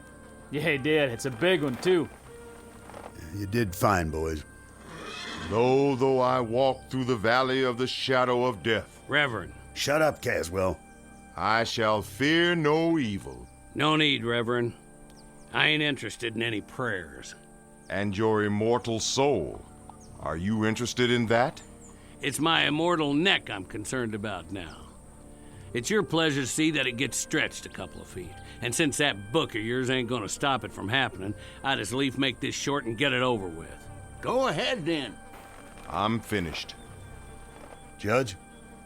You got any last words, Caswell? What would you like to hear? It's up to you. Then I'd like to say something about the young man I put a hole in. Yes?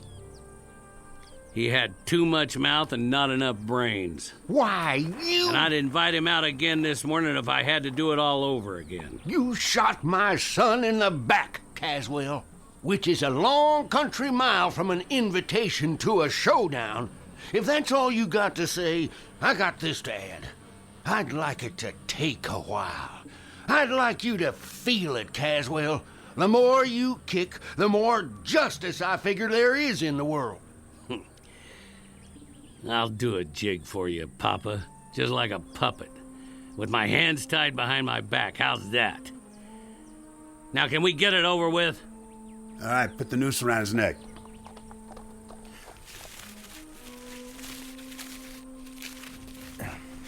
All set. Smoke, Caswell? Why bother? I wouldn't get to finish it anyway. All right, then, that's it. By the authority vested in me... Hurry up! I'll tell you this, Caswell. I've been a judge for 35 years, and the one question that always rests heavy in my gut is whether any human being has the right to condemn another. Maybe this is what should come from God. But in your case, Caswell, you're an evil man, plain and simple. You're a disease. When we hang you, it's a service to humanity. I have no doubt. No doubt at all. Gentlemen, do your job. Go ahead, you heard him. Ho! Go on, horse.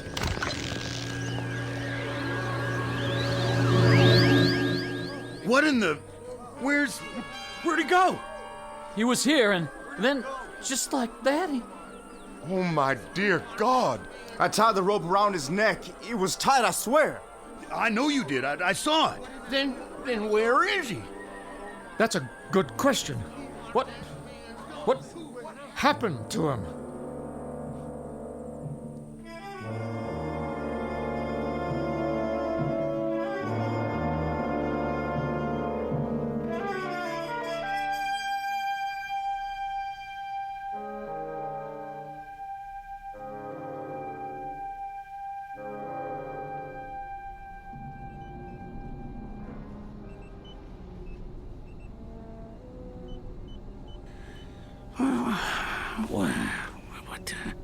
What?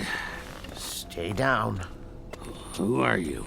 Just try to relax. You're going to be all right. Where am I? A long way from home, old friend. A very long way. I ain't outdoors no more. No, you sure aren't. My name's Dr. Mannion. You're in my lab in New York. How'd I get here? That, I'm afraid, will take some explaining. Is it day or night? That hardly matters. The truth is, it's more than a full century after your last moment of consciousness. But how? By this, an invention of mine. I wasn't sure it would work, but now I have the proof. I gotta get out of here. I suggest you stay where you are. You're in no condition to go anywhere just yet. Can I get you anything? A drink of water? What's that contraption? A time machine. Pretty big for a clock. I wouldn't expect you to understand. What's happened involves principles of physics you know nothing about. A few minutes ago, you were inside this machine. Where's my horse? Well, it's just large enough for a man. It brought you here from where you were. You mean Montana territory? Yes. Yes, I suppose that's right. I'd have to check the coordinates. But you have a most distinguished future. You're the first time traveler in the history of man. I'm going to introduce you to a new world, and you're going to tell me all about the old one firsthand. Now, let's loosen your collar and see about that drink of water.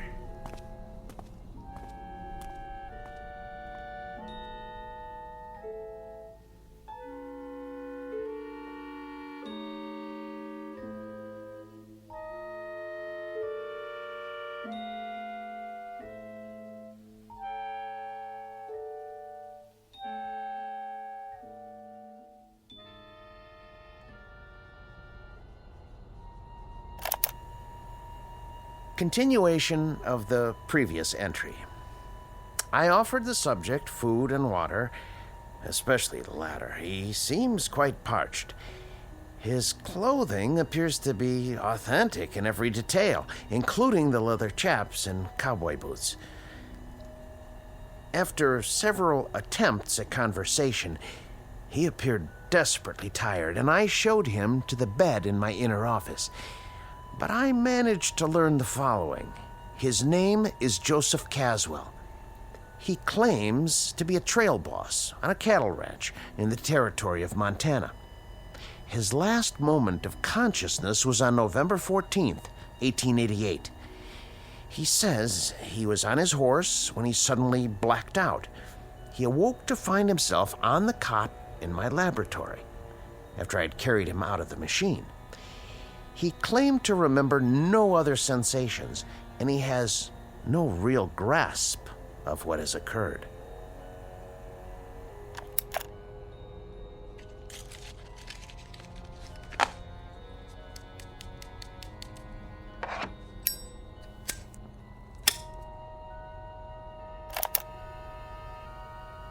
There's one disturbing point.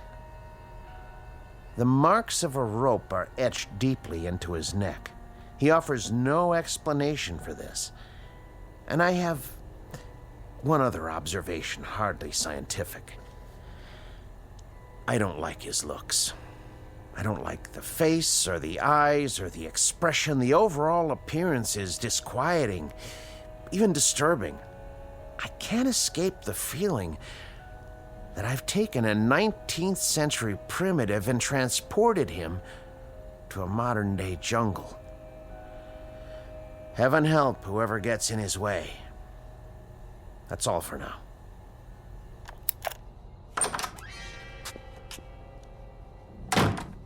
Who are you talking to? No one. Don't lie, I heard you. This small device is called a digital recorder. I speak into it, and it records my voice. A way to make notes, you might say, without pen and paper. Yeah? Here, I'll show you. There's one disturbing point. The marks of a rope are etched deeply into his neck. He offers no explanation for this. See? That's my voice, stored in the machine. Ain't that something? What else you got in here? You should rest. Huh? Oh, yeah. Bed's might soft, though. Yeah, it would be better if you don't touch anything. Sure, Doc. I smelt smoke. Spare some tobacco? What? Oh, of course.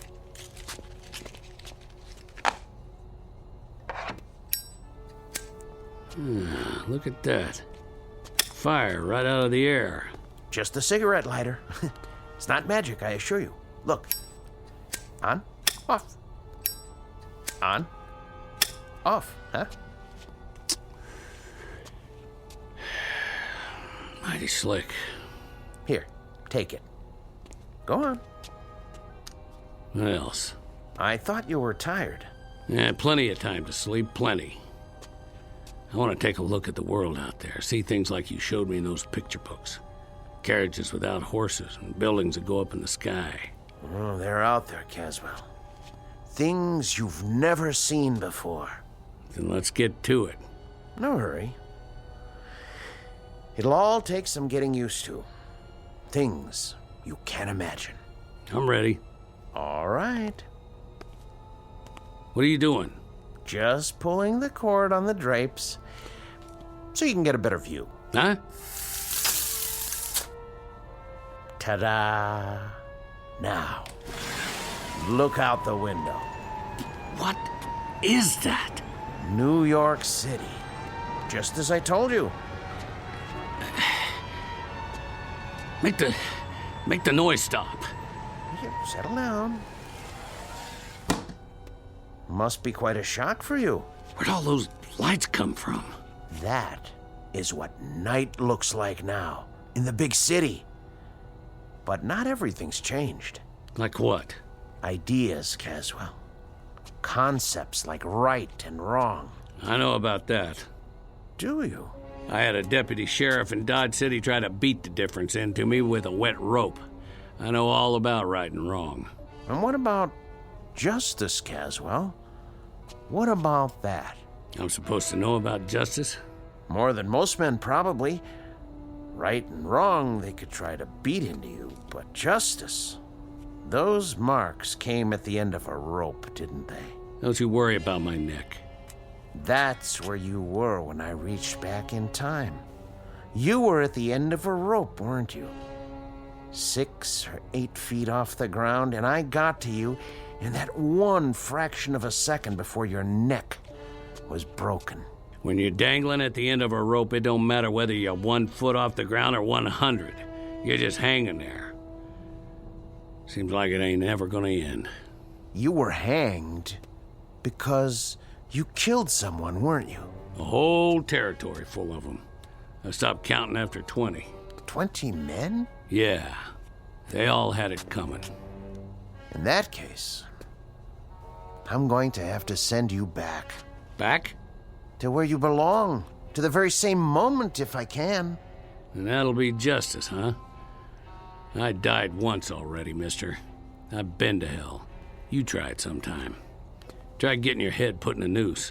And when they run the horse out from under you and that rope pulls you up and you hang there with your feet kicking and your hands tied behind your back and the pain, then you tell me about justice. And the victims you killed, Caswell, those 20 men, they died with no pain? You're just talking words now. Victims and justice and right and wrong. Well, they sound good in a nice warm room on a full stomach. They sound nice and they go down easy.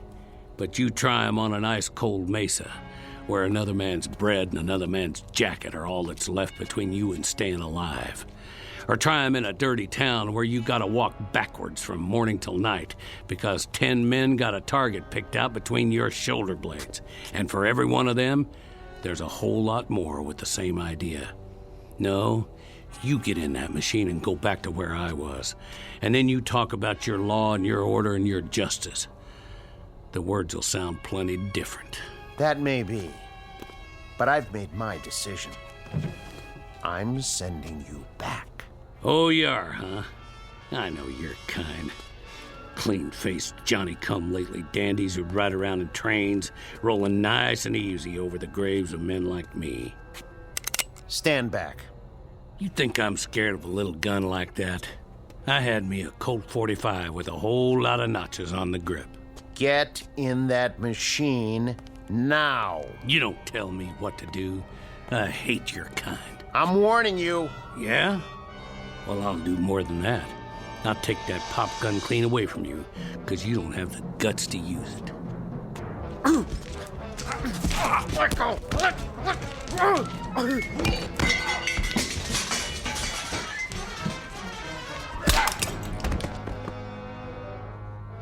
Don't you ever draw on me. Well, that's what I think of your note-taking machine.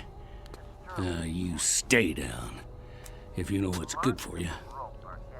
I'm gonna go out and get some of that northern hospitality.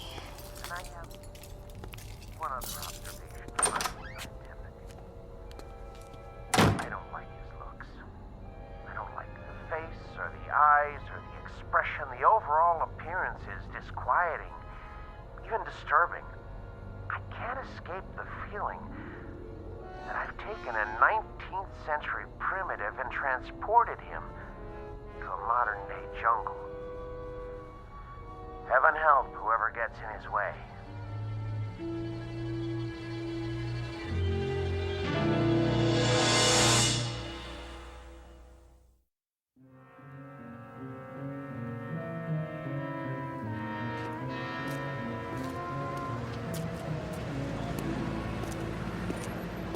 Paper! Evening paper!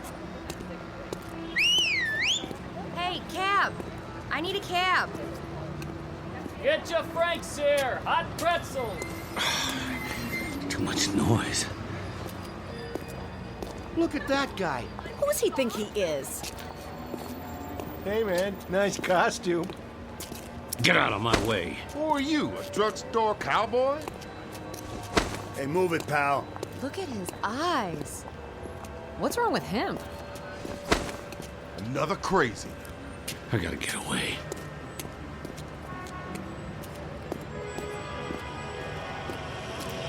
Are you still there?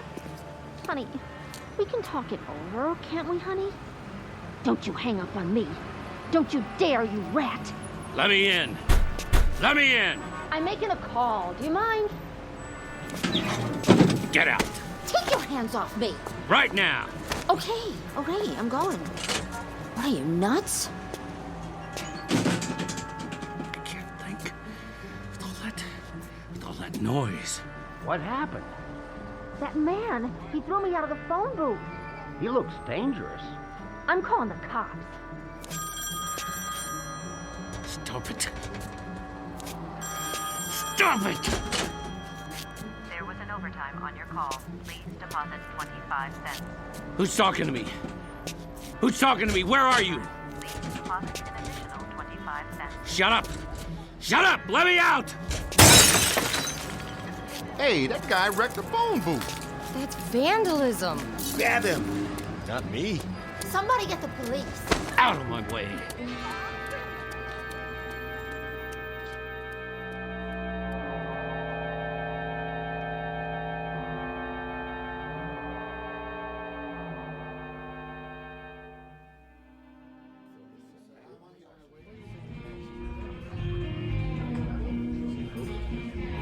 Hey, Artie, another draft over here?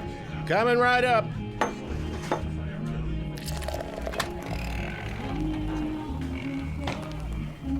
Hey there, cowboy. You from the village people? What'll it be, pal? Make it stop. Something wrong? Too much noise. Too much noise. You mean the music? Whoa, now. Hey, what are you doing? Put the gun away. I said, make it stop. Something tells me we better get going. Excuse me, Artie. We need some fresh air. Yeah, that's it. Gonna be an expensive evening, pal. What? That'll cost, plenty. It was too loud. Hey, look, buddy, I don't want any trouble. But if you don't pay for it, I'm gonna have to. It's worth a bundle, too, so... Whatever cash you got on you, a credit card. No checks, though. Give me a drink. Hey, easy, pal. Right now. Sure. You want the bottle? Here you go. Something wrong? No, nothing, pal, not a thing. Good. With that gun sitting there, you could tell me it was high noon on the 4th of July, and we were fishing for whales off a canoe, and I'd say you was right as rain. How's the whiskey? I can give you the good stuff if you want. What is that thing? That thing? In the corner. Where'd the music come from? It's a jukebox. Just a plain old jukebox. You been in Stir, buddy? Stir? Up the river? What river? The big house. Jail? Yeah, I've been in jail lots of times. Matter of fact. But I got out. You sure did. This last time, though. I'm trying to remember. Well, you take your time now. There's no pressure. Matter of fact, why don't you just mosey on out? Have yourself a nice hot bath. You got baths? Not here, but you can get one almost anywhere. Try the Carlton Arms. Rooms don't cost much. I just need sleep. That's what I need. There you go. Some quiet and some shut-eye. Sure, I understand. It's crazy out there. That it is. All those things running around. Which things is that now? With the wheels, the carriages with no horses. You mean cars? They make all that noise. Worse than a herd of cattle. There's too many of them nowadays, that's for sure. It's like thunder all the time, and lights everywhere you look going on and off, and... Well, that's life in a big city. You know what you ought to do. Move out of Manhattan. Go on upstate, in the country, where you can get some peace. Yeah. Catch a train. Like to do that myself one of these days. Where's the station? Well, you can go out of Penn or Grand Central. But first, take my advice. Get some sack time. Have yourself a good night's sleep. Things will look better in the morning. I already tried that. Take a bottle with you. On the house. Take 2. It'll help you sleep. Go on now. Carry these home and... What's that? Where? On the wall.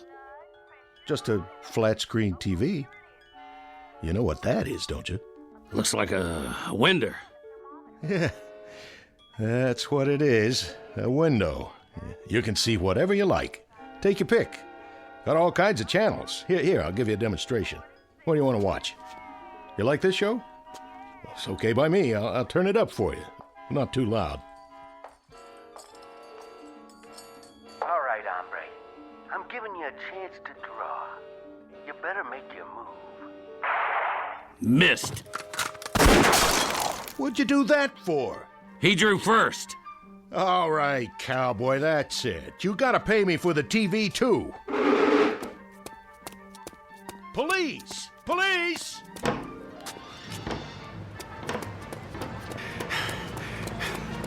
Stop that man! He's got a gun! Hey, get out of the street! Aren't you drunk? Keep away! Did you see that? That guy shot the taxi cab. Wait, here comes the mounted police. He'll stop him. You! Hold it right there! He's going in the park, officer! I said hold! Leave me be. Hold up. Put your hands in the air. I was just trying to get him. You're not going anywhere. Hands where I can see them. This is Hendricks. I need backup. Central Park West. You the sheriff? That's right, partner. Spread 'em. You ain't taking me in. Your hands behind your back. Not this time. Put your hands behind your back. Put away. Stop. Don't resist arrest. Easy, horse. This place is worse than Montana territory. Let's go. Get up.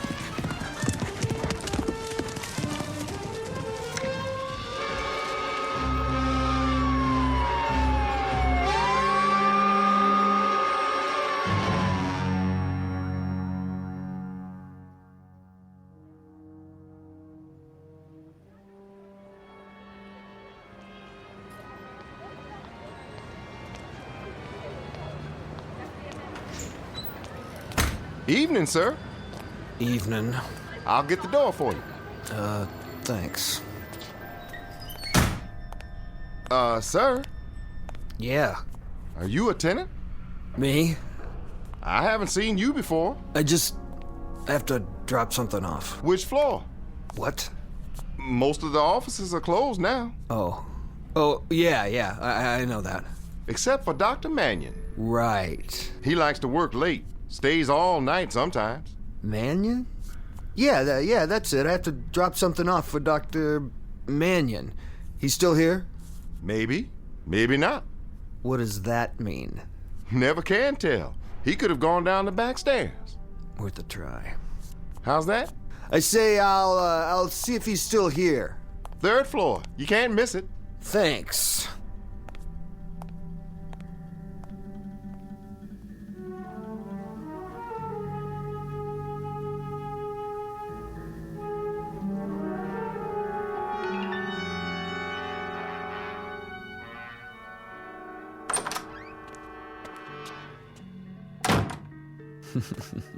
Yeah, worth a try, all right. Didn't even lock his door.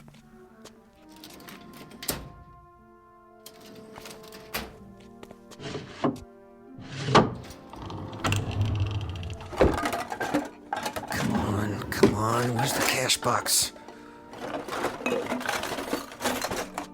Maybe in the back office.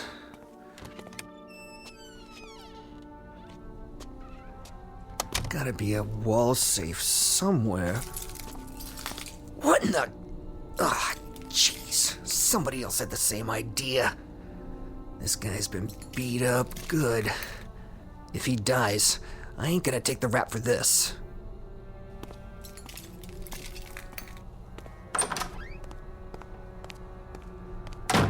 Doc. Hey, Doc. Doc, wake up. You gotta help me. I can't make it here. Just move away from the body, cowboy. Who are you? Me? Who are you? Buffalo Bill? Help me lift him up so we can bring him around. Forget it. He's all right. We just had a little scuffle is all. Well, he's stone cold now. Doc. Hey, Doc. I told you, forget it. What are you doing here? I thought the place was empty. What do you want? Same thing as you. I'm gonna help myself to whatever I can. But it looks like you got here before me. With the place being dark, I figured I'd be all alone. You checked the desk, did you? Get out. My, what big muscles you have. I'm shivering in my boots. Get out, I said. Not so fast. What's that? What's it look like? You'd pull on me? If I feel like it. What are you gonna do about it? Well, how about this? I'm waiting. What you got there? Cat pistol? No more shells. Now, as I was saying, I don't expect to keep so much cash in here, but he must have a safe. You know where it is? I asked you a question, cowboy. So, what's all this on the wall? Some kind of electrical stuff. He's a doctor. Oh yeah? That means he's rolling in dough. I told you to get out. All right, you asked for it. missed. Shouldn't draw a gun unless you know how to use it.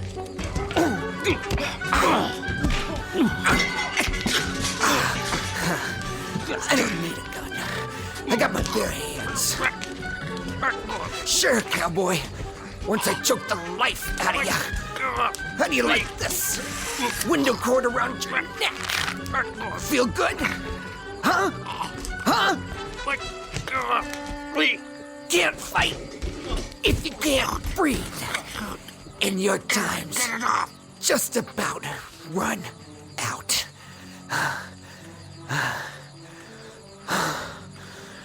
Sweet dreams, cowboy.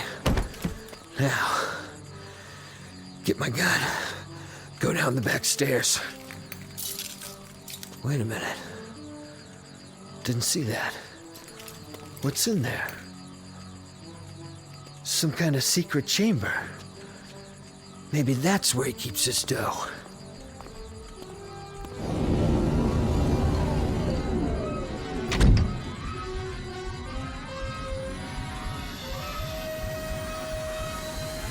Hey. Hey. Open the door. Open the door.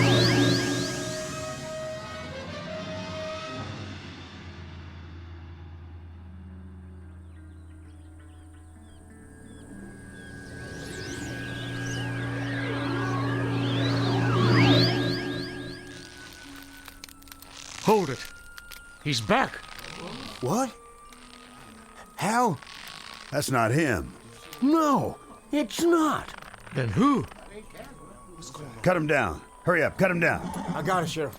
Help him. Yes, sir. Here, use my knife.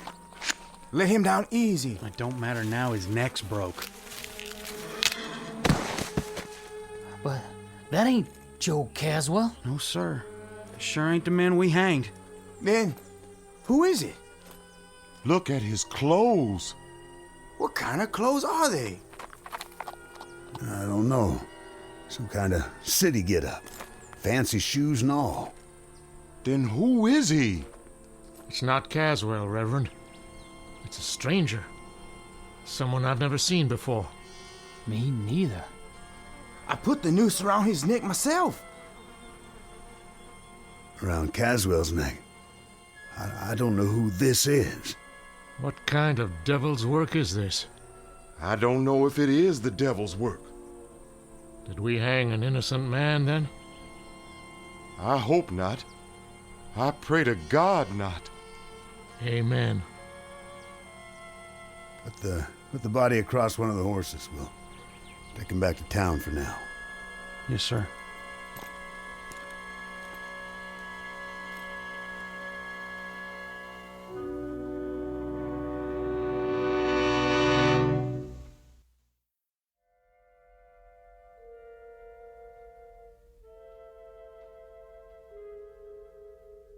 This is November 14th, in the year of our Lord, 1880, the aftermath of a Montana necktie party. The victim's name? Paul Johnson, a minor league criminal from the city of New York and the taker of another human life. No comment on his peculiar death save this: justice can span years, and there's no statute of limitations on retribution. It can happen in an instant or across centuries, which is really the same thing in the Twilight Zone.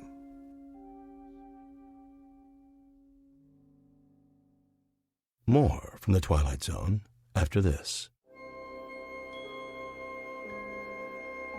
Hi, this is Carl Amari, producer of the Twilight Zone Radio Dramas. I'd like to take a moment to tell you about our official website at twilightzoneradio.com, where you'll get the latest news and information on these Twilight Zone radio dramas. Plus, at twilightzoneradio.com, you can digitally download 3 free episodes or any of our episodes for only $1.95 each. In this age of ever-changing technology, we've decided to make these episodes instantly available to you by making the Twilight Zone radio dramas a digital download-only series. This means that this series will no longer be offered on CD. The CD collections at our website are now being offered while supplies last at buy one, get one free. So be sure to get your favorites before they're sold out. Be sure to visit us often, and I'll see you in the zone.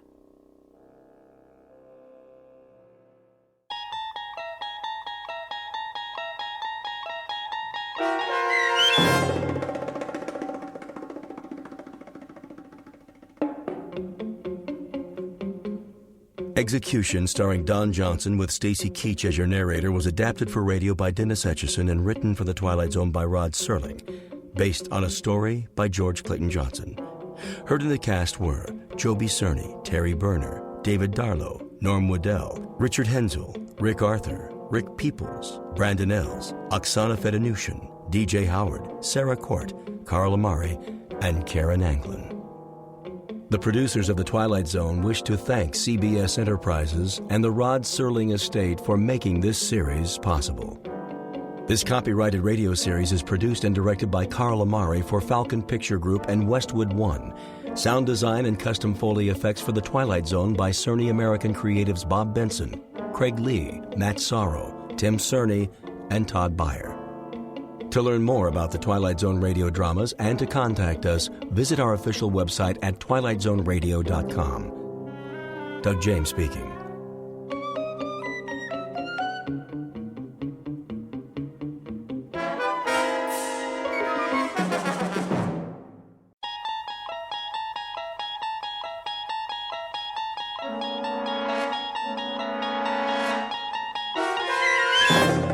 You unlock this door with the key of imagination. Beyond it is another dimension, a dimension of sound, a dimension of sight, a dimension of mind. You're moving into a land of both shadow and substance, of things and ideas. You've just crossed over into the Twilight Zone.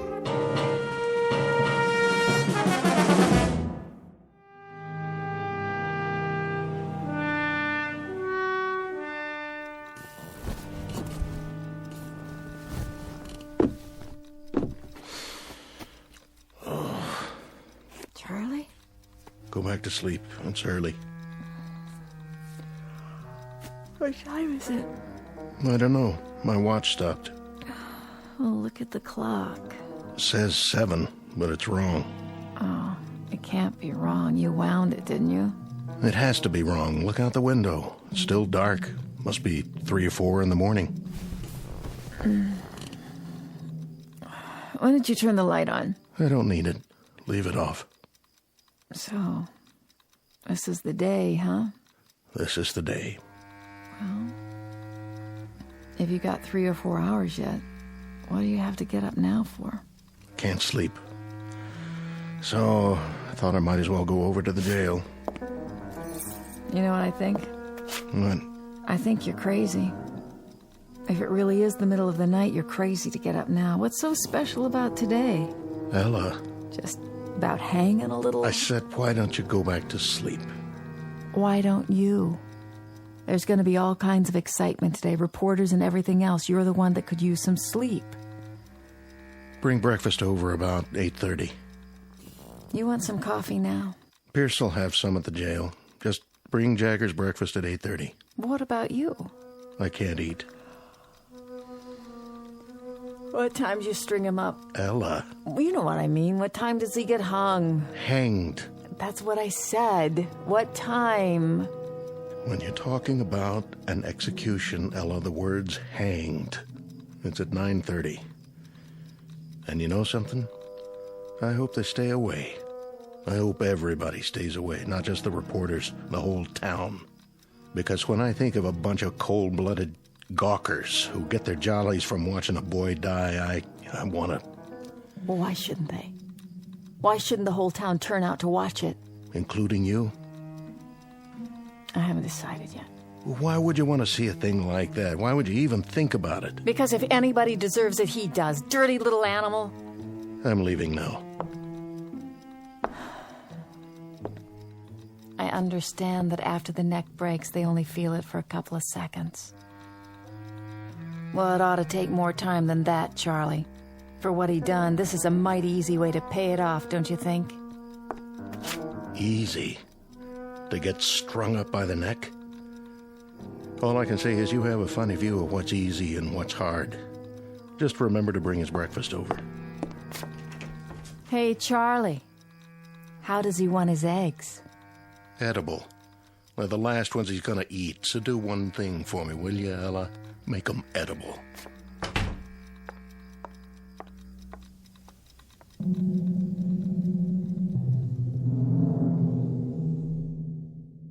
Sheriff Charlie Koch on the morning of an execution.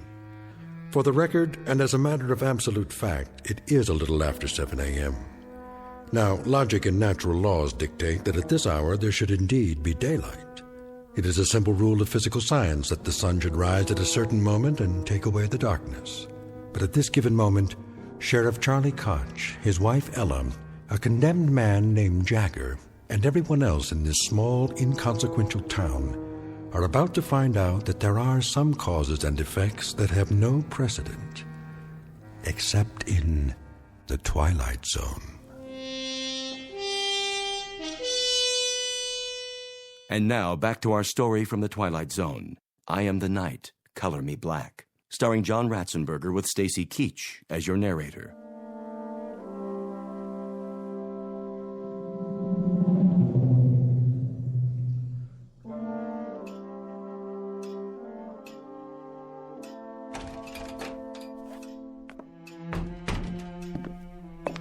Morning, Sheriff.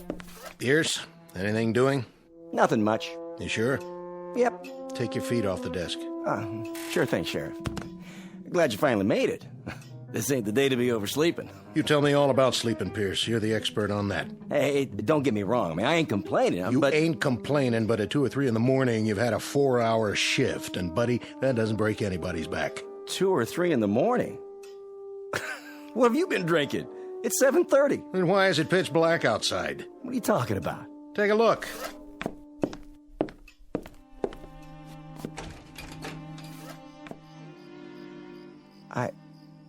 I don't get it.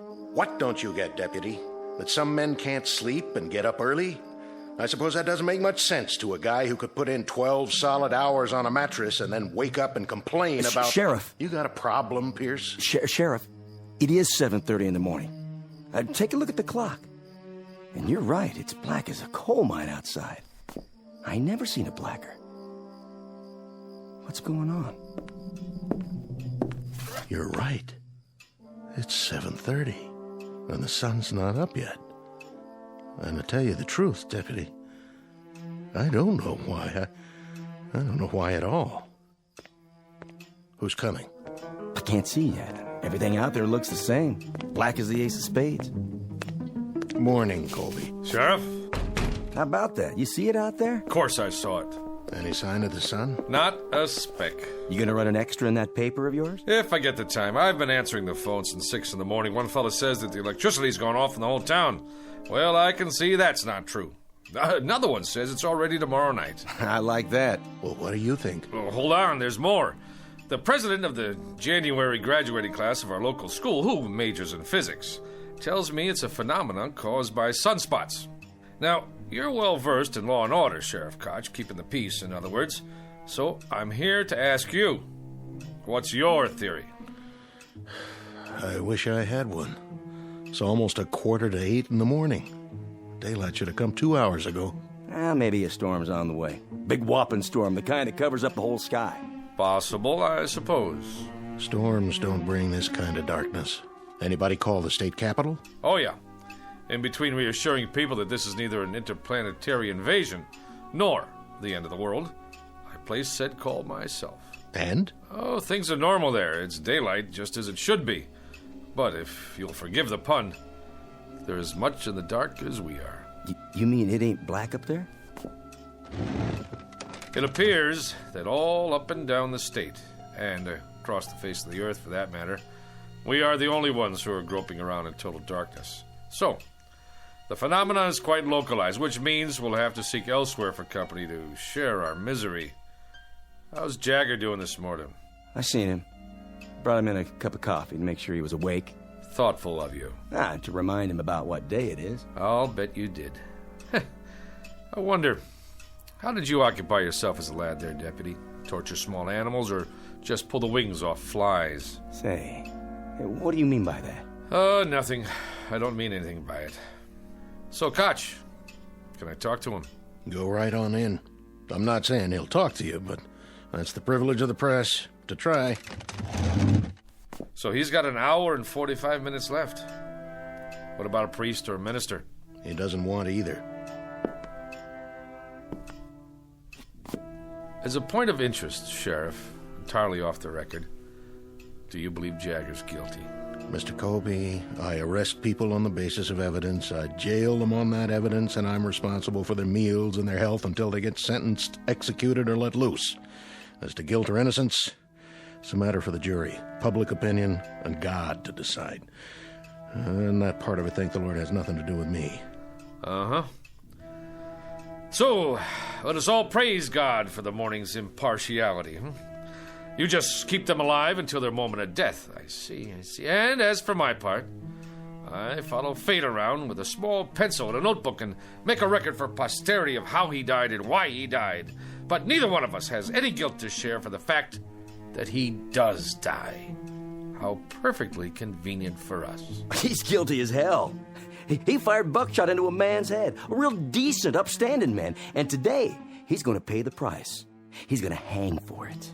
And man, oh man, his justice going to be served up deluxe style this time. Pierce, why don't you shut your mouth? I got a right to an opinion. Oh, you do, Deputy. Indeed you do. There are just a couple of disturbing facets to this particular case. Like what? First, that the murder victim was not a decent man by any stretch of the imagination. Hey, you're talking about the dead. He was a cross-burner and a psychopathic bully who attacked the man you've got locked up in there. Well, that don't matter. Go on, Colby. I want to hear this. Second, Deputy Pierce here saw it happen and then perjured himself. Now, wait a minute. Let him finish. That's the word, all right, Deputy. Perjured. You said that Jagger shot him from across the room. Well, no such thing could have happened according to the records I saw.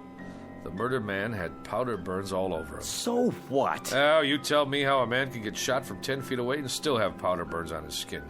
By itself, that might not have proved self-defense, but it would have supported Jagger's story. It would have at least raised some doubts in the jury room, if they had heard it. I wondered about that myself. Did you, Sheriff Koch?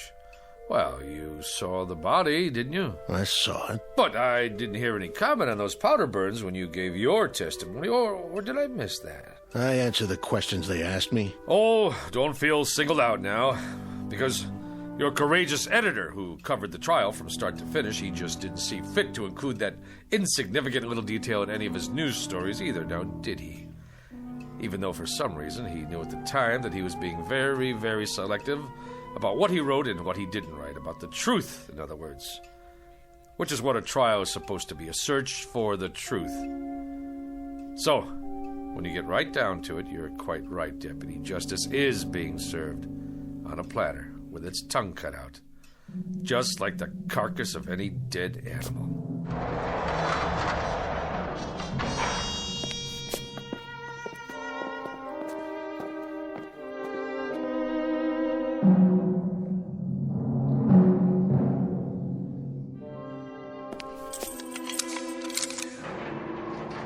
Call me when you're ready. I will. Smoke, Jagger? No, sir. You don't mind if I have one? Go ahead. I quit years ago, but I picked up a pack last night. I don't know why. And this morning, I looked at it like I've never seen a pack of cigarettes before. It didn't even feel right in my hand. I know it's bad for me, but I put it in my pocket just the same. Now, why do you suppose that is? Can I ask you a question, Mr. Colby? Anything you like. I can't promise I'll have the answer, though. I was just wondering, what kind of day is it? Oh, you're not going to believe me, even if I tell you. It's rainy, huh? No, it's not bad. A little chilly. The main thing is, it's still dark. How do you mean? It's still black as night outside. The sun never came up. Close to 8 in the morning, and not even a little bit of daylight. God, come on. Don't kid me. I'm not. Why would I? What reason would I have to lie to you? Well, this place doesn't have any windows, so I guess it could be Christmas Eve or the 4th of July, and I wouldn't know the difference. Jagger, do you have a religious affiliation? No. Anybody you want to see? Nobody. Anything you'd like to say? Anything at all? Nothing. No priest, no friends, no comment. What do you have? What do you think, Mr. Colby? Not much, that's what. I mean, I've got a little over an hour, and I've been thinking that I'd like to rip these bars apart and get out, same as you would. Or maybe, just save everybody the trouble and hang myself in here. But I haven't got the strength for one or the guts for the other, so I'm just sitting here and waiting. What else is there? That being the case, would you care to make a statement? You want a statement? Is that what you came here for? Look at it this way. I don't think anybody should leave the Earth without a comment. You, me, or anyone else. Oh, well, now that sounds like a reasonable request. Considering that you're not the one who's leaving. I'm serious. I'm giving you the chance to say anything you want. All right, then. I'm guilty, Mr. Colby. How's that? That should let you off the hook. And that's supposed to mean what? That's supposed to mean that you're on the side of the good guys. There have to be good guys and bad guys. That's the nature of man. Well, I'm the bad guy, okay? Worse than that, I'm the troublemaker in town. The one with the causes and the banners. I'm the idiot. The fool. I tried to be his brother's keeper. You understand now, Mr. Colby? It doesn't matter whether I do or not. I want to hear what you think, on or off the record. Anything I say, you're going to write it down and put it in that little newspaper of yours, aren't you? Not if you don't want me to. How would I know if you did or you didn't? I don't have a tape recorder on me. See? My notebook's in my pocket, and so is my pencil. If I did put it in my paper, what good would that do me? As a matter of fact, it would do me some damage. Because I didn't speak out about the case. I kept silent. Not even an editorial. So I can't very well change my stripes now, can I? I said all I had to say in court. But nobody listened. Well, I'm listening. We're two men talking here. If you say it's private, that's how it stays. What difference can it possibly make to you now? I have to know. Can you understand that? I have to. You think I know? You were there. You got one of those cigarettes? Right here.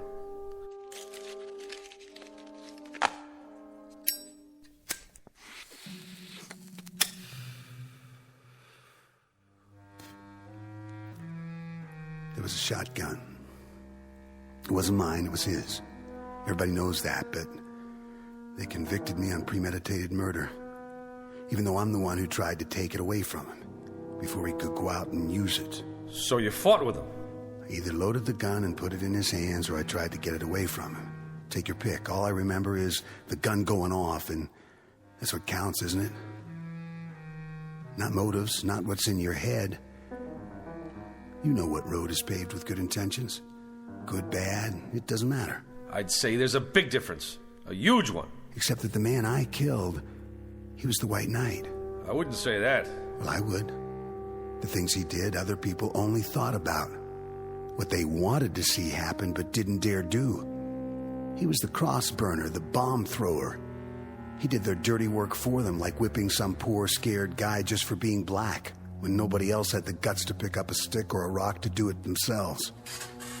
So the White Knight ended up with his brains spattered all over the place, and I was the cause of that, one way or the other. There's no way the people around here were gonna pin a medal on me. You don't think much of this town, do you? Do you? The man wasn't a saint, but he died.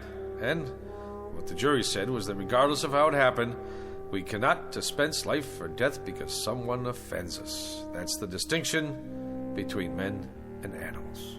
And that's well said, Mr. Colby. You tell it to the man who fixes up the rope, okay? You tell it to the sheriff and his deputy out there. You tell that to the town while they stand around and watch my eyes bulge out and my tongue swell up and I choke and do my little dance for them. You tell them all about the difference between men and animals. But you better draw pictures. Because this kind of language they just don't get. Coach! You ready, Mr. Colby? I'm ready.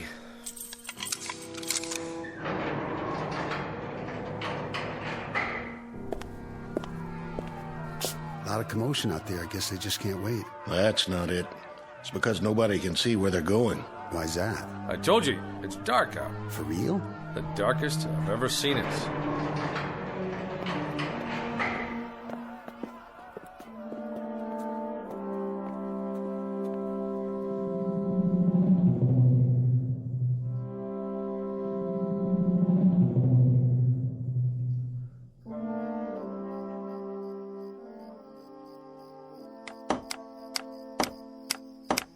Get the crossbar on there real good. I got it, officer. And the rope. Make sure it's fixed right. Don't want it to break now, would we? No, sir. Could you point your flashlight up here one more time? You got it. How's that? Looks A-okay from here. You done real good, boys. Boss? What? Well, sir, you had us add cleats to the support, and then you wanted a bigger crossbar, and now you ordered a new rope, but just for today? Well, the old setup was just fine the way it was, as far as I could tell. So how come you went and spent all that extra money? Because this one's gonna go off without a hitch. Right, boys? Well, if it don't, it sure won't be your fault. That's the truth. All right. I guess you can come on down. We gotta test it one time. Sure thing, boss. Now, when I say pull, you drop the sandbag. Yo. All right, then. Pull! That got her. That got her good, didn't it, boys? Yeah, boss. It sure did. Who's there? Easy, Pierce. Looks like everything's in working order. Yep. That'll take care of him. Sure it will. But I'm still worried about one thing. And what's that? Exactly who or what is going to take care of us. There it goes, 9 bells. Why is it so dark then? Is it an eclipse? Can't be. I've been listening on the radio. This ain't no eclipse. It's weird. It's just plain weird. Word of the darkness that has suddenly and inexplicably engulfed this remote Midwestern town. Turn up that radio so we can hear. It is now 9 a.m. Eastern Standard Time, but latest reports indicate that the darkness blanketing the specific location is virtually total. So far, there is no sign whatever of any daylight on the horizon. A spokesman for the Meteorological Service says that the event is without precedent, according to records covering the past 150 years. Who's that? Turn on your headlights. Why, it's Sheriff Koch's wife. Morning, Ella. Is that you, June? It's me. What you got on the tray? Breakfast. Oh, aren't you the one? Fixing a nice hot meal for your man. Well, it's not for Charlie. Who's it for, then? For him. You don't mean... Afraid so. For Jagger. What did you go and waste good food for? He don't have no right. He don't even have time to eat it. It's the law. The law? That's what my husband says. Anyway, I can help carry out the letter of the law. I'm glad to. It's my duty. Ella? Over here, Charlie. Just bring it on inside. I'll be right there. Excuse me.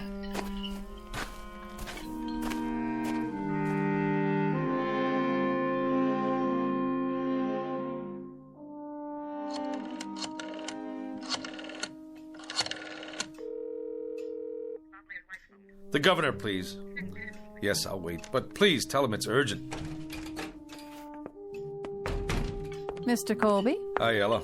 Where should I put this? What? No, this is the editor of the Sun-Times. That's right. I'm calling to see if there's been a stay in the... Yes, I'll hold. What do you have there? Charlie said to bring it. Breakfast? For the condemned man. I guess you can just take it on in. To the cell? The hall door is open. It's right down there. I know where it is. Charlie said to fix a plate of eggs. He didn't say I had to spoon feed it. Yes, well, of course, if he's on the phone. He's not? What do you mean nobody called? No, listen. After the automatic appeals, there's always a request to the governor's office for a stay while they argue it before the circuit court. Morning, Mrs. Koch. I thought that was you. Yes, I'll hold. Thanks for bringing the tray. Just in time, too. I wouldn't want it to go to waste. When did you make these eggs? When? They're cold. Well, that's not my fault. You could at least have brought them on time. Charlie, you listen here. I couldn't drive because there's no street lights, so I walked over. I couldn't even see where I was going. That's just how long it took me. All right.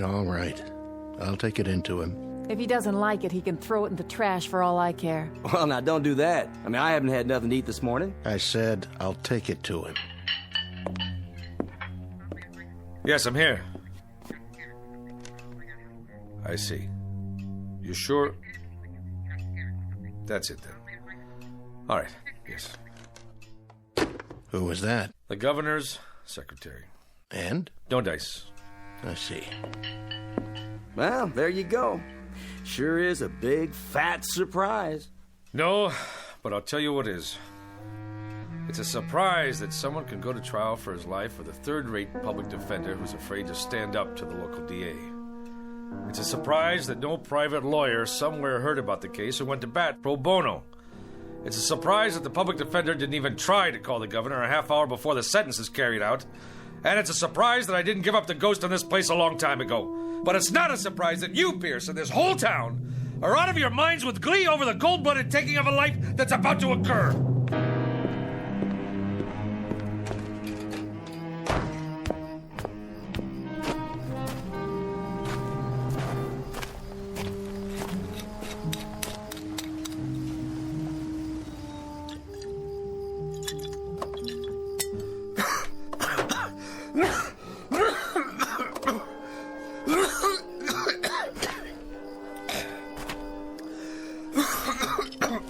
I think you dropped this. It's all right, Reverend Anderson. It's empty.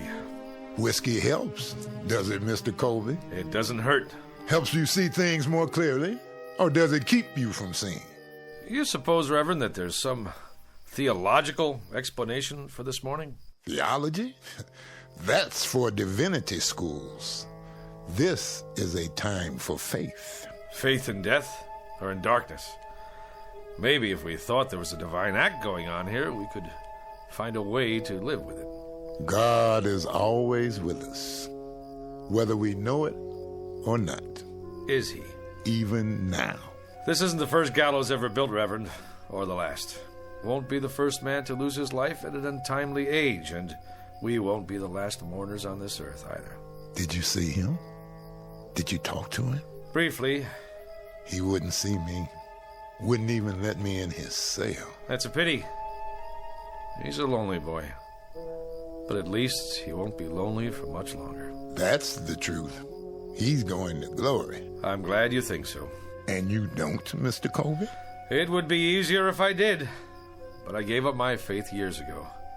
Now I'm not sure I ever had it. We all stumble in life, lose our way for a time. But the shepherd doesn't give up.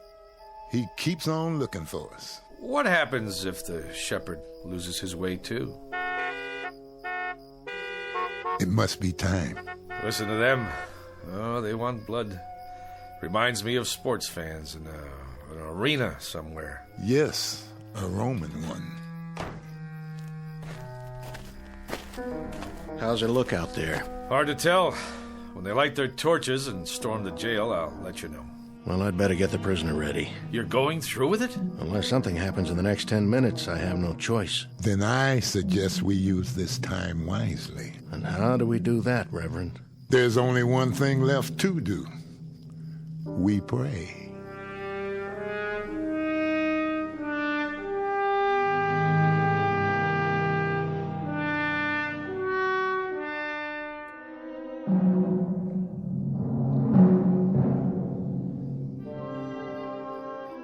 No time to pray now. It's 9:25. That's right, ain't it? 9:25? 5 more minutes. I can't believe Koch's doing this. The sun's not up yet. Law says May 25th at 9:30 in the morning.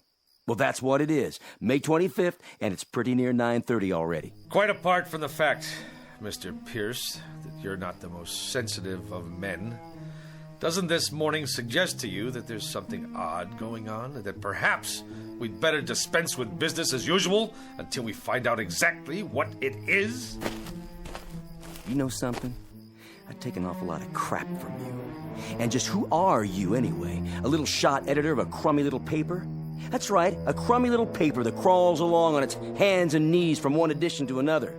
The way I figure it, you got more creditors than you got readers. That'll do it, Pierce. That won't do it by a long shot. And maybe you feel like turning your cheek to this bum, but there ain't no rule book says I gotta. He says I perjured myself, says I lied. And he wasn't throwing no bouquets at you either. Maybe because I don't deserve any. You know, Colby, you're right. I saw the victim. He did have powder burns.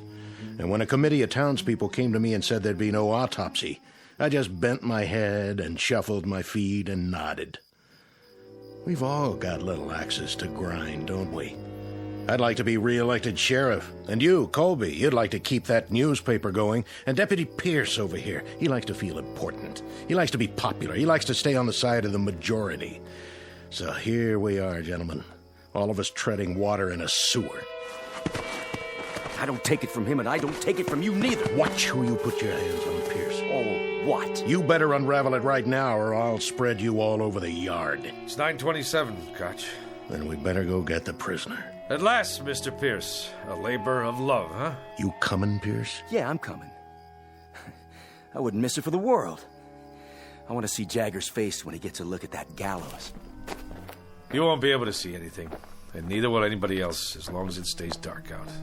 And maybe that's just as well. Come on! Let's get this show on the road. Hurry it up, Sheriff! Can't wait all morning. There he is! Dirty little murderer! I want to see him choke.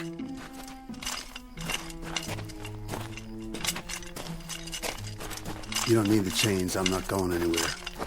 He has some minutes, doesn't he? He's used them already.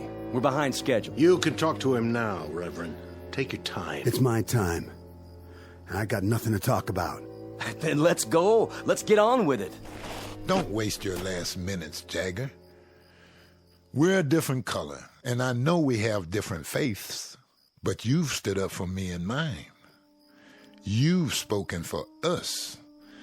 And God help you, you've killed for us. I think we owe you some peace, and I'd like to try to give you some. That rope over there give me peace. I don't need any words, Reverend. No quotations, nothing in the Bible or any other book. Get it over with! Yeah, let's go! Yeah! Patience, everybody! I'm gonna give you what y'all came here for. I'll dance at the end of the rope, and I'll choke, and I'll swing back and forth like a rag doll. Yeah, you'll see. You'll get your money's worth. I promise. This way. I told you, I'll do this myself.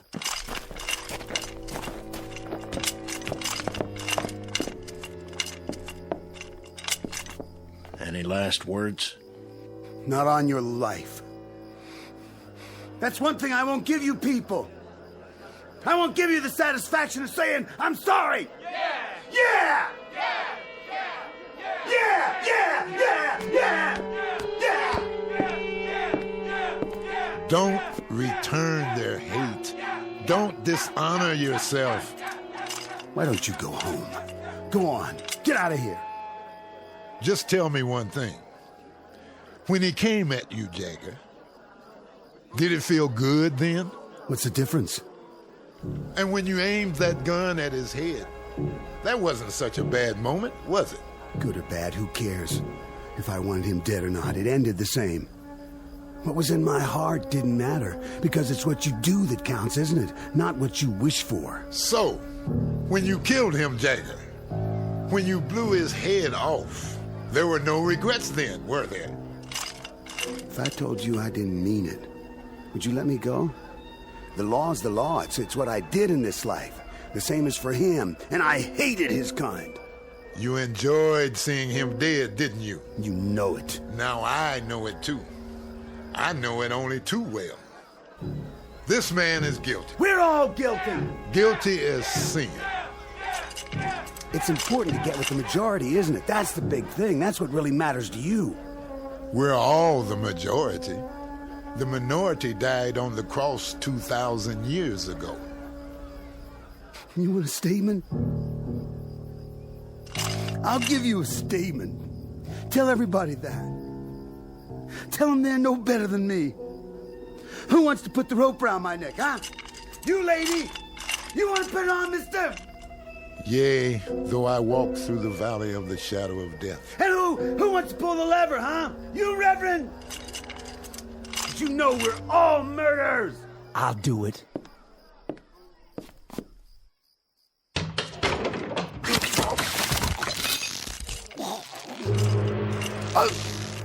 Hey!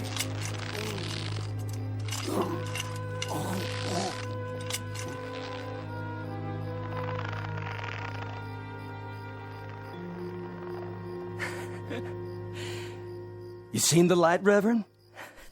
You finally seen the light? Have you? Have any of you?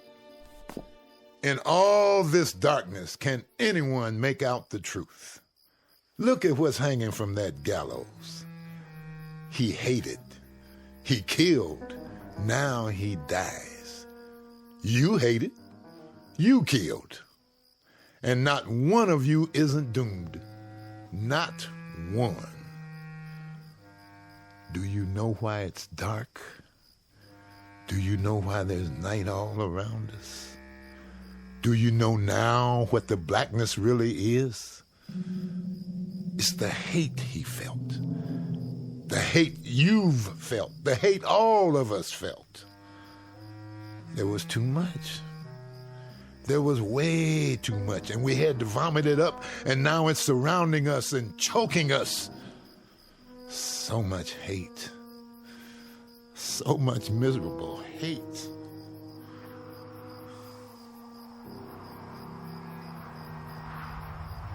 Oh, it's getting colder. Look what's happening. It's getting even darker. You can't hardly see anything now. Take me home, Charlie. I want to go home. I will, if I can find the way. That's crazy, isn't it? What he said. Isn't it crazy? You know what's going to happen, don't you? I mean, you know what's going to happen next. Believe me, this here stuff is going to lift.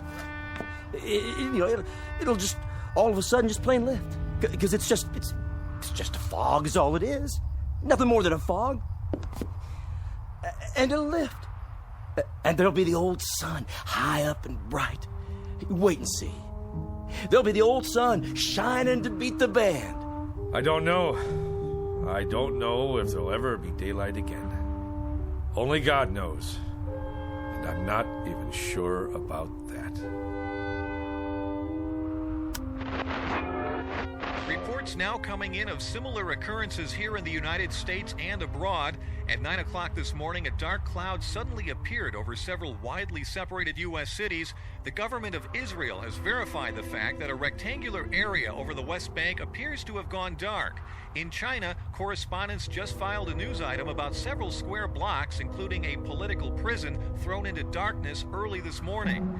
In Iran, an area in Southeast Asia, in Central and South America, the African continent, the darkness continues to spread.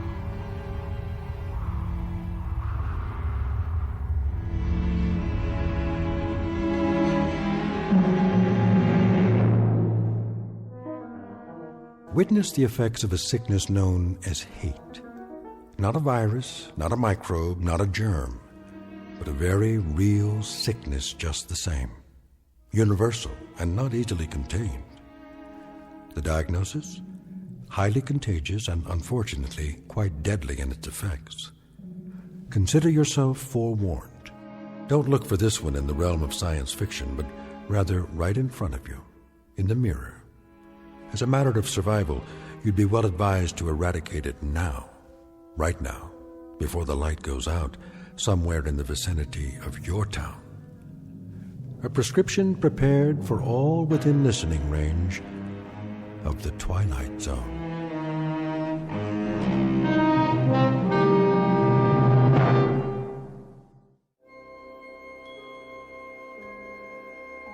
Hi, this is Carl Amari, producer of the Twilight Zone Radio Dramas. I'd like to take a moment to tell you about our official website at twilightzoneradio.com. where you'll get the latest news and information on these Twilight Zone radio dramas. Plus, at twilightzoneradio.com, you can digitally download 3 free episodes or any of our episodes for only $1.95 each. In this age of ever-changing technology, we've decided to make these episodes instantly available to you by making the Twilight Zone radio dramas a digital download-only series. This means that this series will no longer be offered on CD. The CD collections at our website are now being offered while supplies last at buy one, get one free. So be sure to get your favorites before they're sold out. Be sure to visit us often, and I'll see you in the zone.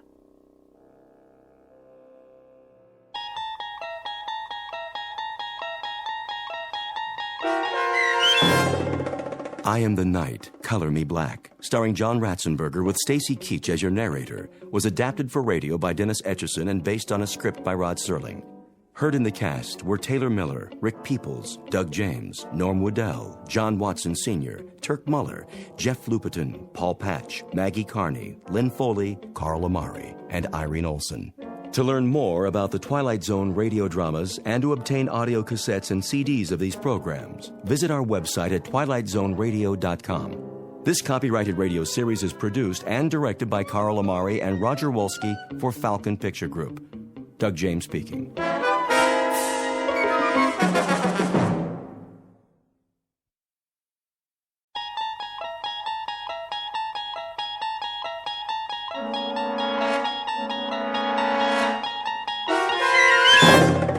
You unlock this door with the key of imagination. Beyond it is another dimension, a dimension of sound, a dimension of sight, a dimension of mind. You're moving into a land of both shadow and substance, of things and ideas. You've just crossed over into the Twilight Zone.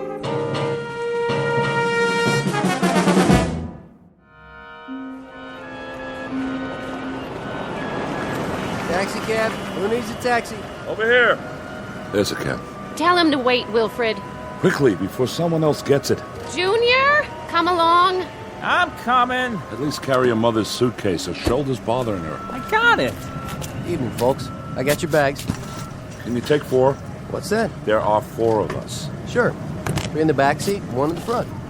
Where's Paula? Don't ask me. I thought she was with you. She's back there talking to somebody. Who?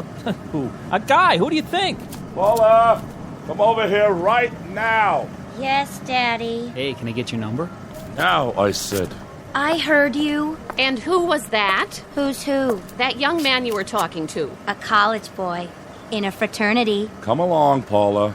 You can't go around talking to absolute strangers. Get in the cab. But he was nice. Oh, you think anything in trousers is nice. Ready, folks? Seems to be very busy tonight. Yes, sir. What's the occasion? Are you serious? Well, if I weren't, I wouldn't waste my breath. I asked you a simple question. Mardi Gras, sir. Oh, no, of all the wretched timing. Mardi Gras. Can we go, Daddy? Oh, please. We most certainly cannot. This is hardly a pleasure trip. What about me? You'll stay with us. But I'm old enough. Not another word, Junior. Come down on business, did you? That's right. Family business. My father-in-law is extremely ill. Oh, I'm sorry to hear that. What's the address? 1427 Wistria Lane. Do you know where that is? Sure do. That's in the Garden District. Some nice places around there. There are indeed. And this is one of the nicest. A very valuable piece of property. I'll bet. Can I ask a question? Ask away, son. What's the drinking age in New Orleans? Junior! I just asked. Driver, how do you turn the light on back here? Now what in the world do you need a light for? So I can see myself in the mirror. I have to fix my hair. Will you all please try to control yourselves? No one wants to be here. That's understood. But now that we are, we'll just have to make the best of it. Step on it, driver. We don't have all night. Yes, sir. Put on your seatbelts, please.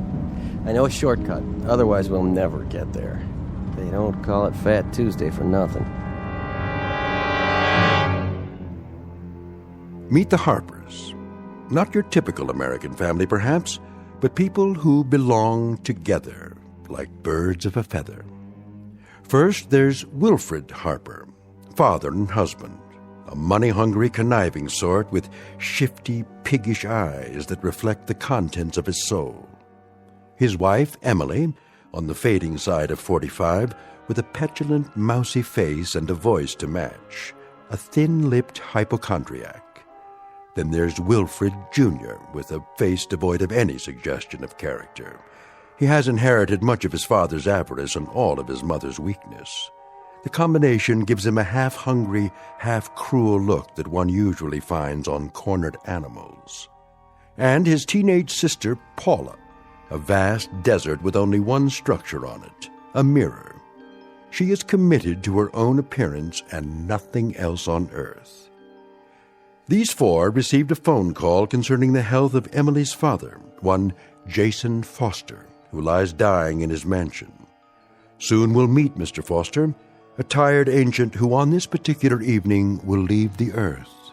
But before departing, he has a few things to do, some services to perform, some debts to pay, and some justice to mete out. Because this is not only New Orleans at Mardi Gras time, it's also the Twilight Zone.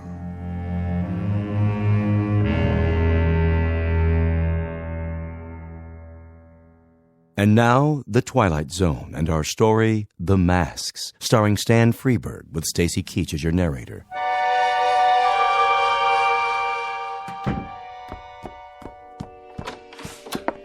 How do, Nola? Jeffrey? Give you a hand with that? Oh, thank you kindly. Crowded downtown? Yeah, the biggest Mardi Gras ever. At least that's what it looks like. I almost couldn't get a seat on the streetcar. Got everything, I see. Everything he asked for. How is he? He looks badly. And he's much weaker. Ever so much weaker. Can't say as I'm surprised. He wants to be advised when his relations arrive. Knowing his relations, I'm sure they'll make themselves known. You're right about that. The doctor still here? Mm-hmm. With him now. I'll get dinner started. You do that, Nola. You do that. Oh, my. A sad and mournful day.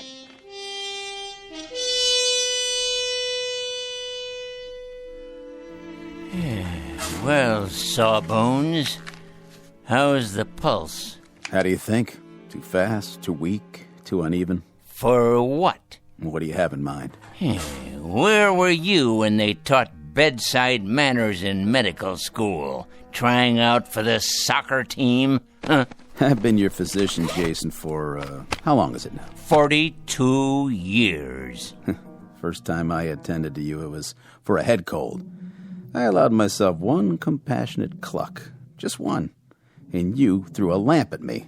That established the pattern right then and there. Yeah, that's why I've suffered your inept ministrations all these years. Your candor has been a refreshing departure from the modern medical norm. I ask you a straight and simple question, and you give me a straight and simple response. What is it, Jason? The oft-asked question of the condemned man.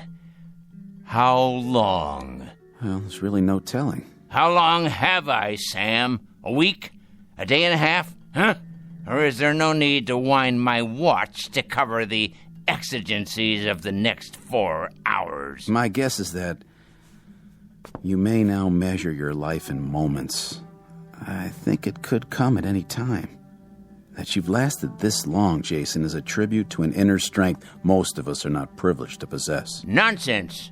It's a tribute to a streak of recalcitrant, cross-grained, unaccommodating orneriness. And the fact that there are 1 or 2 things left for me to do on this earth. That's why I must stay alive, at least until midnight. I hope I see you tomorrow, Doctor. I'm sure you shall, God willing.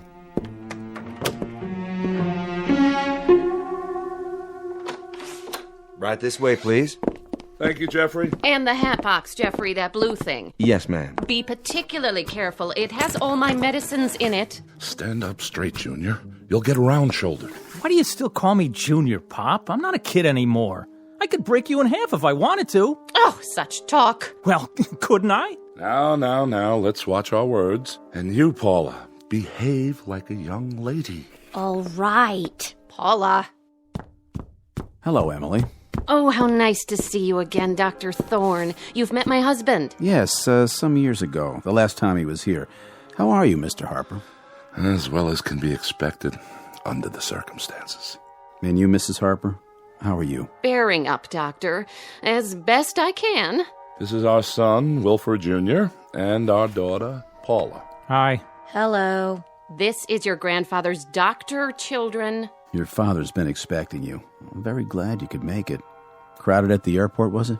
Oh, that silly Mardi Gras. Well, really, the traffic is unspeakable. Shouting, screaming, incredibly rude people.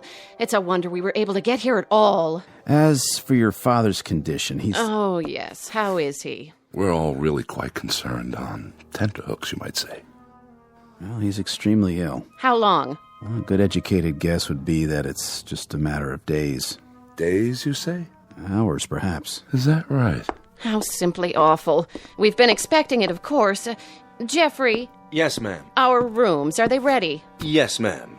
They're all prepared. I want to take a shower. Wait for the butler to show the way. A question for you, Doctor? Yes? You may recall, I suffer severe muscle spasms in my shoulder. They're really quite agonizing. Are they? Oh, perhaps you could prescribe something? That quack I've been going to in Boston is supposed to be a specialist, but... He'd better be a specialist. He charges like one. Well, it's a very complicated condition. As a matter of fact, he told me that you don't see cases like mine more than once or twice in 100 years. Oh, please, Emily. It's true. Let me describe the symptoms. I'll be sitting down, perhaps reading a book, and I'll suddenly get this bolt of pain through my upper arm. It's all I can do to bear it. You can't imagine. Excuse me, Mrs. Harper. I have another call to make this evening. If you'll forgive me. Take the luggage upstairs, Jeffrey, all of it. Yes, sir, Mr. Harper. And this briefcase, too, if you will. I'll do my best. I'll see you to the door, Doctor. Paula, you and your brother see your mother to her room. Come on, Mom. Oh, give me your arm, Junior. You already got it. I hope you don't mind, darlings, but the pain is, well, frankly, it's more than I can bear. This way, folks. Old man's in bad shape, huh? As I said, the old man is dying. And there's no chance of a recovery? Not realistically, if that's any comfort to you. Good evening, Mr. Harper.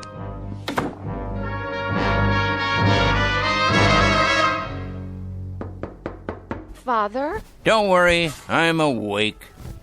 Well, don't just stand there. You may as well come in, all of you. How are you, Emily? Bearing up, Father. Bearing up? Heh. You sound like Job, itemizing his calamities. What is your illness this month? Oh, never mind. I'll bully through. What are you doing there, Wilfred? Oh, just examining this piece of porcelain. Wedgwood, isn't it? Yes, and quite old. Say hello to your grandfather. Hello. Hello. I see Paula has found the mirror. It's my hair. I can't do anything with it. You are four of the most changeless people on Earth. Do you realize that? Huh? Oh, I don't like being ill, if that's what you mean, Father. Don't you? Don't you indeed, Emily? That's hard to believe. It really is. Why, what do you mean? Considering that in the past 25 years, you've been at death's door so many times, it's a wonder you haven't worn a hole in the mat. And you, Wilfred, how's business? Oh, you know how it is. Make a little, lose a little. It's a struggle, but I managed to keep my head above water somehow. Your head above water? That's a good one. I think the only book you've ever read, Wilfred, is a ledger. If someone were to cut you open, they'd find a cash register in place of a heart, a profit and loss column instead of a spine, and liquid assets running through your veins instead of blood. Really, that's not fair. Really, it is. And you there, Paula, putting on a fresh coat of lipstick before speaking further, I see? Nice to see you, Grandpa. How friendly of you to say so, considering that you haven't looked at me yet. All you've seen is yourself in the mirror, which, in the final analysis, is all you ever see. That's not true. You're being mean, Grandpa. You shouldn't, you know. We've had such a miserable long trip, and Mother hasn't stopped complaining one instant. Oh, you hear that, Father? The younger generation. He jests at scars that never felt a wound. Emily, my dear, I understand that my troubles include hardening of the arteries and a weakening heart. But if you continue playing Sarah Bernhardt, I may well succumb to an intestinal affliction. What does that mean? It means you're in danger of making me sick to my stomach. And young Wilfred Jr. over there, looking as alert as usual. Willie, darling, tell Grandfather how nice it is to see him. It's very nice to see you, Grandfather. Looks like an English bull, talks like a parrot.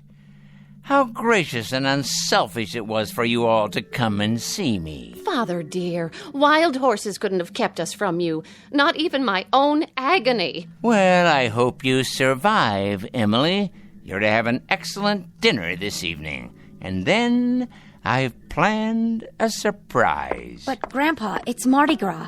I was hoping you'd know of some parties. We're having a party here, Paula. We are?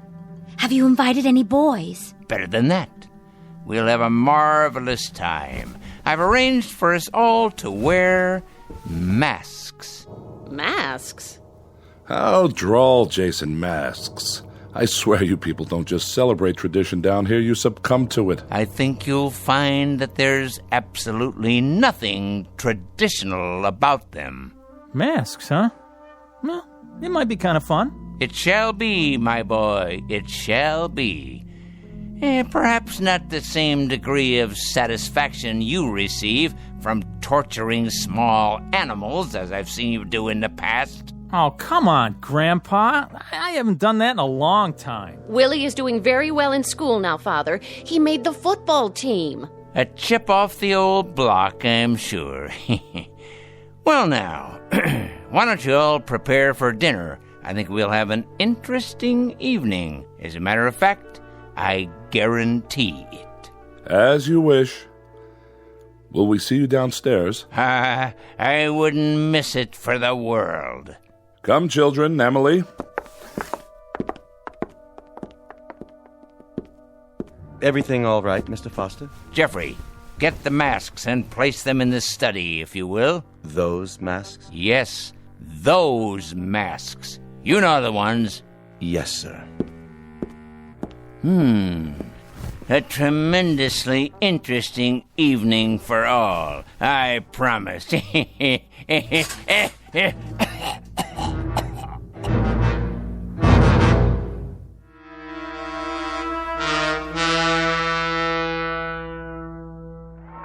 away from the window, Paula. But look at all the fun they're having. You heard your father. I think it's disgraceful, the way those animals have invaded this part of town. It used to be just in the quarter, but now... I want to go with them.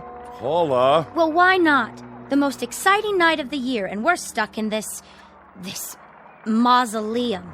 The whole city is out there dancing, and what do? We have a death watch for a crazy old man. Cool it, sis. Close the window right now. There's a draft on my bursitis. Great. What did you do in New Orleans, Paula? Did you go to Mardi Gras? Oh, yeah. We wore funny masks and sat around and stared at each other. Look at those stupid things. Don't touch the masks. I'm sure they're very old and valuable. Everything in this house is valuable. They are if Father bothered to collect them. Without question. Look at the chandelier, the furniture, and the paintings. I've never asked you, Emily. Is that an actual Matisse in the hall? No, it's a Picasso. Oh, is that all? Here you are, Mr. Foster. Thank you, Jeffrey. That will be all. You sure, sir? I can take it from here. Yes, sir. Well, now, my loved ones, was your dinner satisfactory? Sumptuous, Jason. Really, truly excellent. Must have cost a pretty penny. Father, do you think it wise for you to be up like this? Wise?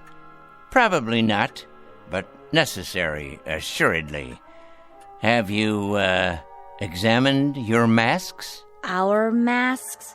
You must mean they're a gift. Well, in that case, thank you. They're certainly unique, Father. Indeed. They're made by an old Cajun. Actually, made is inaccurate. They're created, each one separately and individually. Is that so? I'd be interested in any provenance you can provide. Their history, ritual meaning. You mean so you can resell them? No, of course not. I wouldn't worry about that just yet. We're simply curious. No doubt, no doubt. I'm told that not only are these works of artistic perfection, but they possess certain properties. Very unusual properties. Can I look at the magazine? No way, I'm reading it. Children, your grandfather is speaking. They're only worn during the Mardi Gras, and there's a ritual to the wearing. You see, one tries to pick a mask, which is the antithesis of the wearer. How so? Oh, for example, the ugly man might cloak himself in beauty, whereas the shy and retiring put on the facade of boldness. Youth wears age, and age, youth. You get the idea. In other words, it's a masquerade of opposites. Very interesting. Oh. Now, why would anyone do that, Father? Why question it? This is a special evening.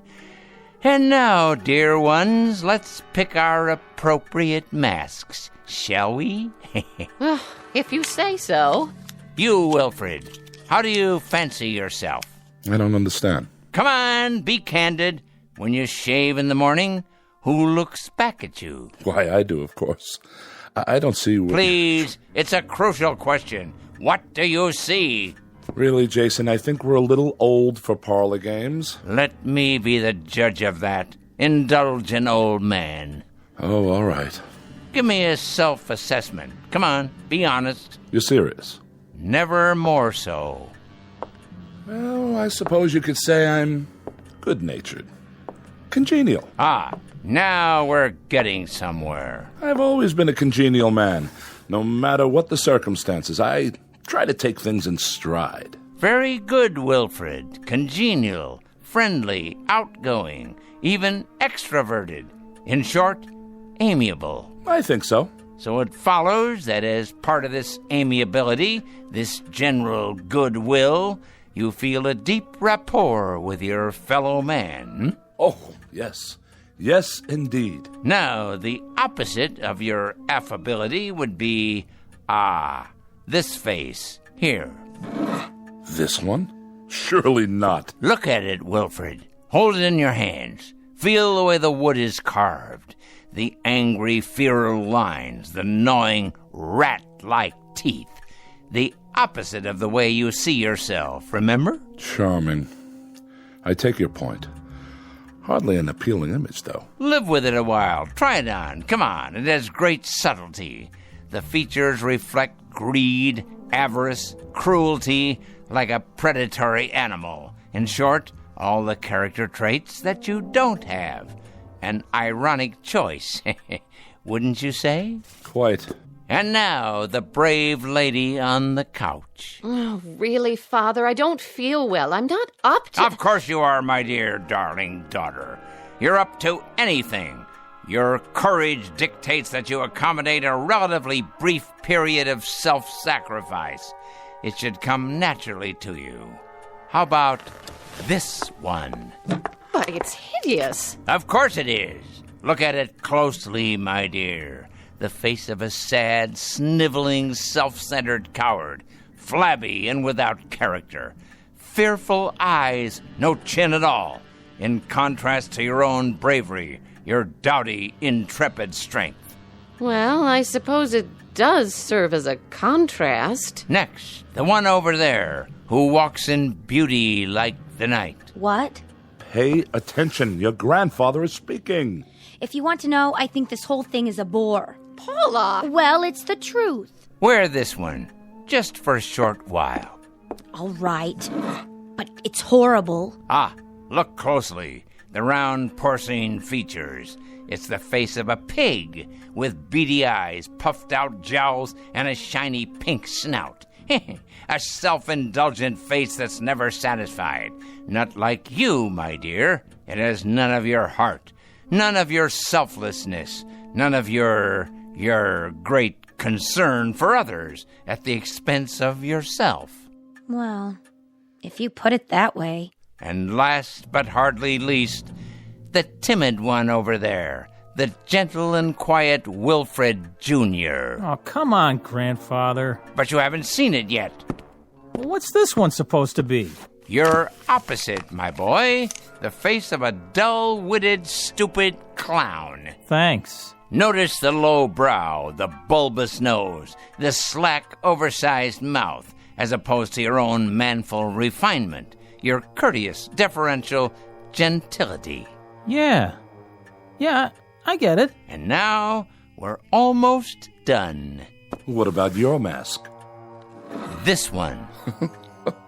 But that's a skeleton. The face of death, because I'm alive. Understand? I'll wear the very thing that stalks me at this moment. Oh, you don't mean that we actually have to wear these hideous things? I believe I explained that. Only for a few hours, I should add, until the unmasking. And that's at midnight. Paula, you'll break it. I don't care. Everybody else can do what they want. I'm not wearing mine. Then I'm not either. I'm afraid, Jason, that we're somewhat at odds here. Not really, Wilfred. The four of you came here for one purpose. To see me off and yell bon voyage, to put coins on my closed eyelids, while with your free hands you start grabbing and looting. Father, that's cruel. On the contrary, that's truth.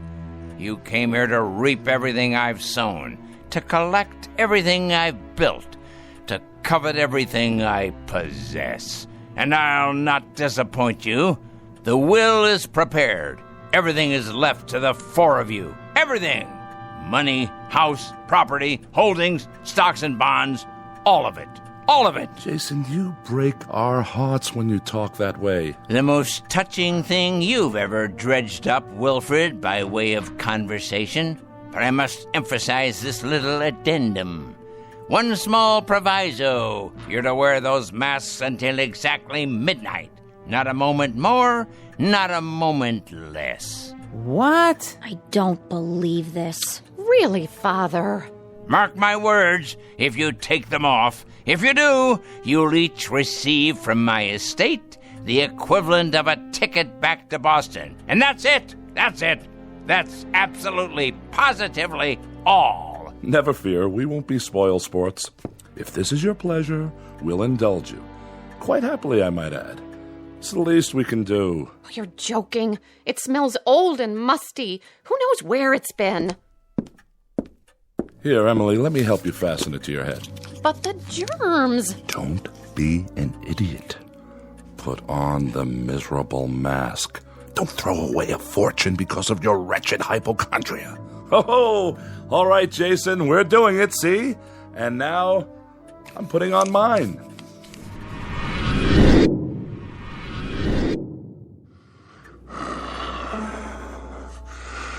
How do I look, everyone?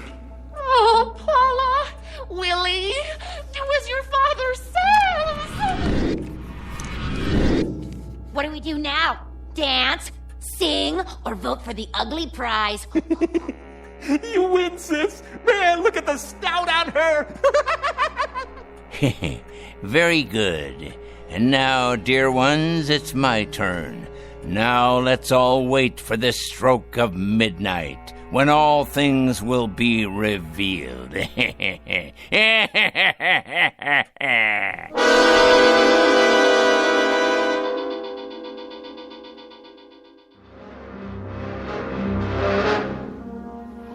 Evening, Jeffrey. Nola? How's Mr. Foster doing? He's up and around. He is? Mm-hmm. In his electric wheelchair. I took him into the study. That man. I reckon he wants to spend time with his relations. Well, they look like they don't want to spend time with him. Let me ask you something. What does he plan to do with those masks? I think he wants to play a game with them. With the masks or as people? Beats me. He better be real careful. Why's that? He had me buy those masks down in the quarter. Wanted them made special by some witch man who does voodoo and such. I told him, Mr. Foster, don't you go messing around with that stuff. That's the devil's work.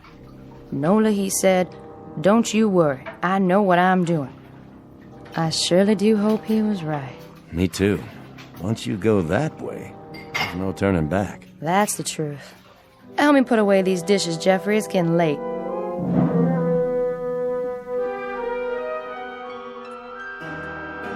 Oh, that's enough, Junior. Please. My head is splitting. All right, if you say so, Ma. At least it's music. Don't you even have a stereo, Grandpa? Sorry to disappoint you, fair one. Well, this is a blast and a half. I've already looked at every magazine, every creepy old antique. Not everything, Paula. There's no end of treasures in this room. Like what? These books, for example. How old they are, how rare. They're first editions, aren't they, Jason? All of them. All of them. Imagine that. They must have taken you years to collect. A lifetime. Freud, Audubon, William James. Who is this? Lovecraft. I see his autograph in one. The Shadow over Innsmouth. Very rare. You should read it sometime. About people who aren't what they appear to be. Pretty valuable, I suppose. Extremely. Of course, not as valuable as the oils. Hey, you might be surprised. Although the paintings have been appraised at several $1 million. That much? Oh, Father, is it close to 12 yet? Patience, Emily. Good things come to those who wait. I can hardly breathe behind this mask. I'm suffocating. It won't be long now, I promise. Where's the TV?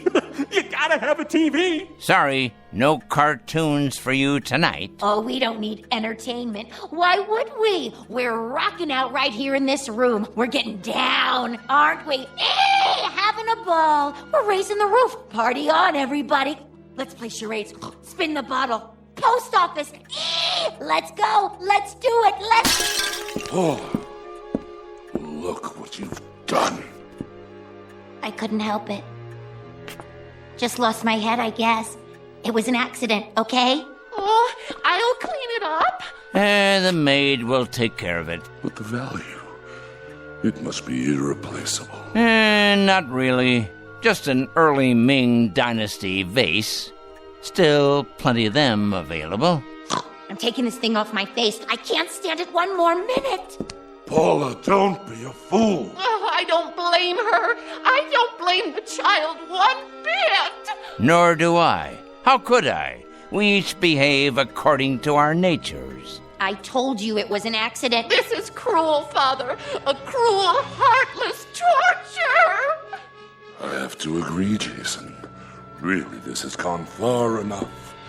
We've been in this room for 3 hours, regarding each other through these grotesque masks. There's a limit, and we've all reached it. I must tell you, as far as I'm concerned, this is nothing more nor less than madness. Junior, what are you doing? I've had it too. I am not a bozo. Oh, please, Father, please, let us take them off. Jason, we're waiting. Speak to us. Have you all had your say now? Anything more from you, Paula? Junior? Emily, the flower of my loins? Or you, Wilfred, the benevolent captain of industry? Is there anything else you have to tell me? Speak now or forever hold your peace. Only that I'm feeling buried alive. I agree with Dad. I think anybody who would do this is out of his mind. Please, Pop, let us take them off. I appeal to you, Jason, from the bottom of my heart, for the sake of my family, for all of our sakes. Open the window to the street for me, would you? One last time. If you like. But my Mercedes! Shut up, Emily. Ah, the sounds of the night. They come from far and wide to partake of pleasure. A joyous celebration of life, unlike you who are without joy. I don't think that's fair. Of course you don't, because you are the object of this particular jape. Listen to them out there. Do you hear whining, complaining, anger? I don't. I hear happiness, simple pleasures, food, drink, the joy of being together, of being alive, as if they know it's fleeting, precious. But those of us in this room, we have a different agenda, don't we? And what of you? What do you get out of it? Satisfaction. A kind of grand culmination. Close the window. What is it? It's what you've been waiting for, I believe. The anointed time when you can all dig deep into the treasury. You're feeling weaker, Father? Ah, at last. A note of hope in your voice, Emily. Why must you say such miserable, cruel things to me? To all of us. What have we ever done to you? Because you are a pitiful excuse for a family. That's why. This is the only language you understand. If only we could respond in kind. If only we could open up to you without restraint in the same way you speak to us. If only we could tell you what we think of you. Fine, Wilfred. Excellent. The truth at last. You've masked not only your faces, but your minds. Speak what's in you now. You're a twisted old man. Yes! Yes! Tell him, Daddy! You dangle us like puppets. You always have, taunting to get a response. You play with us as a cat does with mice. There is no humiliation you wouldn't subject us to. And for what reason? We've done everything you wanted, always. We've remained at your beck and call, your slightest whim. My whim? What have I ever asked you to do before tonight? You visit when you see fit and have nothing to say when you do. Well, we do now. We sure do. You're a stinking old man. That's what you are, and it's time you die. Past time. Why don't you? Even the clown has found his voice, huh? I agree with them. Do you hear me, Father? I agree. It's time you let go of your grip on us. My grip, indeed. I have no grip on you. I tried to hold you once, but none of you respond to love. You, Emily, you respond only to what your petty self-absorption dictates. That's enough, Jason. Wilfred responds only to things that have weight and bulk and value. He feels books with his hands. He doesn't read them. He appraises paintings. He doesn't seek out their truth or their beauty. And Paula there. Paula has lived her life lost in a mirror. The world is nothing to her but a reflection of herself and her brother. Humanity to him is a small animal caught in a trap to be tormented.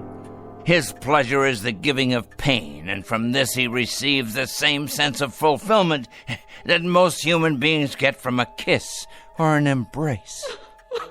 So unfair, Father. You're caricatures, all of you, even without the masks. And this last note. I haven't held any of you here. You were always free to go. What's held you here has been my daughter's weakness, my son-in-law's greed, my granddaughter's vanity, and my grandson's cruel subhuman sadism. As soon as the clock chimes 12, you will all be very rich. It's as good as done. Now you own everything I have owned. You've kept your bargain. You've worn the masks. So now enjoy yourselves, my pretties. Live full lives. And may God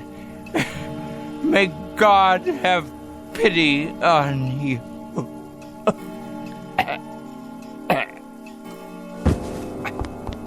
Father! Check his pulse. There is no pulse. At long last, he's dead.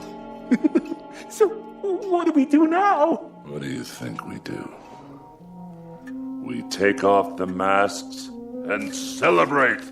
This nasty thing, it's stuck to my skin. Mine too! Pull, Junior.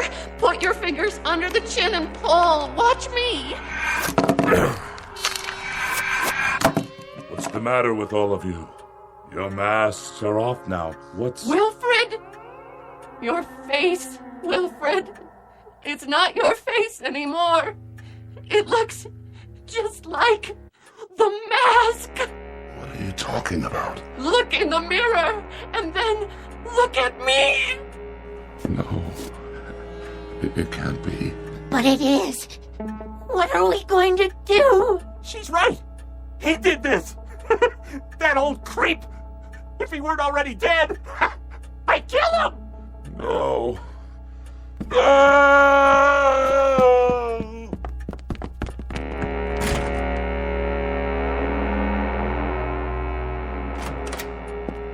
Mr. Foster, are you all... Mr. Foster? Mr. Foster? Sir! Call the doctor! Nola! Call him now! Where is he? In here. I called you right away, even though I knew. Strange mask. Like a death's head. Where are the others? In the room, sir. They practically ran upstairs. Jason. I'll take this mask off for you. You won't need it now, old friend. Would you just look at him? His face. So peaceful. Oh, Mr. Foster. Mr. Foster, sir. Don't cry for him, Jeffrey. This is his true face. Not a line on it. Not a care. No horror, no fear. Nothing but peace. I'll call the funeral home. This way, sir.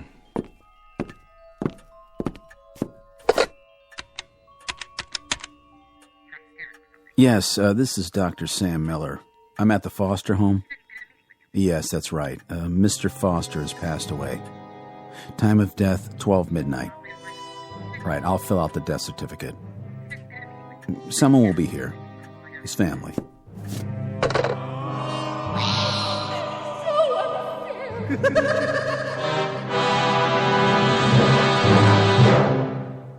Mardi Gras incident. The dramatis personae being four people who came to celebrate. It might be said that they partied with a vengeance. They now wear the faces of all that was pent up inside them. But unfortunately, they'll wear it on the outside for the rest of their lives. Said lives to be lived from this point on in the shadows. Tonight's tale of men, the macabre, and masks in a section of the Big Easy called The Twilight Zone.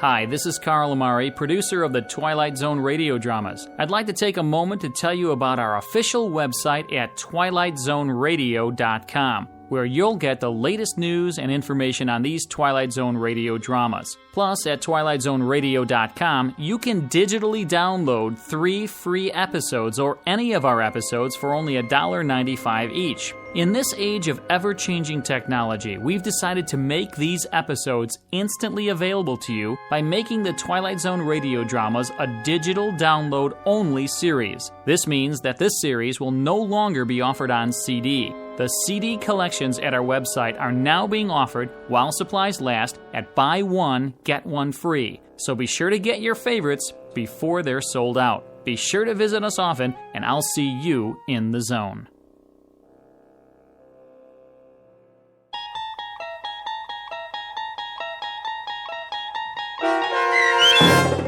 The Masks, starring Stan Freberg with Stacy Keach as your narrator, was adapted for radio by Dennis Etchison and written for The Twilight Zone by Rod Serling.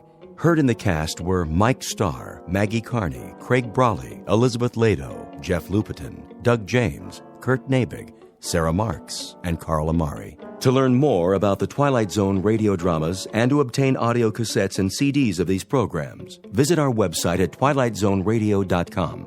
The producers of The Twilight Zone wish to thank CBS Enterprises, Carol Serling, Dennis Etchison, Dick Brescia Associates, Claire Simon Casting, Terry Jennings, XM Satellite Radio, Sirius Satellite Radio, our sponsors, and our radio affiliates for helping make this series possible. This copyrighted radio series is produced and directed by Carl Amari and Roger Wolski for Falcon Picture Group.